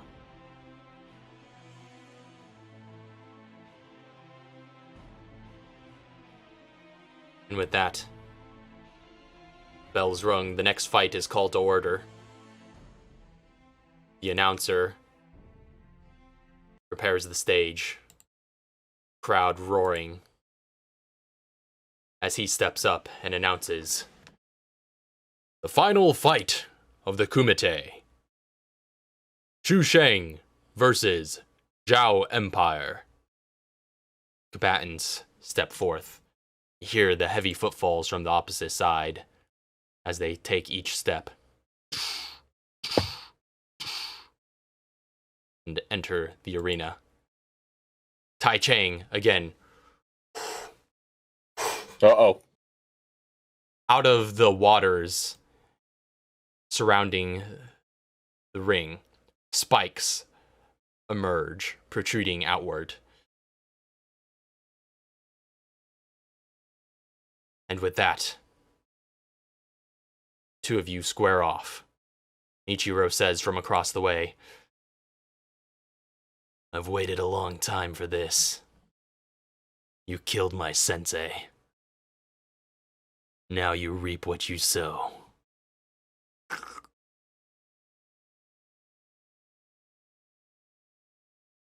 It's in the past. Let it go. I will restore honor.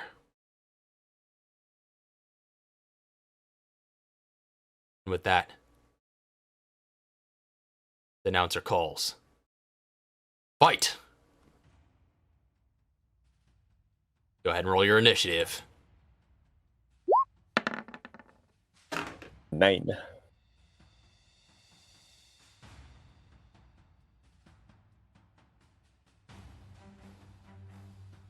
Here we go.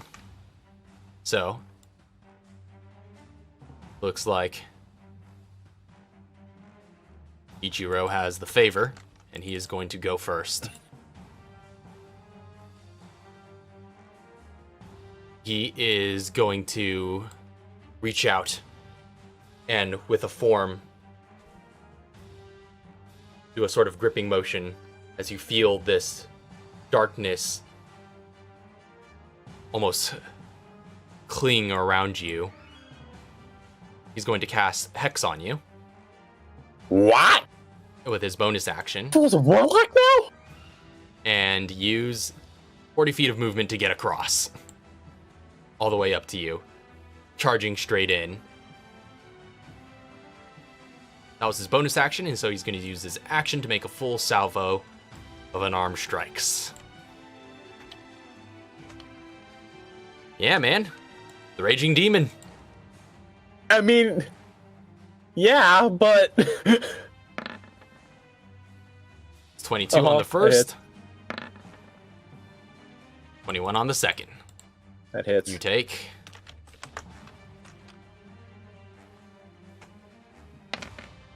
11 points of 11. bludgeoning damage, which are full because you're not raging yet. 7. Mm-hmm. And 7.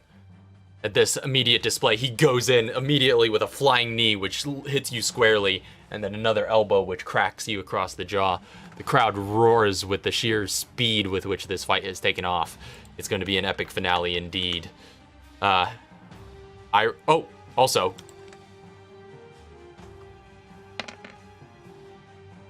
What are those? 8 points of necrotic damage from each of those hits as well. From the Oh, hex. right, from the hex. Ouch. And I cannot half necrotic damage, right? Cannot. Bludgeoning, piercing, and slashing. Ira, That's no good. your turn. She's going to rage. Having been taken by surprise, she is now going to regain her composure, plant her feet, begin her rage.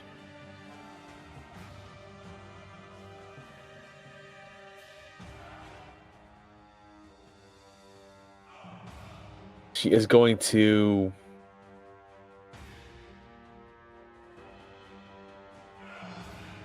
Oh, I don't like getting hit by this guy. She's going to attack twice. Let's have it.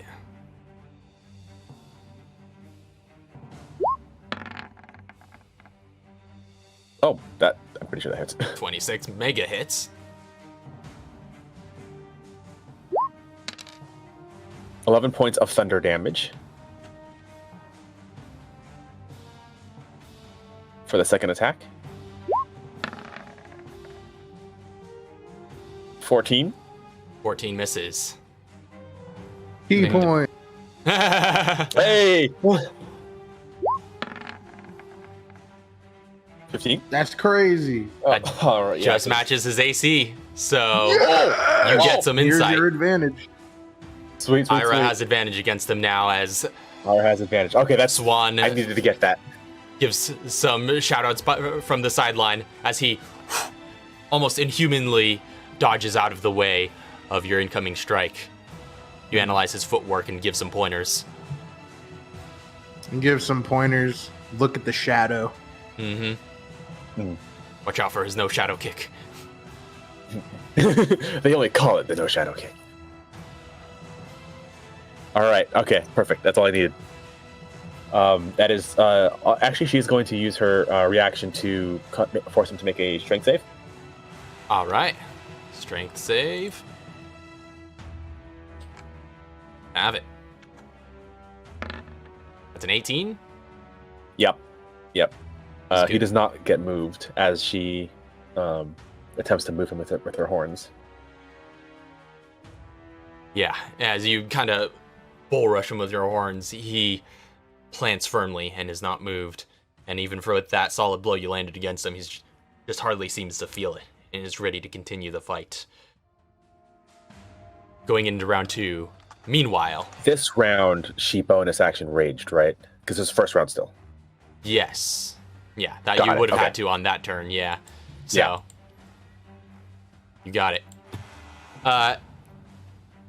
Going into the second round. Meanwhile, off to the sidelines. Kaivire and Swancry, go ahead and make perception checks for me.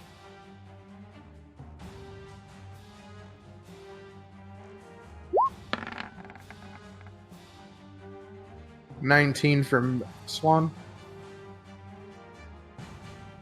And Kaivire? She's here? Oh, yep. Yeah, go ahead and make a perception check. Alright.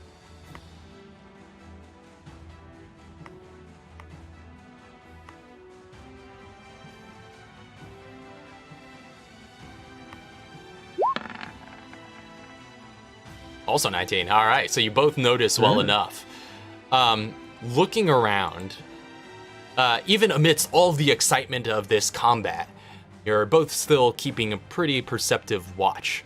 And even amidst the roar and din of all the chaos and chatter and excitement, this epic battle before you. And Kai, you're quicker to notice it than Swancry, who's busy giving a bit of coaching as well to Ira. But you start to catch on to the fact that all of the guards who have been kind of typically amongst all of the entrances and exits and the various stands where the audience members are, all seem to be whispering to one another and grouping up in pairs.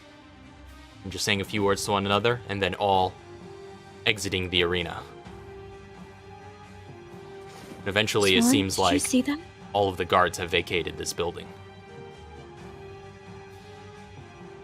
Yes, this is concerning. I don't like this. Neither do I.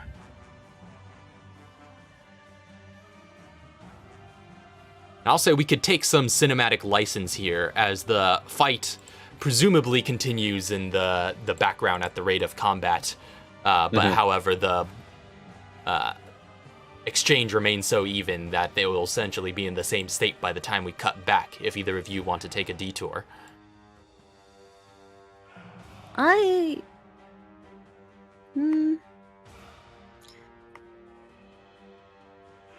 needs you. I will go see where they went. Be careful. I will. And she will sneak her way out of the stands and head back into the buildings. All right, make a stealth check for me.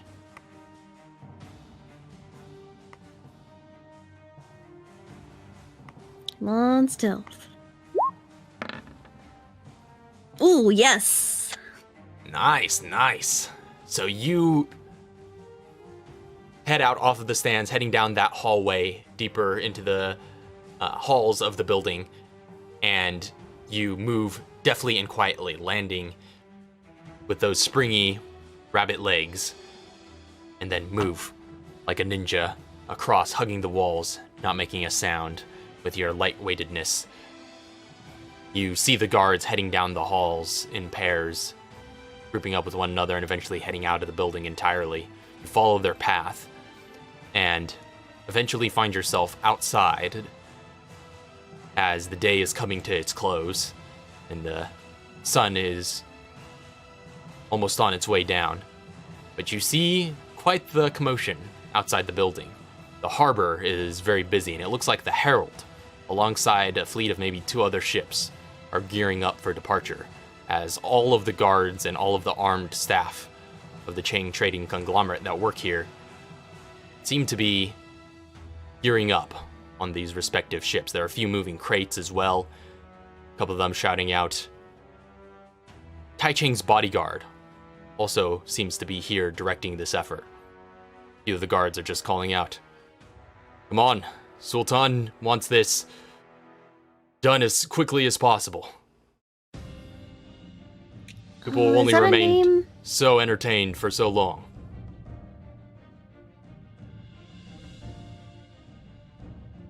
What was that?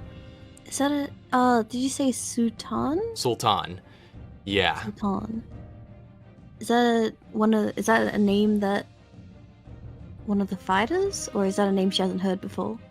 You might have heard it in passing a few times, just in social circumstances throughout the tournament broadly. You even so, within context, you kind of gather that it might be referring to that bodyguard figure with the 2 scimitars with engravings on them. That seems to be directing this whole effort. But it looks like a whole fleet is arming up here, almost preparing for some sort of departure. Is she able to overhear any significant conversations? I'll say go ahead and make another perception check.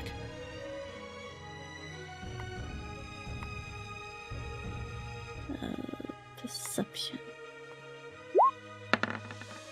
Oh, no. Got an inspiration if you want to use it.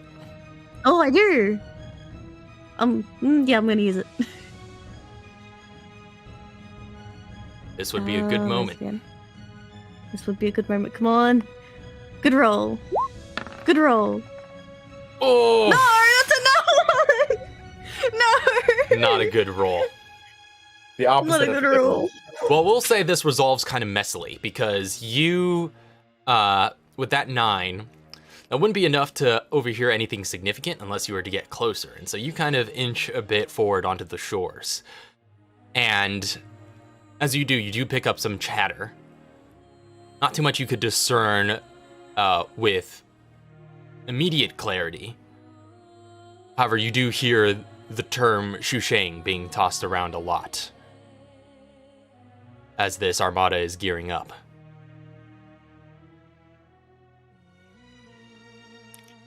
I don't like the sound of that. She's gonna head straight back to Swan Cry. All right. And as you depart, and this is sort of the messiness of it, having to inch closer in order to overhear that at all, one guard happens to take notice of you as he's coming around a crate and says, "What? Hey, you're not supposed to be here!" And immediately, Sultan and some of the other guards look over in your direction. And Sultan says, "Now we have an uninvited guest. Now we must be away quickly. The island won't remain vulnerable for long." And he dispatches a couple of guards to send them over your way, and 2 guards approach you as the rest begin loading onto the ships, and they prepare to exit the harbor. It's a pretty formidable fighting force, not one you feel you'd be able to take on your own, but 2 are currently giving chase to you. She is running. Okay. You run back inward to the arena, where the fight is continuing. Most of the crowd seems focused on that. Nobody the wiser, except for you as you return to Swan Cry, with a couple of guards in tow. But you're quite a great deal faster than them, so you get there with some time to spare. Swan Cry, you're... the guards and the Sultan are leaving on a fleet. They're heading for Shuishang, I think. For Shuishang. I heard Sultan say that the island won't be vulnerable for long. So this was a trap.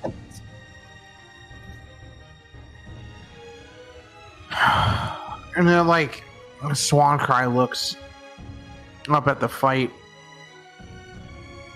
and then just confliction, because now it's like... Again, it looked like from Kai Vier's description, it did seem a pretty formidable force. You're not sure if even the 2 of you would be able to take it. With all the dragons together, you might have a fighting chance. We need to get Ira out of there. Right. But we also need to handle that one in there as well. It's not just gonna let us leave. And with that, the 2 guards come barreling down the hallway, just like, "Hey, there you are!" And they start charging in with spears.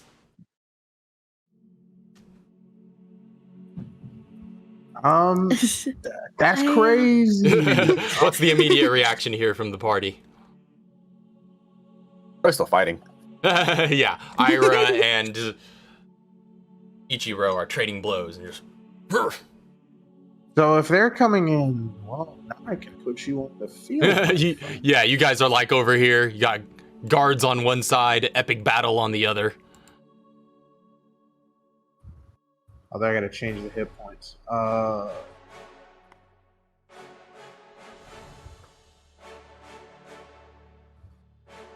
By the way, Loryn, did you lose Cam, or is that just me? It looks I'll like refresh. Cam is lost. Refresh. Refresh. No, it's still gone. Wait, It's let me still do a gone. full refresh. Hold on, wait Oh, for wait, you there to you are, load there in. you are. I see Yeah. you now. And so you said the guards are coming. Yeah. Guards are coming. So 2 guards is are it- coming from this is it- way.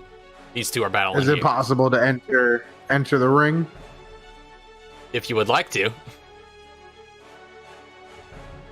Looks over. Considering they're coming, we're gonna have to fight our way through. Might as well get involved in the fight. Let's bring them into the ring. You know, I was kind of disappointed how long I lasted in there the first time. Let's go back in. Let's go. So we will go back into the ring. Or we will go into the ring. All right. And For a I will second, I put thought they were Cry armed. over here.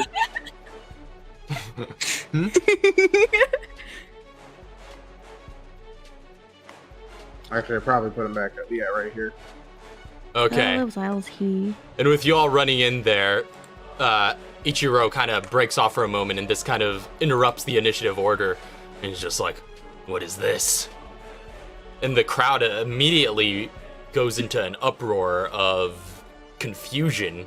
Everybody talking amongst themselves, not sure what's going on as these two new combatants have entered the field, and these guards come rushing in with their spears out. Everyone, there's just this loud commotion, and Roderick is up in the private booth of Tai Chang, just looking real flustered, and he just be like, "Stay calm, everyone. This is all part of the..."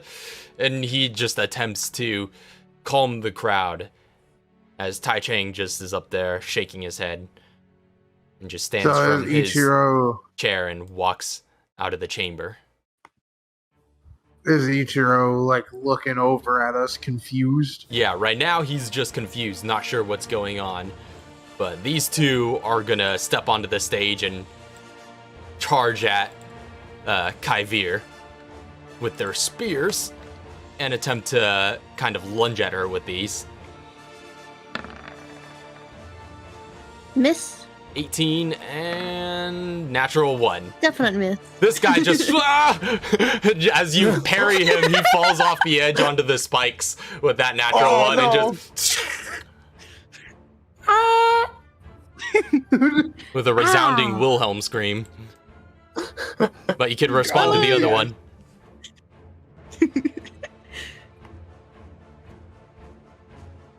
Anything from Kai to counter the other? Go into the fire. She's gonna slap him up silly with her stick. All right, make your attacks. Although she's not lethal. Oh, no, she's not going for lethal. Just whacking him. Just trying to disable him. Whew. It's Like, it's just like... Okay, you know those, like, umbrellas where you press the button and it shoots forward? Oh, yeah. That's kind of what her polearm does. It, like, shoots out from the palm of her hand, and then she just, like, slaps him up silly. That already puts him down on the first hit. So he's just like, whack, and this guard goes down. Ichiro's just looking about this all confused, and is just like, what madness is this?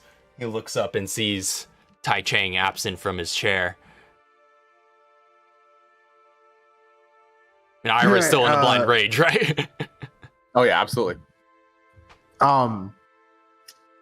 So Just a Swan. really fun idea. Or do it yet. Oh, okay. So Swan is like, unfortunately, this fight needs to end now. It seems the fleet is heading back to Shuishang to take it over. Unless you knew about that yourself. I came here for one reason and one reason only. I came to avenge my master.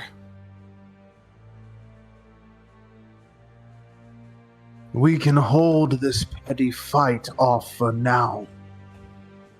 Have a fair fight later, but right now we need to handle that fleet.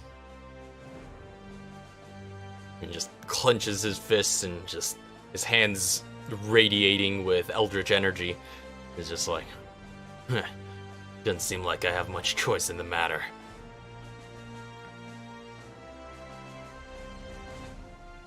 I am a man of my word when I say you will get your fight. But for now, we need to go. And if you want to ensure this, then help us. Make a persuasion check. Do you still have your inspiration? Yes, I do. Ooh. And I'm going to use it. Well, let's see what you If you roll need to first. use it. Oh yeah, true. That's crazy. Yeah. Oh, that's still not great. I mean, it's not terrible. Can't even double inspiration. You can give up your inspiration to another player if you want. I will say I will allow inspirations to stack. if because the sacrifice of inspiration is pretty big deal.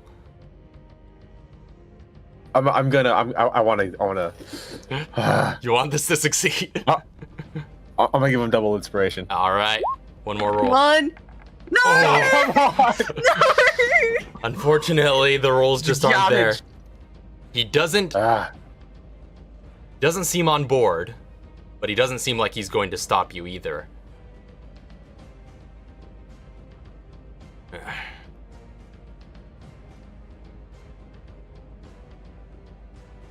Ira, in a blind rage,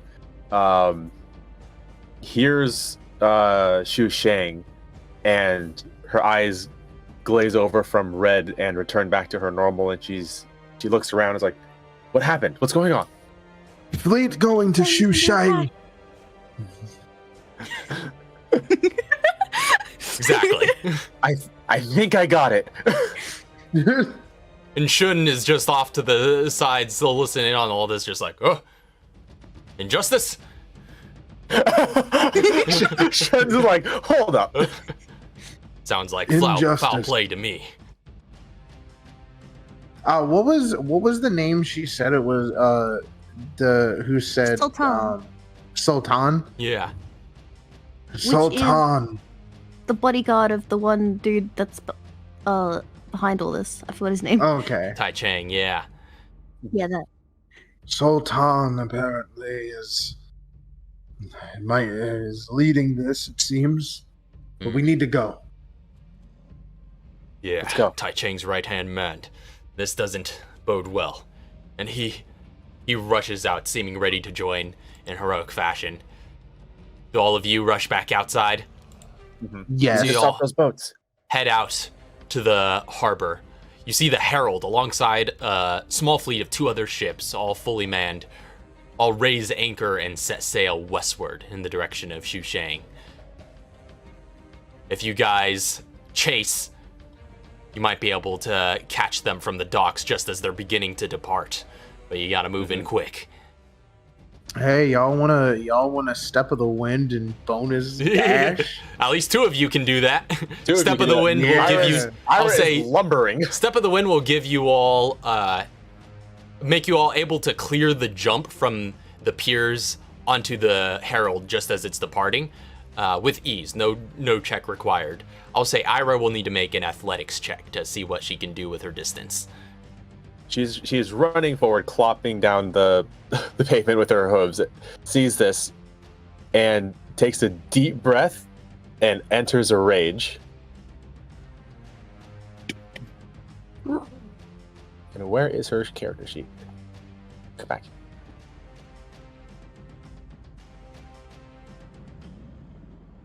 Athletics check.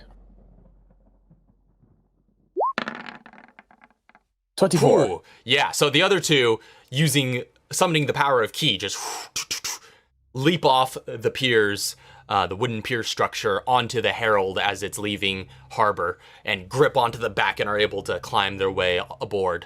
Ira, it's a bit further away by the time you get there, being not as fast as the other 2, but you're still able to leap and get a huge berth as the slow motion shot shows the sheer distance between the pier and the ship and you flying over it, but you close the gap and crash onto the side of the boat and just you're hanging there on the side by the time the others get onto the deck, but you're on board. She's hanging off the edge, and you can see her hands gripping and causing splinters in the wood as she's pulling herself up.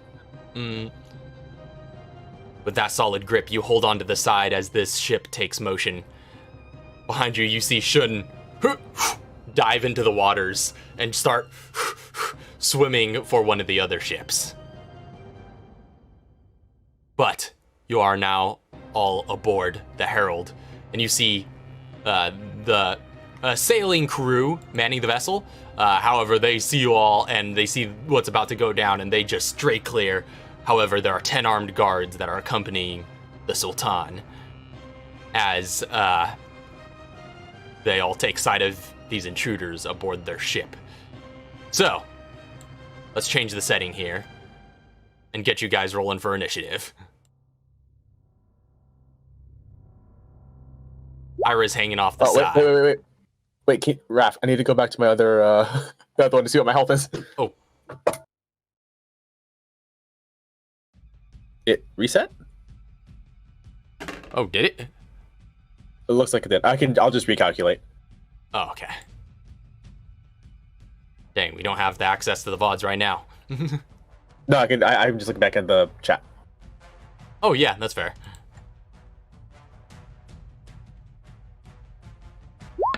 All right, let me roll my... Oh, no! Well, if I'm gonna get a 1 on anything, it may as well be initiative. So that would be a 5, 6... That would be an 8. Well, you're not the only one who rolled a 1. Oof. Wait, did I roll a 1? Oh, okay, good. No. Gotta check.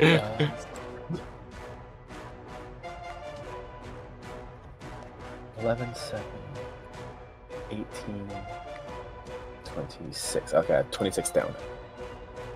Okay, sound off on initiative real quick. Ira is at 14. Swan Cry is at 21. Kaivaya is at 8. 8.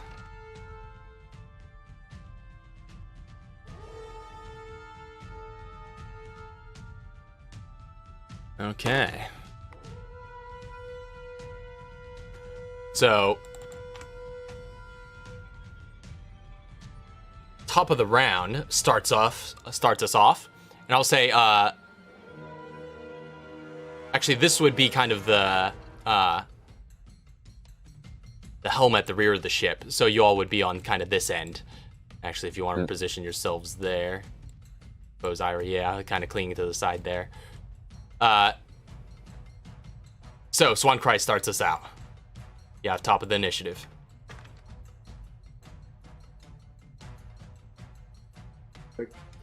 Okay, so starting us off.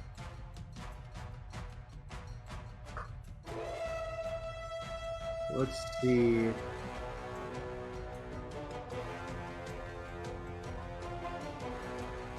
And this right here would be Sultan, the what looks to be water genasi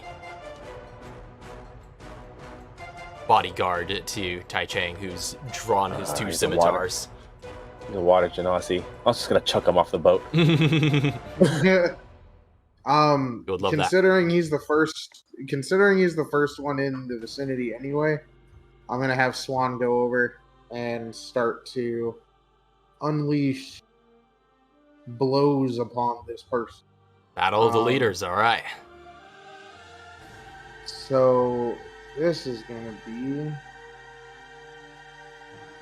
+8, +1. This is gonna be unarmed strikes coming in. So for first, 25 to hit. 25 hits, mega hits.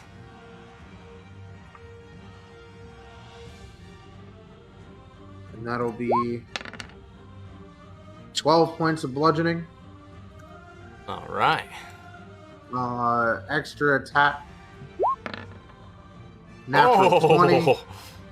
Get it. That'll be 2d6. That's going to be another 13 points of bludgeoning. Then we're going to go through and spend a key point.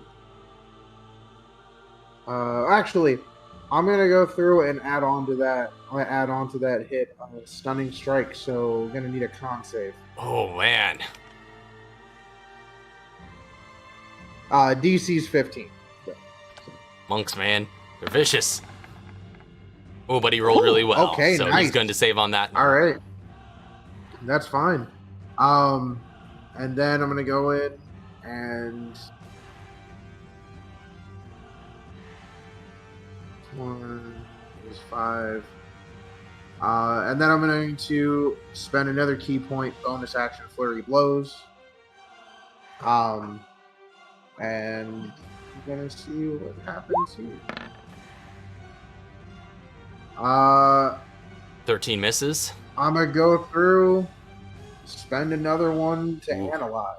Burn those key points. Hit him with that analyze. Go ahead and make it your insight.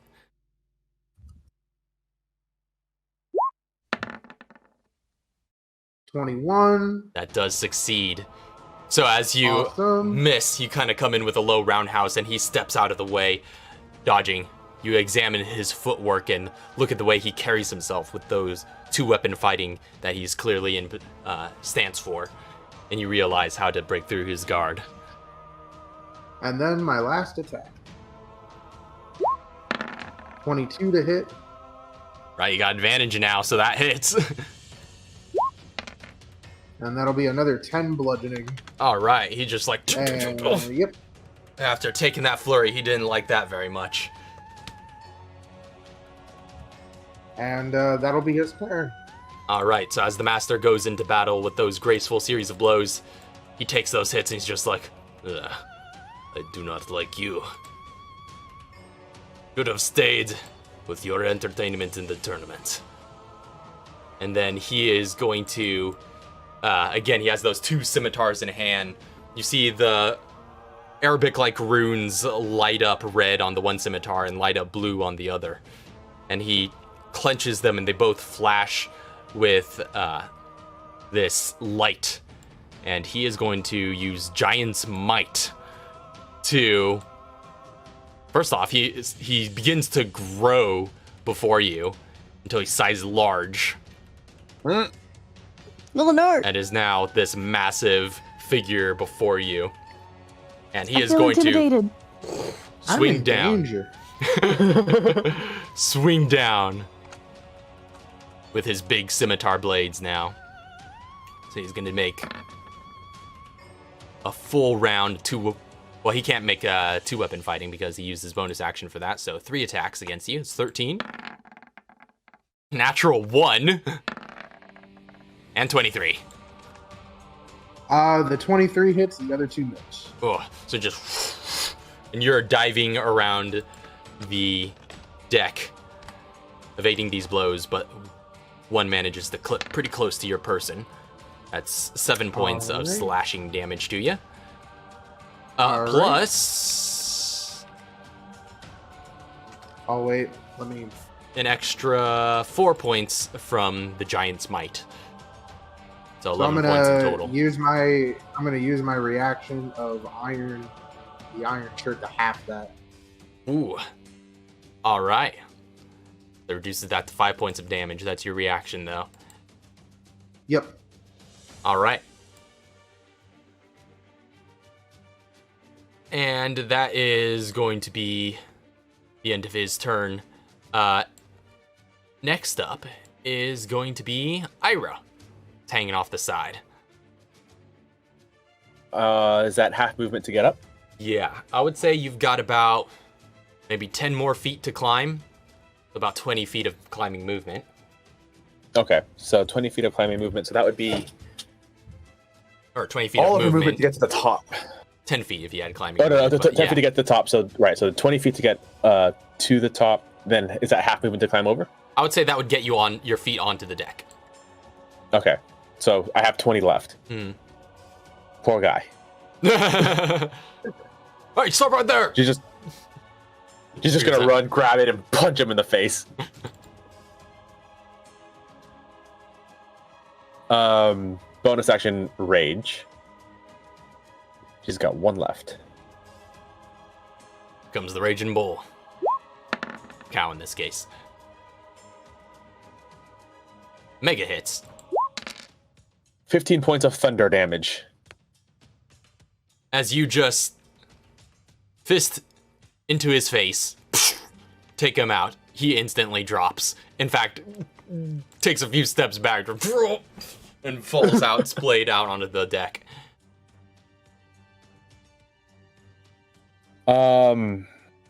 Use her.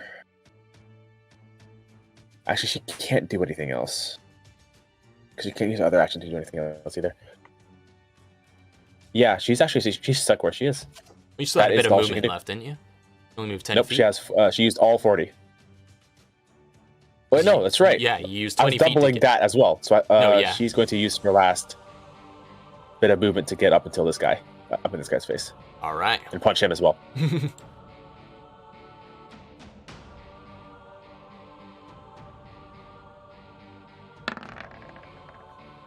14?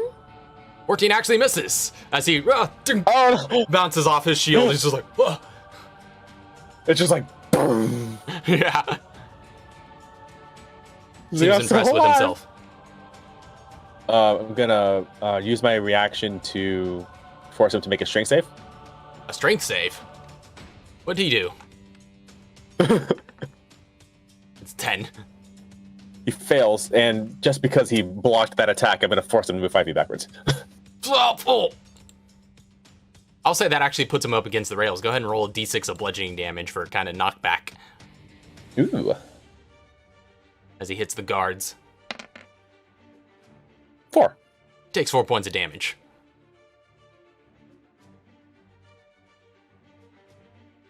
It's pretty hurt. So, that's Ira. Next up is going to be Kaivire. Ooh. Wait, did the cards roll that one? Yeah. They rolled nat 1 on their initiative. What are Clearly you the aren't as mechanics?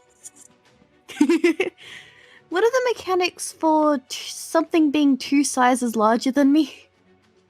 Well, that means you think there can't were grapple mechanics. them.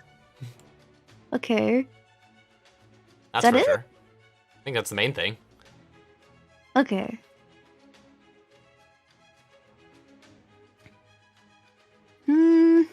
Well, what are you trying to do? I just wanted to check if there was any, like, disadvantages to me attacking. No? Okay. He's open season. Oh, not me! The rabbit. Yeah, you have more than enough movement to hop over the helm there and get over. Kid. I keep saying ejects her pole. I don't know if that's the right term to That works. That to works. call it. She ejects her pole. And she's starting to aim for his knee joints. All right. She wants to try to disable his legs. You got your basically hidden blade pole arm coming out and just whoosh, whoosh, being whacking. That's a 12. That does not hit. Her. Extra attack.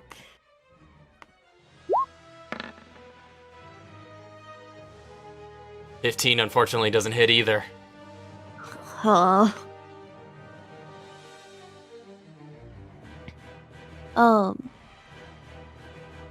What's the opposite of ejecting? Retracting. Retracting. I was gonna say dejecting, but that's not right. She's going to. She's dejected. I already just forgot what. Are you gonna flurry of blows? Yes. Okay. She's Yeah. gonna flurry of blows. So you retract your baton in order to do these unarmed strikes. Oh no! Why? The rolls just aren't with you tonight. There's that 4 again. Please, just one. I just need one of them to hit. He is parrying One. every single one of these attacks Yes. with his scimitars, except for that one, which manages to get through his defenses. You recognize that perception that you trained earlier, that Sifu Swan Cry had taught you, and see through his guard and get a solid hit in. Roll your damage. I'll do that, and I'm going to do Hand of Harm, Ooh. and I'm going to use Physician's Touch. Ooh. So, let me first roll the damage. this damage, Hand of Harm damage, and That's necrotic on the Hand of Harm. yeah, Hand of Harm is, I didn't put necrotic down, but yeah, it's necrotic, and he is poisoned until my next turn. Ooh. Poison. Until the end of my next turn. Yes. Okay. And the poison condition will give him disadvantage on attack rolls and ability checks. All right.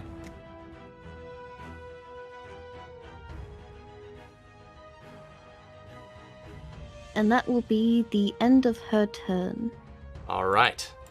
The end of Kaivir's turn. The guards are going to start moving in. This one is going to move down here and help to try and protect the protect Sultan. Rather, it's just his name. Ira can take an opportunity attack if she likes. I think you're muted, but She cannot use her opportunity attack. right. Did she use the For reaction? some reason, that uses a reaction. yeah, oddly. You guys are gonna move up here. Mhm.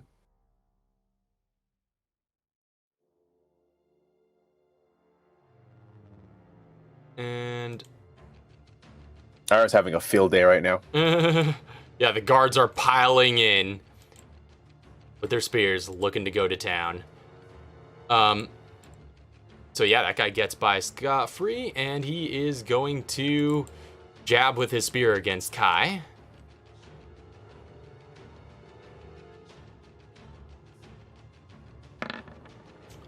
It's gonna be 16 to hit. I don't think that hits because you have a pretty decent AC. And then we're going to get, looks like 4 attacks against Ira.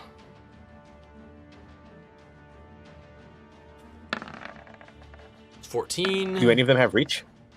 14. No, they do not. These are just spears. Little spears. Right. 15. So far, all hit. All 21. hit. Wow. So you take... The first two actually got really close. That is my AC. 4, 2, 5, 2, 6, 3. 4. All right, so that's All in piercing. 9 points of damage. All right. And these others are going to dash to get into different positions.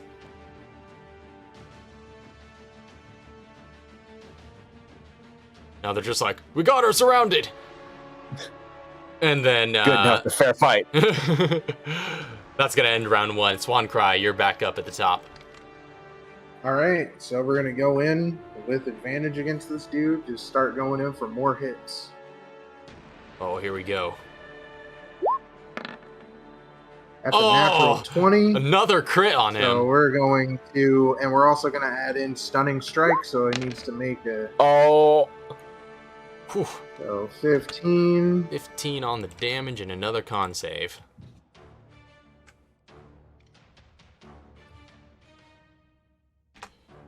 Does have decent con. It is a 19. That's fine. He passes. Oh. Going in for the extra attack. 22 to hit. Also hits. Going in for another 8 bludgeoning. All right. He's taking some hits. Gonna go in, and I'm not gonna use my flurry of blows bonus action. What I'm going to do here, because I can, is I'm going to use my bonus action to give the help action to both my allies, so they have advantage on attacks against their targets. Right. Well, this in one particular attack? only applies to attacks that target the person that you analyzed. Oh, So, that I analyzed. yeah. Oh, okay. So that'll you go could give the straight help there. action So- against him. So yeah, if your allies attack him, they will now have advantage. I'm trying to remember how help works. I think it's just on the next attack. yeah. Yeah, on the next attack. Cool. So and then it'll likely be I'm Kai. gonna use the bonus action. I'm gonna use the bonus action for that, and I'm gonna spend with that last attack. I'm gonna spend I'm gonna spend another key point so he can make another con save. All right. Oops. Keep them coming.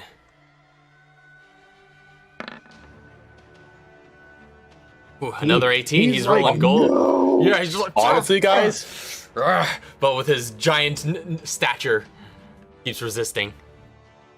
That's fine. I will, because I use my bonus action and I use my extra attack and everything. I'll pass turn. All right. That brings us to Sultan, and he does not like you, and he does not like how he's being flanked right now on both sides. He's going to divide his swords between you, and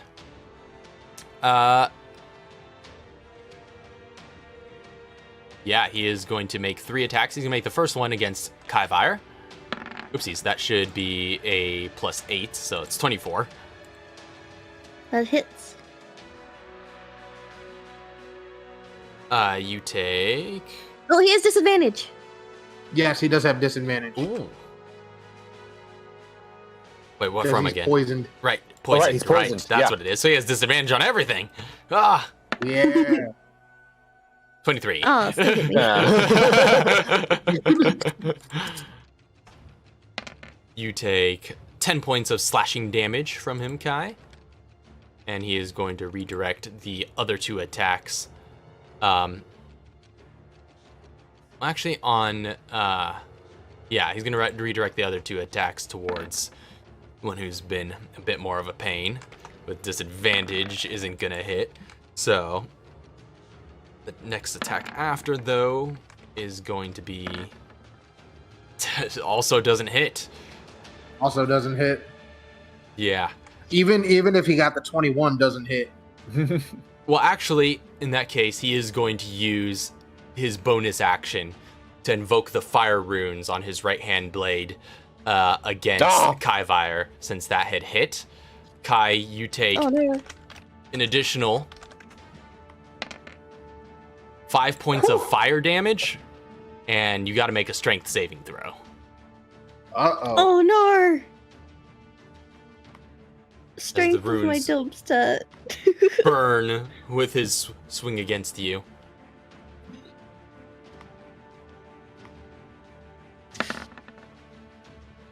Oh, that's not too bad. That just succeeds, actually. Ooh. So yes. these flaming chains, these flaming magical chains apparate through portals in space and just attempt to come in and constrain you. But you are able to and extend your baton within your arm to knock them aside and break out of the potential bonds that they would have put you in. So that didn't work, and he's looking quite frustrated. Just like, and feeling a bit surrounded. Next up is going He's to feeling a be... bit surrounded. Look at Ira. exactly where she wants to be. Speaking of Ira, you're up next. All right, reckless attack. Here we go. She's going bowling. She's just gonna start Playing the drums. bonus action grab pull this guy. All right, he needs to make a check. 14. He did pretty good. Yeah, Yeah. 23. She's going to use that grapple to shove him off board. Fly! He's now floating. And then just start punching. All right. Guy to the right. She's gonna grab him and just shove him into the mast.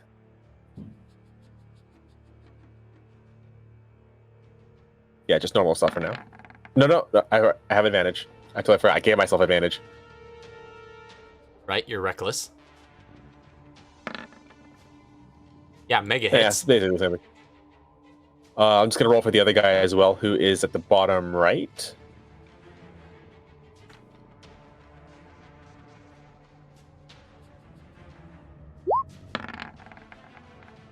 Eesh, 16? 16 just hits. All right. So that was first attack was against this guy. The first attack, yeah, is just against the guy directly to her right.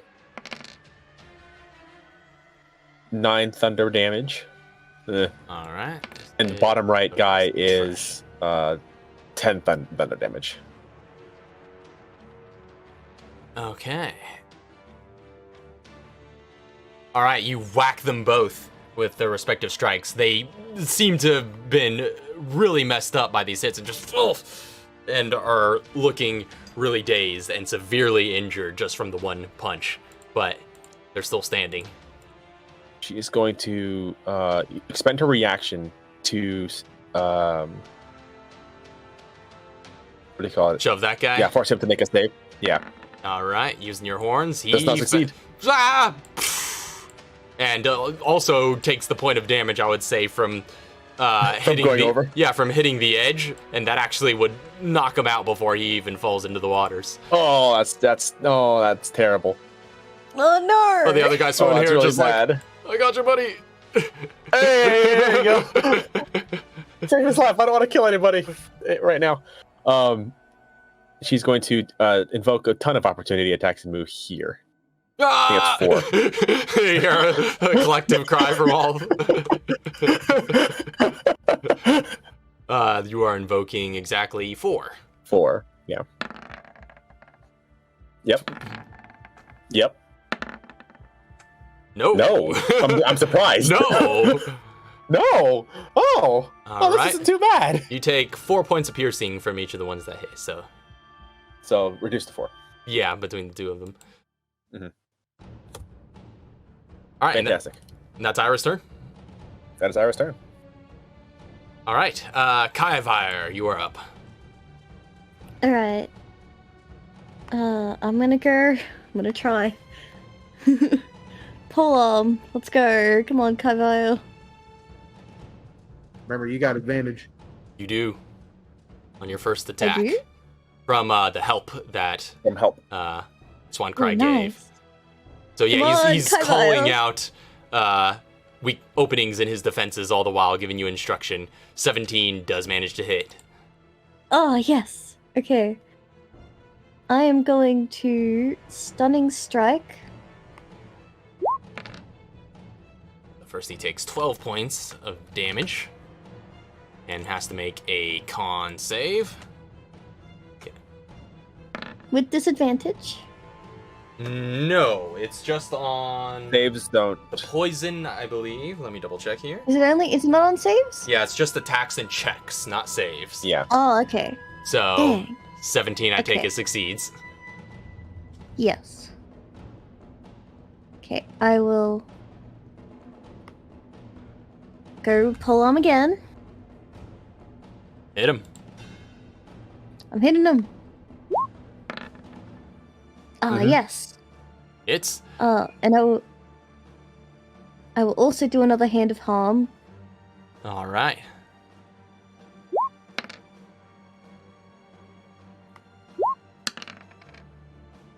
Ooh.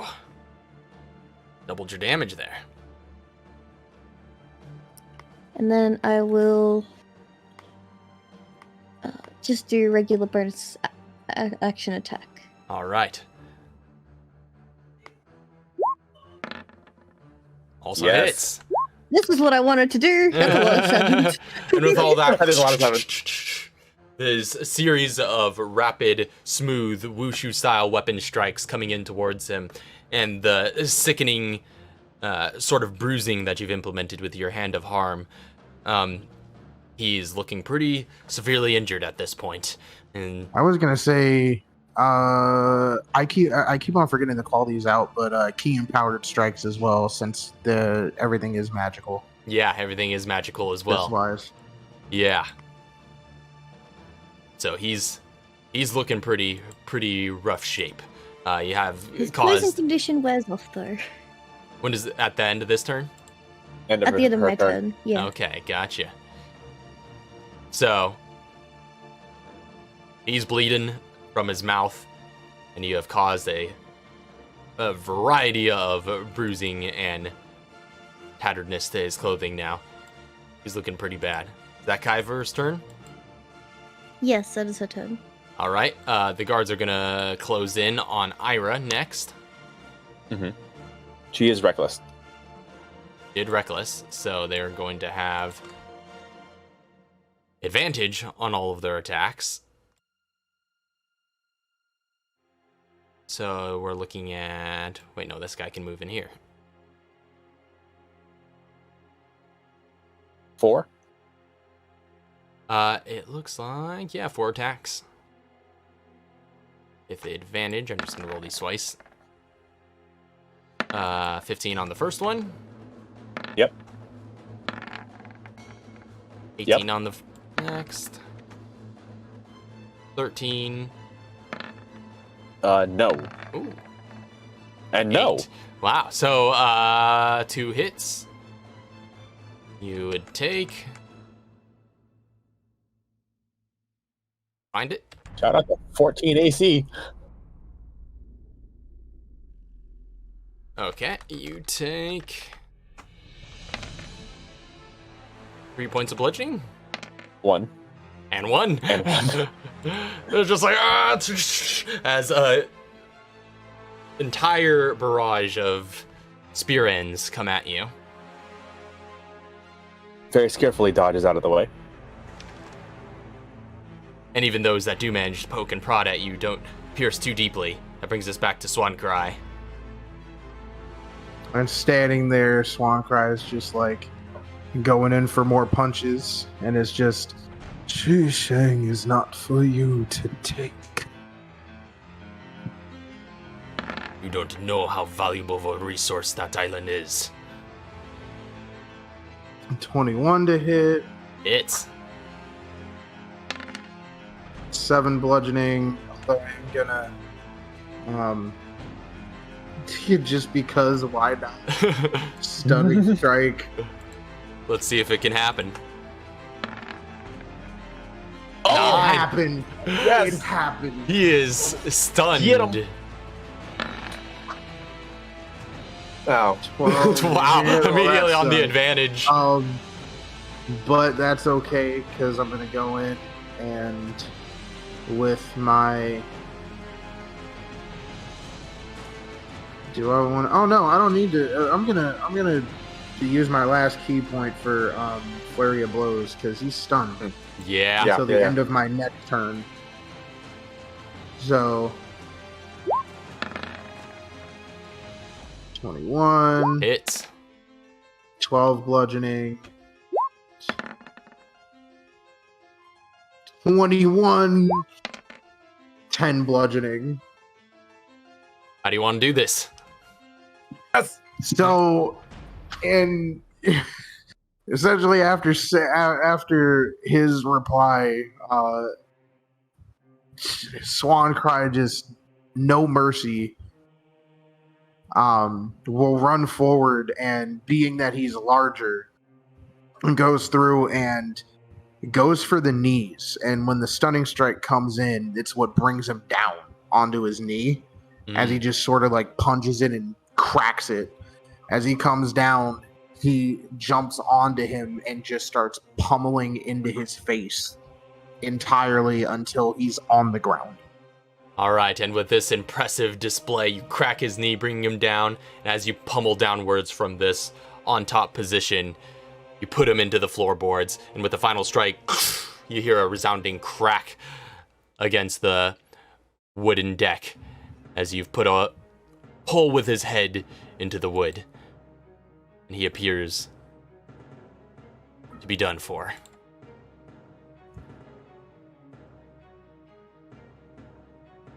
So, and with that, his giant-like form shrinks to a regular size, and his scimitar is And clapped with to the that- ground inert. And with that, using movement, it's gonna come over here. I was just looking at the guards, and the only thing they hear is, "You can either go overboard or you'll join him." Make an intimidation check. Oh, Can Ira help? That would require an action, so seeing as we're in combat now, Okay, right. it's a bit of an order here. I'll give Hey, this. y'all, I'll give this is one my- for free, though. Given This the is my brevity of lowest. that. They get a 9. They turn around. They're just like, ah, they got Sultan. Ah, and try to with their spears. All right, let's go. All right, and that's all. All right, so I guess they're fighting this out. Next up would be Sultan, but Ira, you're next. Time to start throwing. Bonus action. This guy. Grapple. Try and shove him. Mm-hmm. Gotta be the 22.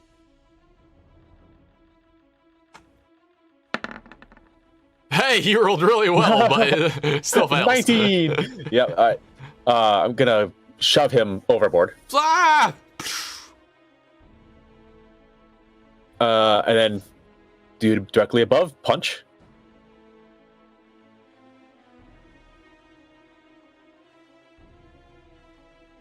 Have at him. Also reckless.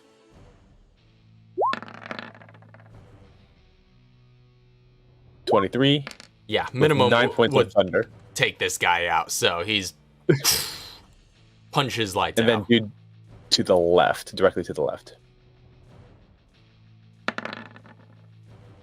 21. Yeah, 12 points of thunder.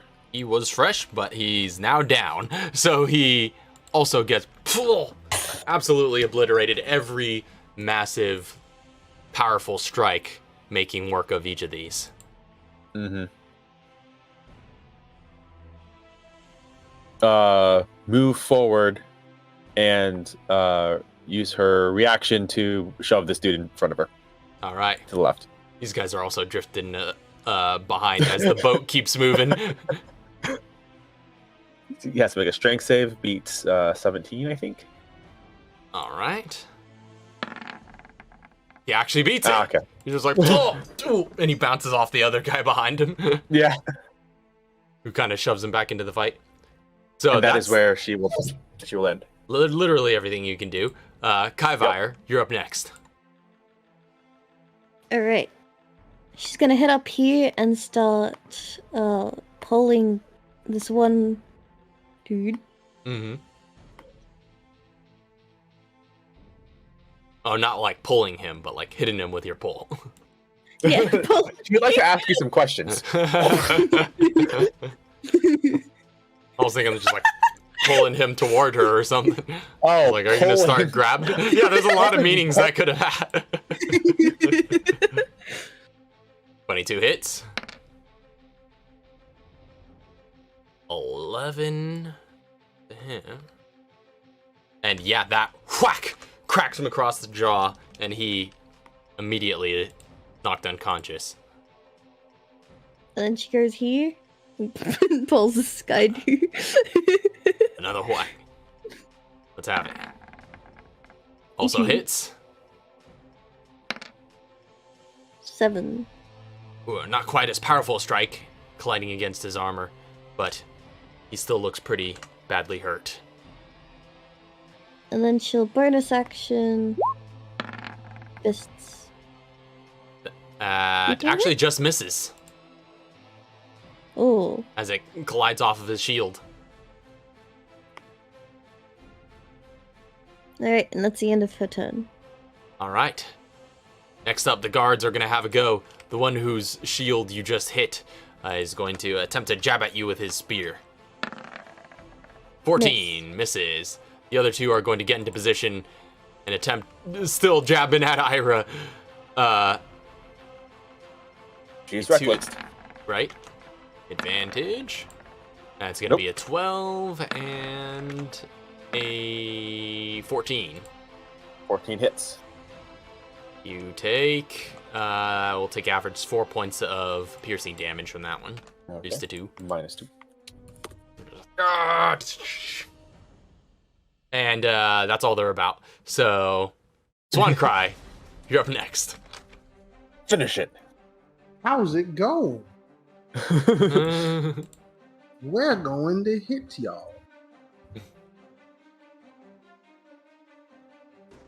There's a part of Swan that's annoyed, just like, y'all could have just ran. But no. Wow. That actually misses. That definitely hits. 11 points. That's the guy directly below you? Yeah, he's out. Yeah. Just And flop. then Oh. moving over his body, going to the dude. I'm going to use the bonus action, just regular bonus action martial arts.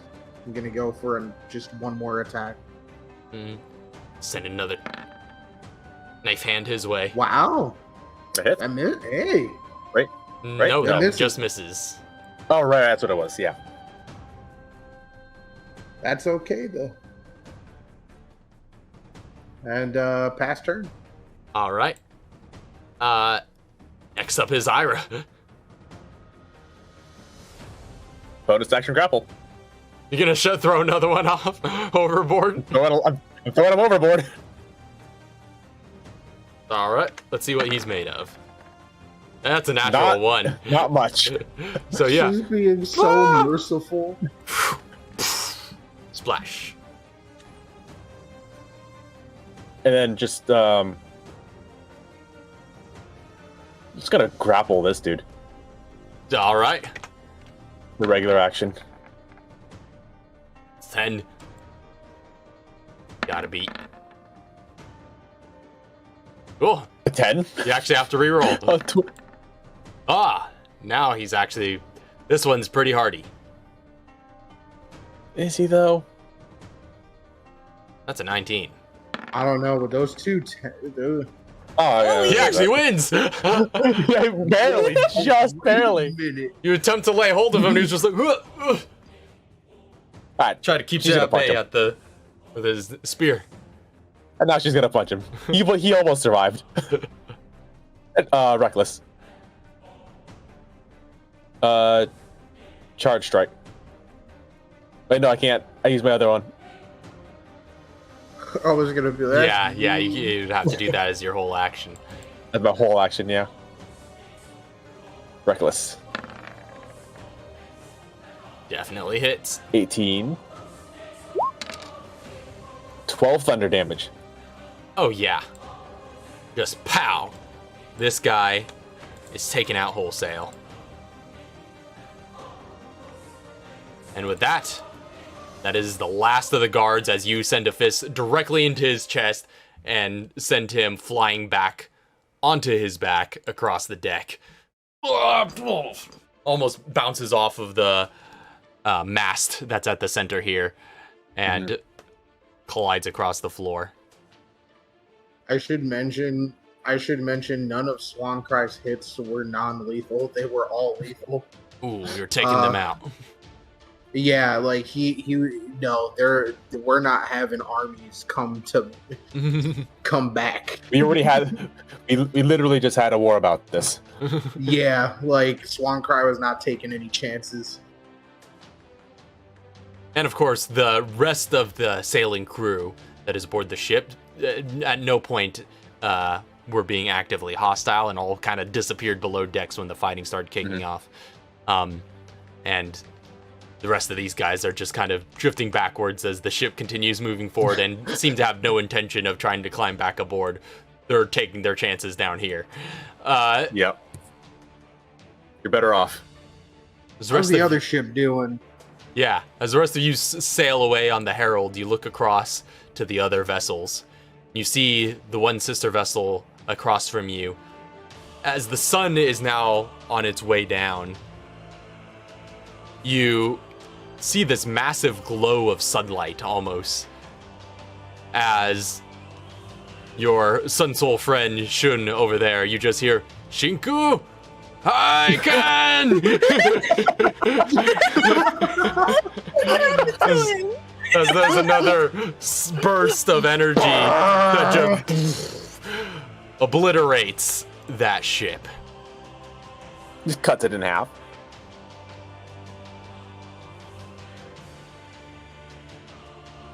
And actually, down at the other ship, at this point, you haven't gone too far from the shores. Mm-hmm. And you hear another technique being employed, this one with a particular purple eldritch energy about it, as a Jinko, Aiken sounds from the shores and pierces the hull of the other ship as these waves of purple energy blast through it. Did my guy come out to help? And that ship is stopped in its path as it begins taking aboard water.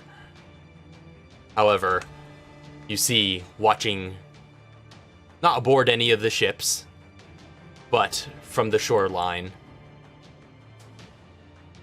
simply watching your ship sail away from the piers, Ichiro, standing strong and firm, his muscular arms bare at his sides, watching you all disappear into the sunset. A knowing nod, as if this will be settled another time. Still in the midst of her rage, is going to take a deep breath and employ some of the movements that she was taught by Swancry in the dojo, and just. And her eyes return to normal, and she looks back onto shore and bows.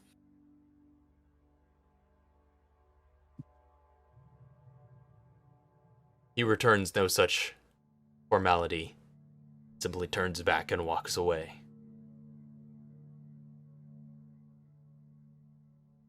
So the rest of you are now aboard the Herald. Are you all just continuing with this ship? Yeah, just tell the crew. We're going Tell home. the crew, yep, we're going home. You know where to go. So they bring you to Shuishang in a different manner as they had intended to arrive.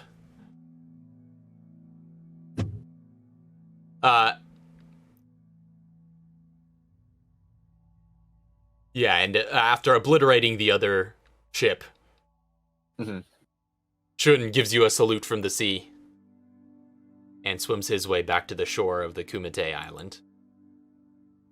Perfect. See what becomes of the tournament. Mm-hmm. But the rest of you, having had enough of your fill of the outside world, return to your home. I will say, Kaivaya is like kind of like perks her ears up as she reaches this new island. Yes, you have it. This is your first time seeing Shuishang with your own eyes, and it's a small island, home to a meager fishing community. But seeing the village and all the huts along the shore, you know, the bustling activity drawing to a close. Well, by the time you guys arrive there the next night, but still, it seems a lively and peaceful, even serene little town. Welcome. Just when they would arrive there, just looks at Kyvera like, "Welcome to Shuishang." Thank you. And she bows towards the both of them. A while ago, I was once a student to my own monastery, and it got ravaged, destroyed. I lost my home.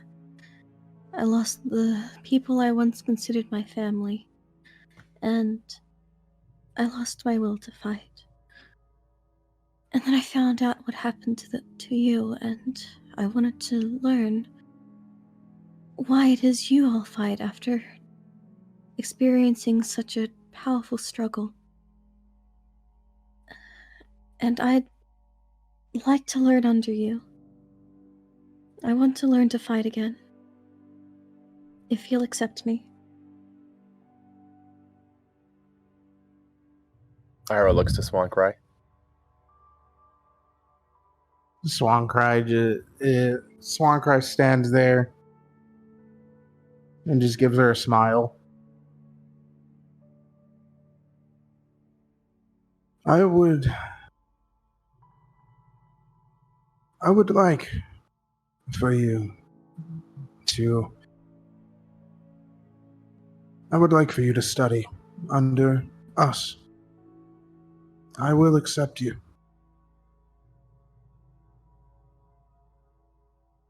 She, like, her ears kind of perked for a second, as if she wasn't really expecting that response. And she looks up, and she lifts her veil, revealing these bright, shimmering silver eyes. She smiles. Thank you. I'll do my best to make you proud. Considering what you've showed today, how you helped us stop what would have been another invasion, and what could have been something terrible, you've earned it. And you've already done enough to make me happy. I know you will. You'll fit in just fine here. And she gives another bow. And with that, the dragons return to Shuishang. This brief escapade into tournament combat behind them. As you return to your serene home, you're reminded of the peace you've known here, and the duty you have to protect your people. A duty that you, Kaivire, have yet to know, but would like to. As you enter the gates of your dojo, you find young monks who would normally be training in the courtyard throughout the daylight hours, but on the night that you have arrived in, fast asleep within. But as you enter, and it quickly, gradually spreads throughout the dojo that the masters have returned, they do greet you with warm and excited smiles from where they lay. You return the warmth in your own respective ways. Home sweet home. Time to get back to the true work. And that is where we're going to end this session. That was really good. That was so good. That was really good. Oh, it went way longer still than I was expecting, but like I said, I jammed a lot in here. There was so much going on, but oh man, that was way cooler than I could have ever hoped for. Really cool. Oh, that was really cool. Worth So many great moments. Yes. Like the perfect rolls on Ira suplexing Irving into the fire was just awesome. Yeah. And yeah. I think she took out a competitor a different way each time. I think she did. Because she knocked out the first guy, ringed out the second guy, and then environment kill the third guy. Yeah, that's true. That's true. That was so good. And I loved it because it's like oftentimes as a DM, you put in all these different environment interactions that can happen and they never end up getting used, but every single possible win got used on this one. Oh, Our man. montage together was so good too. Oh, That was yeah. really fun. That was really fun. Loved that. Although somewhat sad that the representative of Raiden got knocked out of the tournament so fast. There's a I know. that probably shaved some much needed time. To be fair, that is because I just narrated those fights, but we did get to see this dope custom grappler stat block that would have been the dwarven wrestler from Anishar. Maybe some other time. I'm sure. We'll see in your back pocket. Yeah, I'm sure we'll see the future's Dragons always of on its Shuishang way. again. Mm-hmm. Yeah. Oh man, that was so fun. I can't believe it had been 2 years since the first one, but this was this was fun. This was like this was basically so we made another movie and we up the quality even more. The sequel Yeah. was better than the original. It was. I think this might be like my favorite one shot you've hosted. Oh, man. Probably. Like, this is great. Yeah, so many epic moments. And I guess we've got another villain still up in the air in Ichiro. Yeah. And you know, Is it- and Swan Cry did say you will get your fight. Mhm. Yeah. And but yeah, he's an interesting character, and that was a lot of fun turning Akuma into a D&D character. Which you got a little preview of actual combat with him, but you could tell he's very, very final boss status kind of stats. Yeah. He's pretty powerful. Monk, Way of the Open Hand, Fiend Warlock hybrid. Mm-hmm. So Oh, that makes sense. yeah, That makes sense. it does, doesn't it? Uh-huh. Think about it. Uh-huh. Think about it. Uh-huh. No, that's good. No, I got you. I love Fiend Warlock. I got you. Yeah. I got you. But yeah, and everyone like the raging demons and they have a technique they call Haiken, which is basically their Hadoukens, and obviously Shun was a Shoto, so Yeah. yeah, that was fun to instill all the fighting game flavor with the wuxia flavor with the 80s tournament movie theme, and well, just the tournament arc in general is always a necessary thing to do for this flavor of storytelling. Mm-hmm. Yeah, that was so fun and so flavorful. I always feel like we're going right into a wuxia story whenever we do Isle of the Dragons. So thank you all This is very so much good. for playing, and thank you Troy for the last minute subscription. Hey, you got that in there. Appreciate the support. I saw Troy and Brenny reacting throughout as this was going on. Yeah. I'm glad you guys were here to witness the hype live. But yeah, ton of fun. We got to bring this to a close. Till next time, we'll see you all later. Peace. Squared. Good night. God bless. Good night, sweet dreams. All the good things.